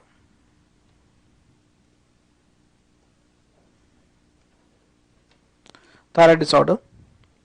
If I look at the thyroid disorders, why does a thyroid disorder occur? Because there is a pituitary gland that controls the thyroid gland below it by a stimulation variable that is known as TSH. Okay. Because the thyroid gland has a capacity to produce a thyroid hormone in a form T4 that converts itself into peripheral stream into T3. Okay. So there is a regular conversion of T4 to T3 in the peripheral bloodstream. Why? Because we know this from physiology, the inactive form of thyroid extract is T4 while the active form of thyroid extract is always T3. A conversion of T4 to T3, 4 to 3 means a loss of iodine because most of this thyroid hormone is formed from iodine molecule. You lose 4 to 3, you lose 1 iodine by enzyme that we know as 5-deiodinase. Who can do it very often? One of the very famous drug, that is a beta blocker, propranolol. Second one is an anti-thyroid drug, propylthiouracil. Third one can be a steroid even, dexamethasone. And the fourth one could be a high dose of iodine that the patient gets. This high dose of iodine can come through radioiodine, or it could be possibly a oral or Lugol's iodine even. So this thing from pharmacology was very important because a patient who suffers with a problem, thyrotoxicosis crisis, hyperthyroidism to a very severe extent, thyrotoxicosis, into a bad shape crisis. This time the hyperthyroidism has taken a toll on the heart, on the brain. So it becomes a crisis for the patient known as thyrotoxicosis crisis. So for managing a patient out of that thing, we have got propranolol, PTU, Dexa and Lugol's iodine. A very simple question that we had faced that few years back. Drug of choice for thyrotoxicosis crisis. We have got 4 options. A. Propranolol, B. PTU, C. Dexa and D. Lugol's. Give me an answer for this one. Drug of choice for thyrotoxicosis crisis. We got 4 options. Lugol's, PTU, Dexa or propranolol.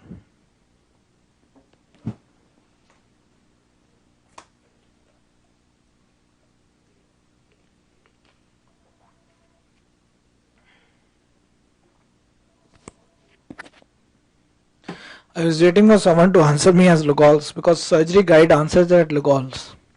The answer is not very clear in the Harrison at least, but in surgery book they write it like this. Like a patient of thyrotoxicosis crisis doesn't die of crisis, he or she dies of arrhythmia. Preventing an arrhythmia, treating tachycardia is very easy with propranolol. So drug of choice award should go to a drug which will save the life of the patient instantly. The answer is propranolol. But if the question got changed, anti-thyroid drug of choice, I'll mark it as PTU. Not carbimazole, methimazole, but never a Lugol's iodine, because Lugol's iodine as compared to propranolol PTU is highly not very quickly and it's not very effective. Okay, so drug of choice is propranolol. If you're given an option between the 4. Now this T4 and T3 don't roam around here and there on their own. They roam around everywhere on a scooter. The name of that scooter is thyroid binding globulin, a transport protein. Sometimes in clinical practice we see that the thyroid bind. Now that's the relevance. T4 and T3 are of two types. One which is bound to TBG and one which is away from TBG, free form. Bound form is the inactive form and the free form is active form. So if at all you want to get it done, a test, you please get a free T3 and a free T4 done for the patient rather than just getting a T4 and T3 done. A very interesting question at this point, write it down.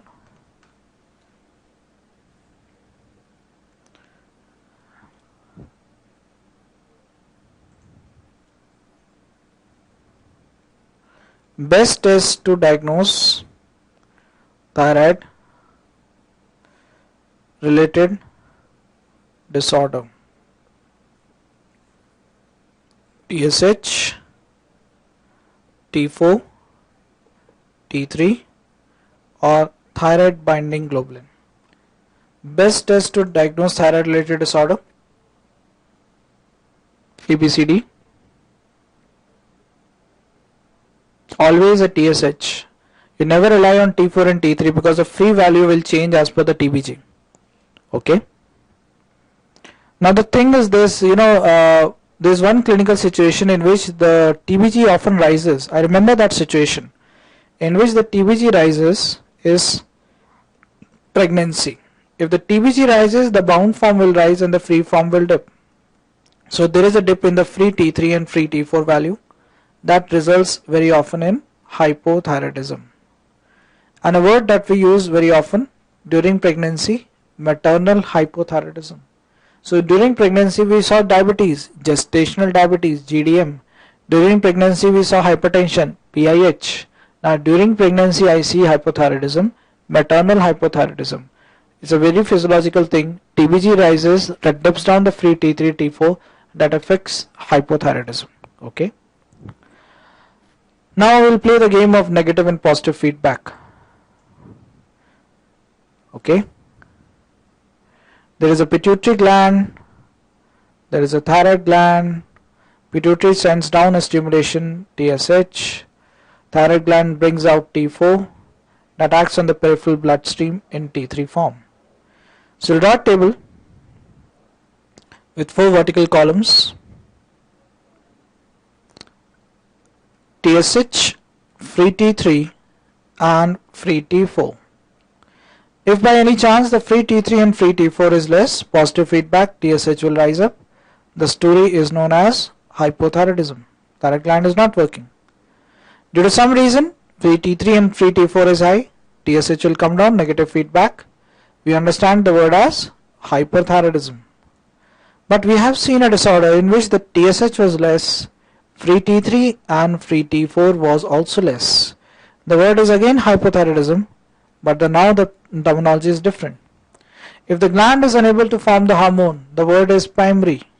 If the pituitary gland is unable to stimulate the thyroid gland, the problem is known as secondary. Till now the problem primary and secondary solution, but now the nomenclature in thyroid disorders is slightly different. If the gland is unable to form the hormone, that is primary. If the pituitary gland is unable to send down a stimulation, it is secondary. And by chance if the hypothalamus doesn't stimulate the pituitary, the problem is in the big boss, hypothalamus. Then I'll put the word as primary, secondary and tertiary. So with this is how we divide the thyroid disorders. Primary, a problem in the gland. Secondary, a problem in stimulation. A problem in the big boss, tertiary. So the last one in the list is secondary hypothyroidism.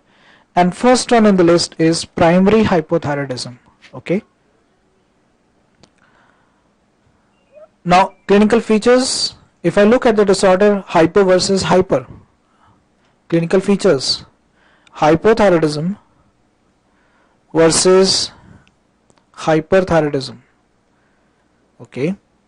Hypothyroidism patients are having a lot of fatigue, weakness, while patients of hyperthyroidism on the other end are having a lot of anxiety.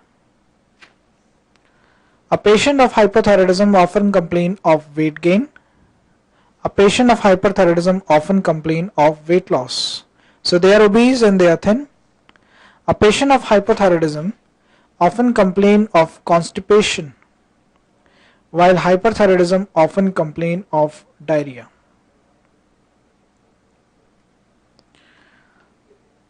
Patients with hypothyroidism feel cold a lot, cold intolerance, while hyperthyroidism have got heat intolerance.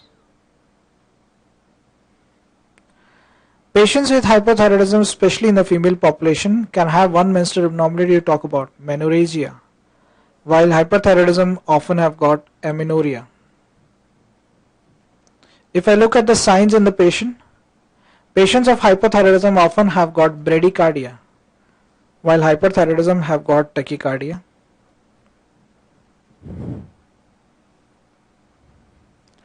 Patients of hypothyroidism have got mild diastolic hypertension. This was a question this season on All India Pattern one-liner. Which kind of hypertension is seen in hypothyroidism? It is a mild diastolic hypertension. While in hyperthyroidism, it is both systolic and diastolic.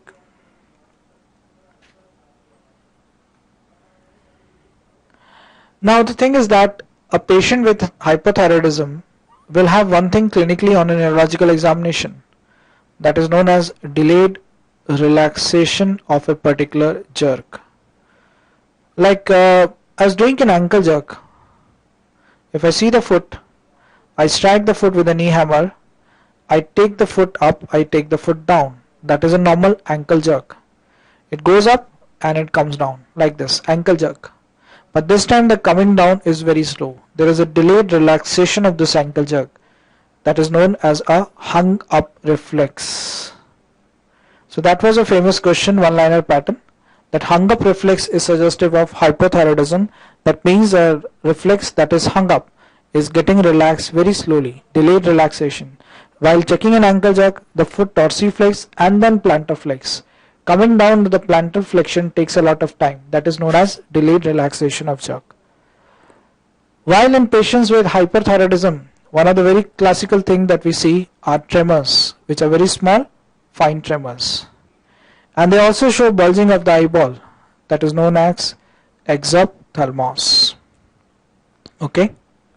So these are few important symptoms to compare hypo versus hyperthyroidism. Now a brief treatment guideline for hypothyroidism.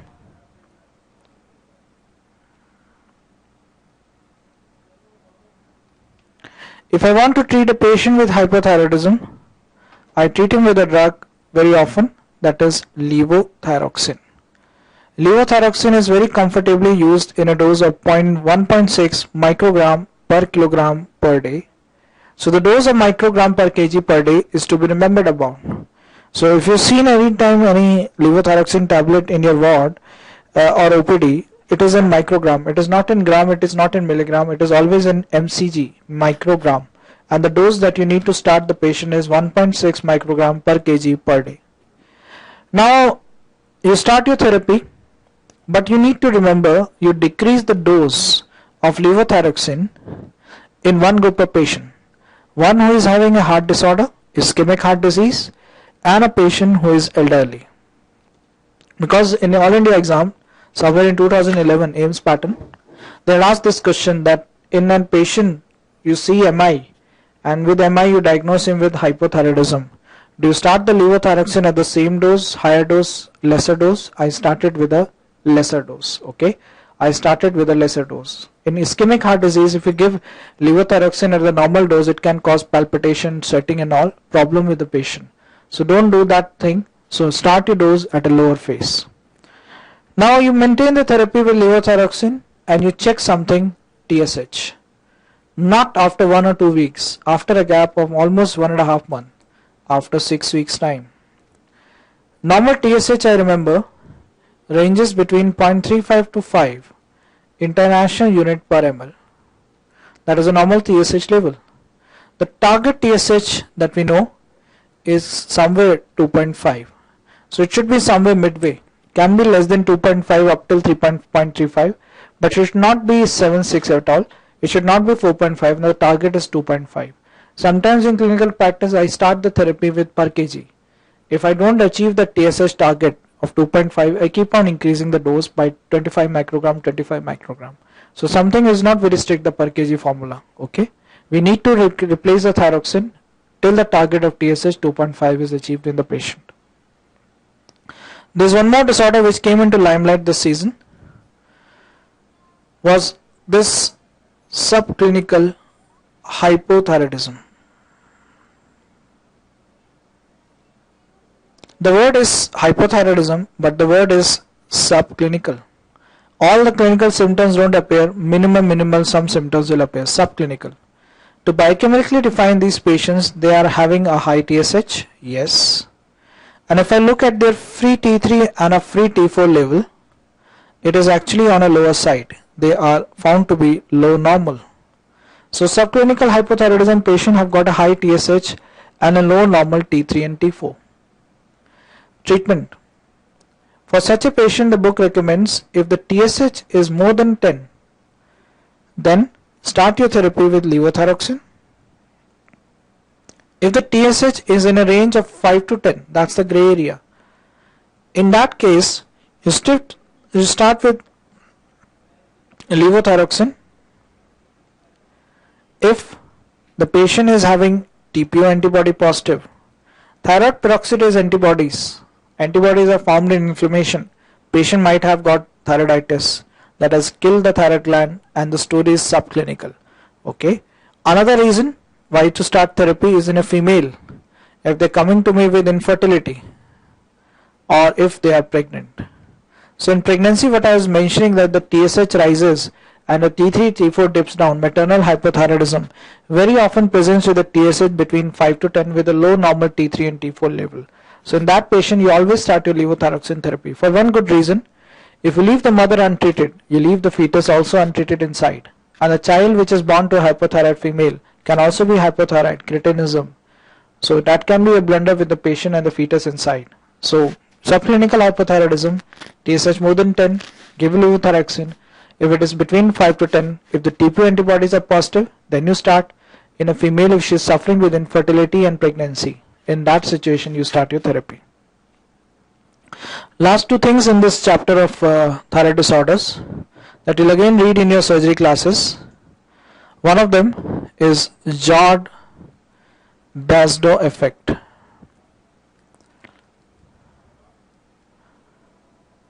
They found that a patient used to come with a iodine deficiency. So some patient had got a low iodine in the diet. They are eating the food on the rock salt, or possibly from a hilly region they are consuming water that is again no iodine at all. So they are not exposed to iodine. They have a low iodine exposure in their diet, in their food for a very long time. But once they start eating iodine supplement, the story is 1 and 1, 11. They found when the iodine supplements goes to a patient who has been on a low iodine diet for a very long time, it actually increases the organification. As a result, T3 increases, T4 increases, and my patient at the end of the day ends up having hyperthyroidism. Because one of the common question that we faced was most common cause of hypothyroidism is iodine deficiency, one of the causes. So low iodine, hypothyroid, but this time low iodine, sudden iodine, increased organification, patient turns itself to hyperthyroid. That is known as Jod-Basedow effect. Other way around, Wolff-Chaikoff effect. In Wolff-Chaikoff effect, I increase the iodine exposure for the patient for a short duration. I think that T4 and T3 is all from iodine. So more iodine, more T4, more T3, no. Ulta, more iodine for a short duration would inhibit the conversion of T4 to T3, the conversion of inactive to active form, that will result in hypothyroidism. So 1 and 1 became 0 this time, or became -1 actually. So I gave more iodine to a patient for a shorter duration that inhibited the T4 to T3 conversion. I have already told 5-deiodinase, and that result in a decrease in the active form, and the patient behaves as hypothyroidism. That is a very famous term, Wolff-Chaikoff effect. So just look at the end result. If it is hyper, it is Jod-Basedow. If it is hypo, it is Wolff-Chaikoff. Write a question on this. A very interesting question. Again a controversy in your guide. A 17-year-old girl was evaluated for short height. She has got an enlarged pituitary gland. Her T4 is low, her TSH is high. What's the diagnosis? Option A, pituitary adenoma. Option B, TSH secreting pituitary tumor.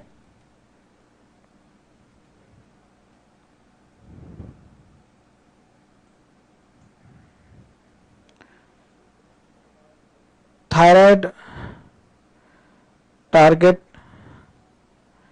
receptor insensitivity. Option D, primary hypothyroidism. Now I have a patient who has got an enlarged pituitary gland. Her T4 is low, her TSH is high. What is the answer? Why it is an answer is all in front of you.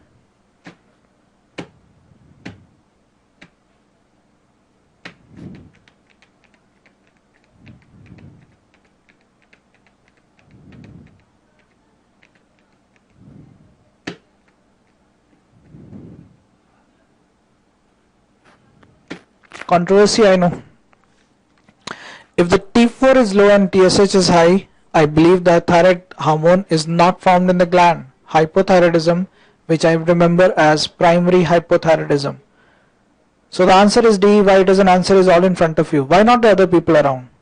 If at all the patient had a pituitary adenoma, what would be the problem? She will have a high TSH and she will also have a high T4.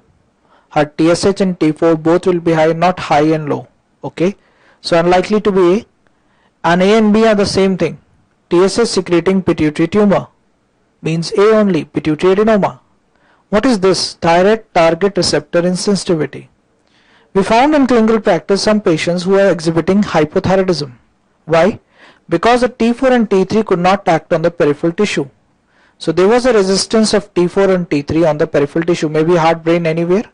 As a result, what happened? T4 and T3 level went up and it created a negative feedback and the TSH went down. So patients with thyroid target receptor insensitivity have got a high T4, high T3 and a low TSH. But then the question is just the reverse. T4 is low and TSH is high.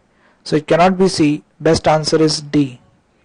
Someone had asked me that day, said this enlarged pituitary funda is to confuse us. No, it is a genuine problem. If the thyroid gland is not working, T4 is not getting produced, who is shouting? Pituitary gland. So enlarged pituitary doesn't mean an adenoma, it means hyperplasia also. So TSH high, pituitary hyperplasia, enlarged pituitary. So the best answer I found was D, primary hypothyroidism. Now we'll connect everything. How is the big boss connected to the pituitary gland? This is the last ball. Okay, class will end after this. Don't worry.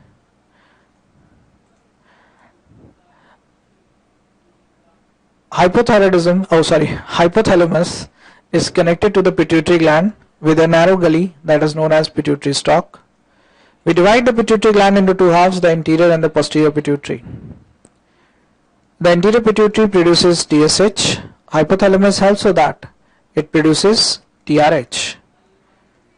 Anterior pituitary produces ACTH. Hypothalamus produces CRH. Anterior pituitary also produces something for the female, FSH and LH, and hypothalamus produces GnRH, stimulation. Anterior pituitary also produces prolactin. For that, inhibition comes down, already mentioned in the initial beginning, that is dopamine. Regarding ADH,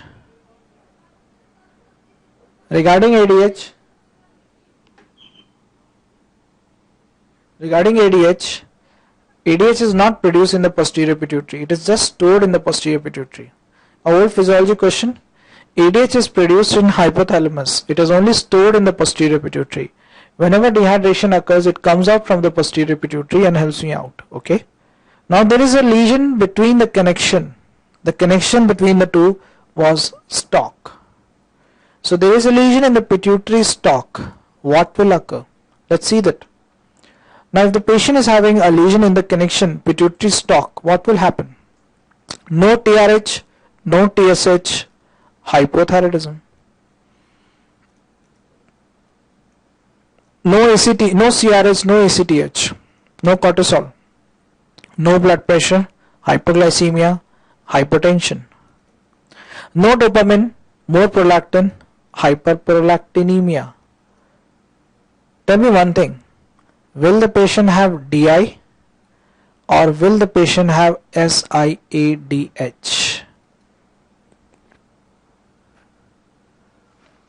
In a pituitary stalk lesion, A or B, DI or more ADH?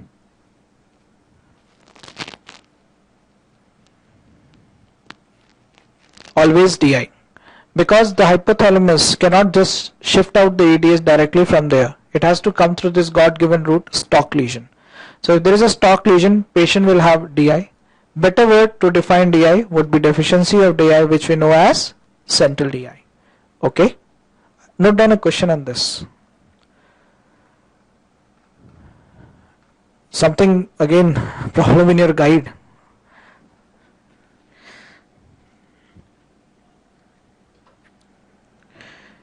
A patient meets with an accident with resultant transaction in the pituitary stalk. Okay, which will not occur.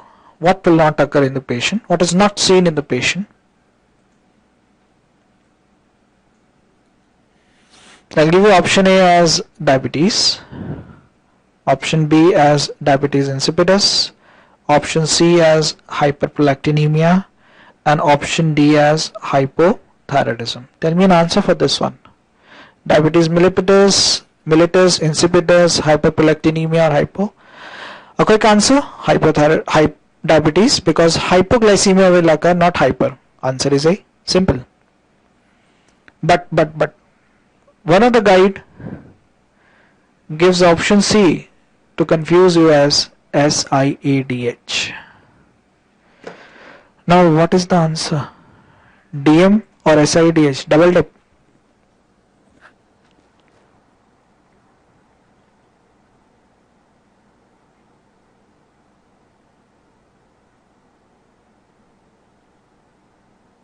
Slow in answer. Difficult question. So that was an easy and this is the difficult question now. Oh God, see.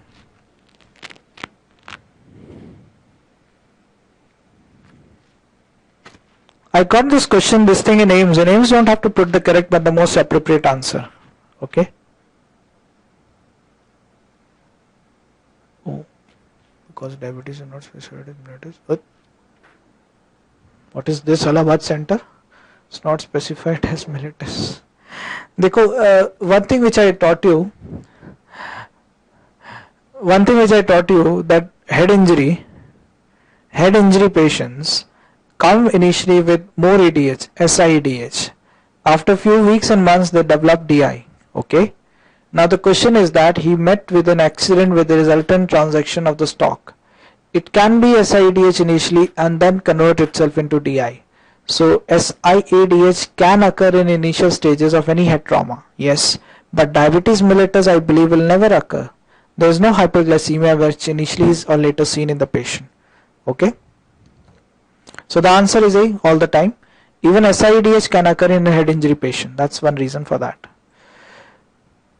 Now there is a similar kind of a disorder in which the pituitary gland is totally destroyed, which we remember as a term pituitary apoplexy. Death of the pituitary gland. Death of the pituitary gland can occur in a female population postpartum necrosis due to hypertension, which we very well know as a syndrome, Sheehan syndrome, and something from medicine which we know as a sickle cell disease. Sickling phenomena can cause infarct, sickle cell anemia, sickle cell disease. That can create an infarct in the cella turcica and can kill the pituitary gland. Patient can get pituitary apoplexy. Okay. This story of pituitary apoplexy was very often seen or associated or predisposed in patients who are already diabetic and hypertensive. So DM and ST are neither the cause, neither the effect. They're just a predisposing factor. Okay. When a pituitary apoplexy occurs, the first hormone that goes off is growth hormone. Second is luteinizing. Third is TSH. And the last is ACTH, GLTA. That's a very well-known mnemonic for that. Now I'll give you one gynae question on this, again given wrong in your guide, that which hormone is replaced first in a female with Sheehan syndrome. I'll give you options for that. Option A, growth hormone. Option B, luteinizing hormone. Option C, thyroid hormone. Option D, cortisol. Which hormone is replaced first for a female who suffers with Sheehan syndrome?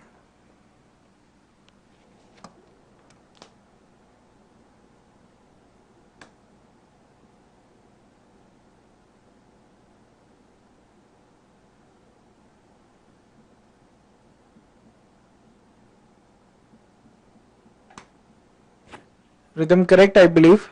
We understand that growth hormone may go up first, but no one dies of growth hormone deficiency. Everyone will die of hypertension, hypoglycemia, cortisol deficiency. You cannot easily replace the ACTH, but you can replace the cortisol by a steroid tablet or an injection, hydrocort, Edisonian crisis kind of a story, you know. So it is always important to replace the life-saving first. Don't think that the growth hormone goes and after 1 month the ACTH will go. No, it will all go within a minute or two. So it is a very rapid progressive kind of a thing. First, although molecularly growth hormone, the last is ACTH, but first always replacement with the life-saving, that is cortisol.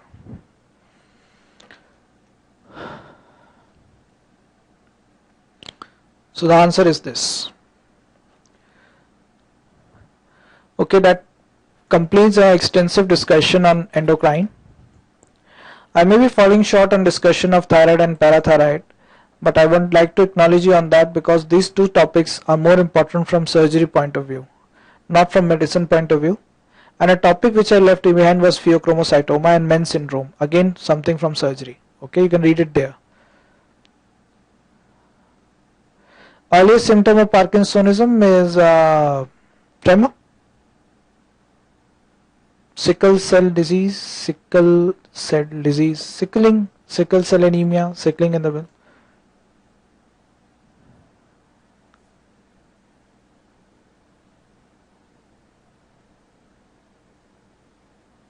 Etiology of SIADH is something that is raised ICT, head injury, and there are many malignancies that can cause this SIADH. Latent onset diabetes in young, LADA. That is something the diabetic patient who is ranging from an age of 20 to 30, who is pre-diabetic can get diabetic. So that is not a very good term that we remember LADA, but cutoff value for TSH to call hyper and hyper. See, lower limit was 0.35. If it is less than 0.35, it is hyper. If it is more than 5.5 or 5, it is hypo. Okay.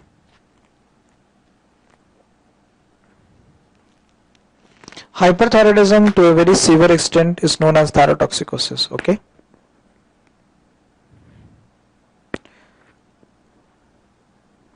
Extended fasting means you don't tell the patient to remain without food for 8 hours. Normally you and me don't eat for 8 hours. That is normal fasting. We don't go with hypoglycemia. You tell the patient to go for a fasting diet. You don't tell the patient to eat anything at all for maybe 3 days. As soon as the patient develops hypoglycemia, you check the sugar, you correct the sugar, but at the same time you draw the C-peptide insulin sample also. So the word is extended fasting, that is beyond 8 hours. Shelf life of insulin at room temperature. No idea. Need to check it from pharma.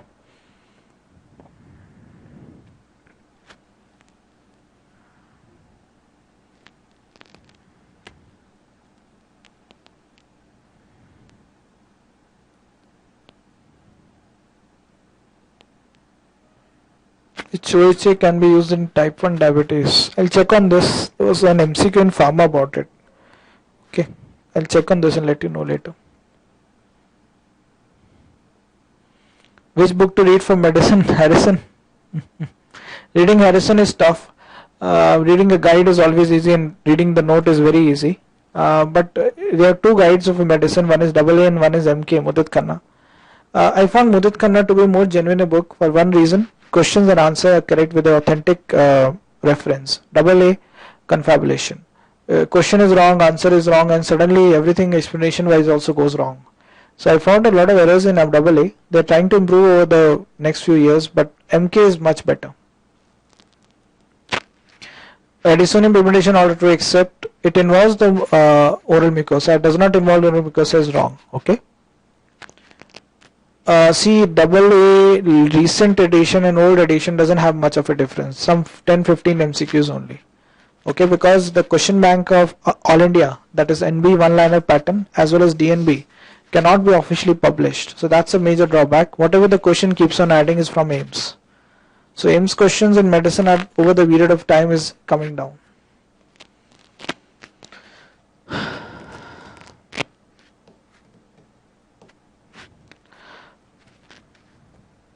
Okay, I'll show the slide. So thank you. Thanks a lot.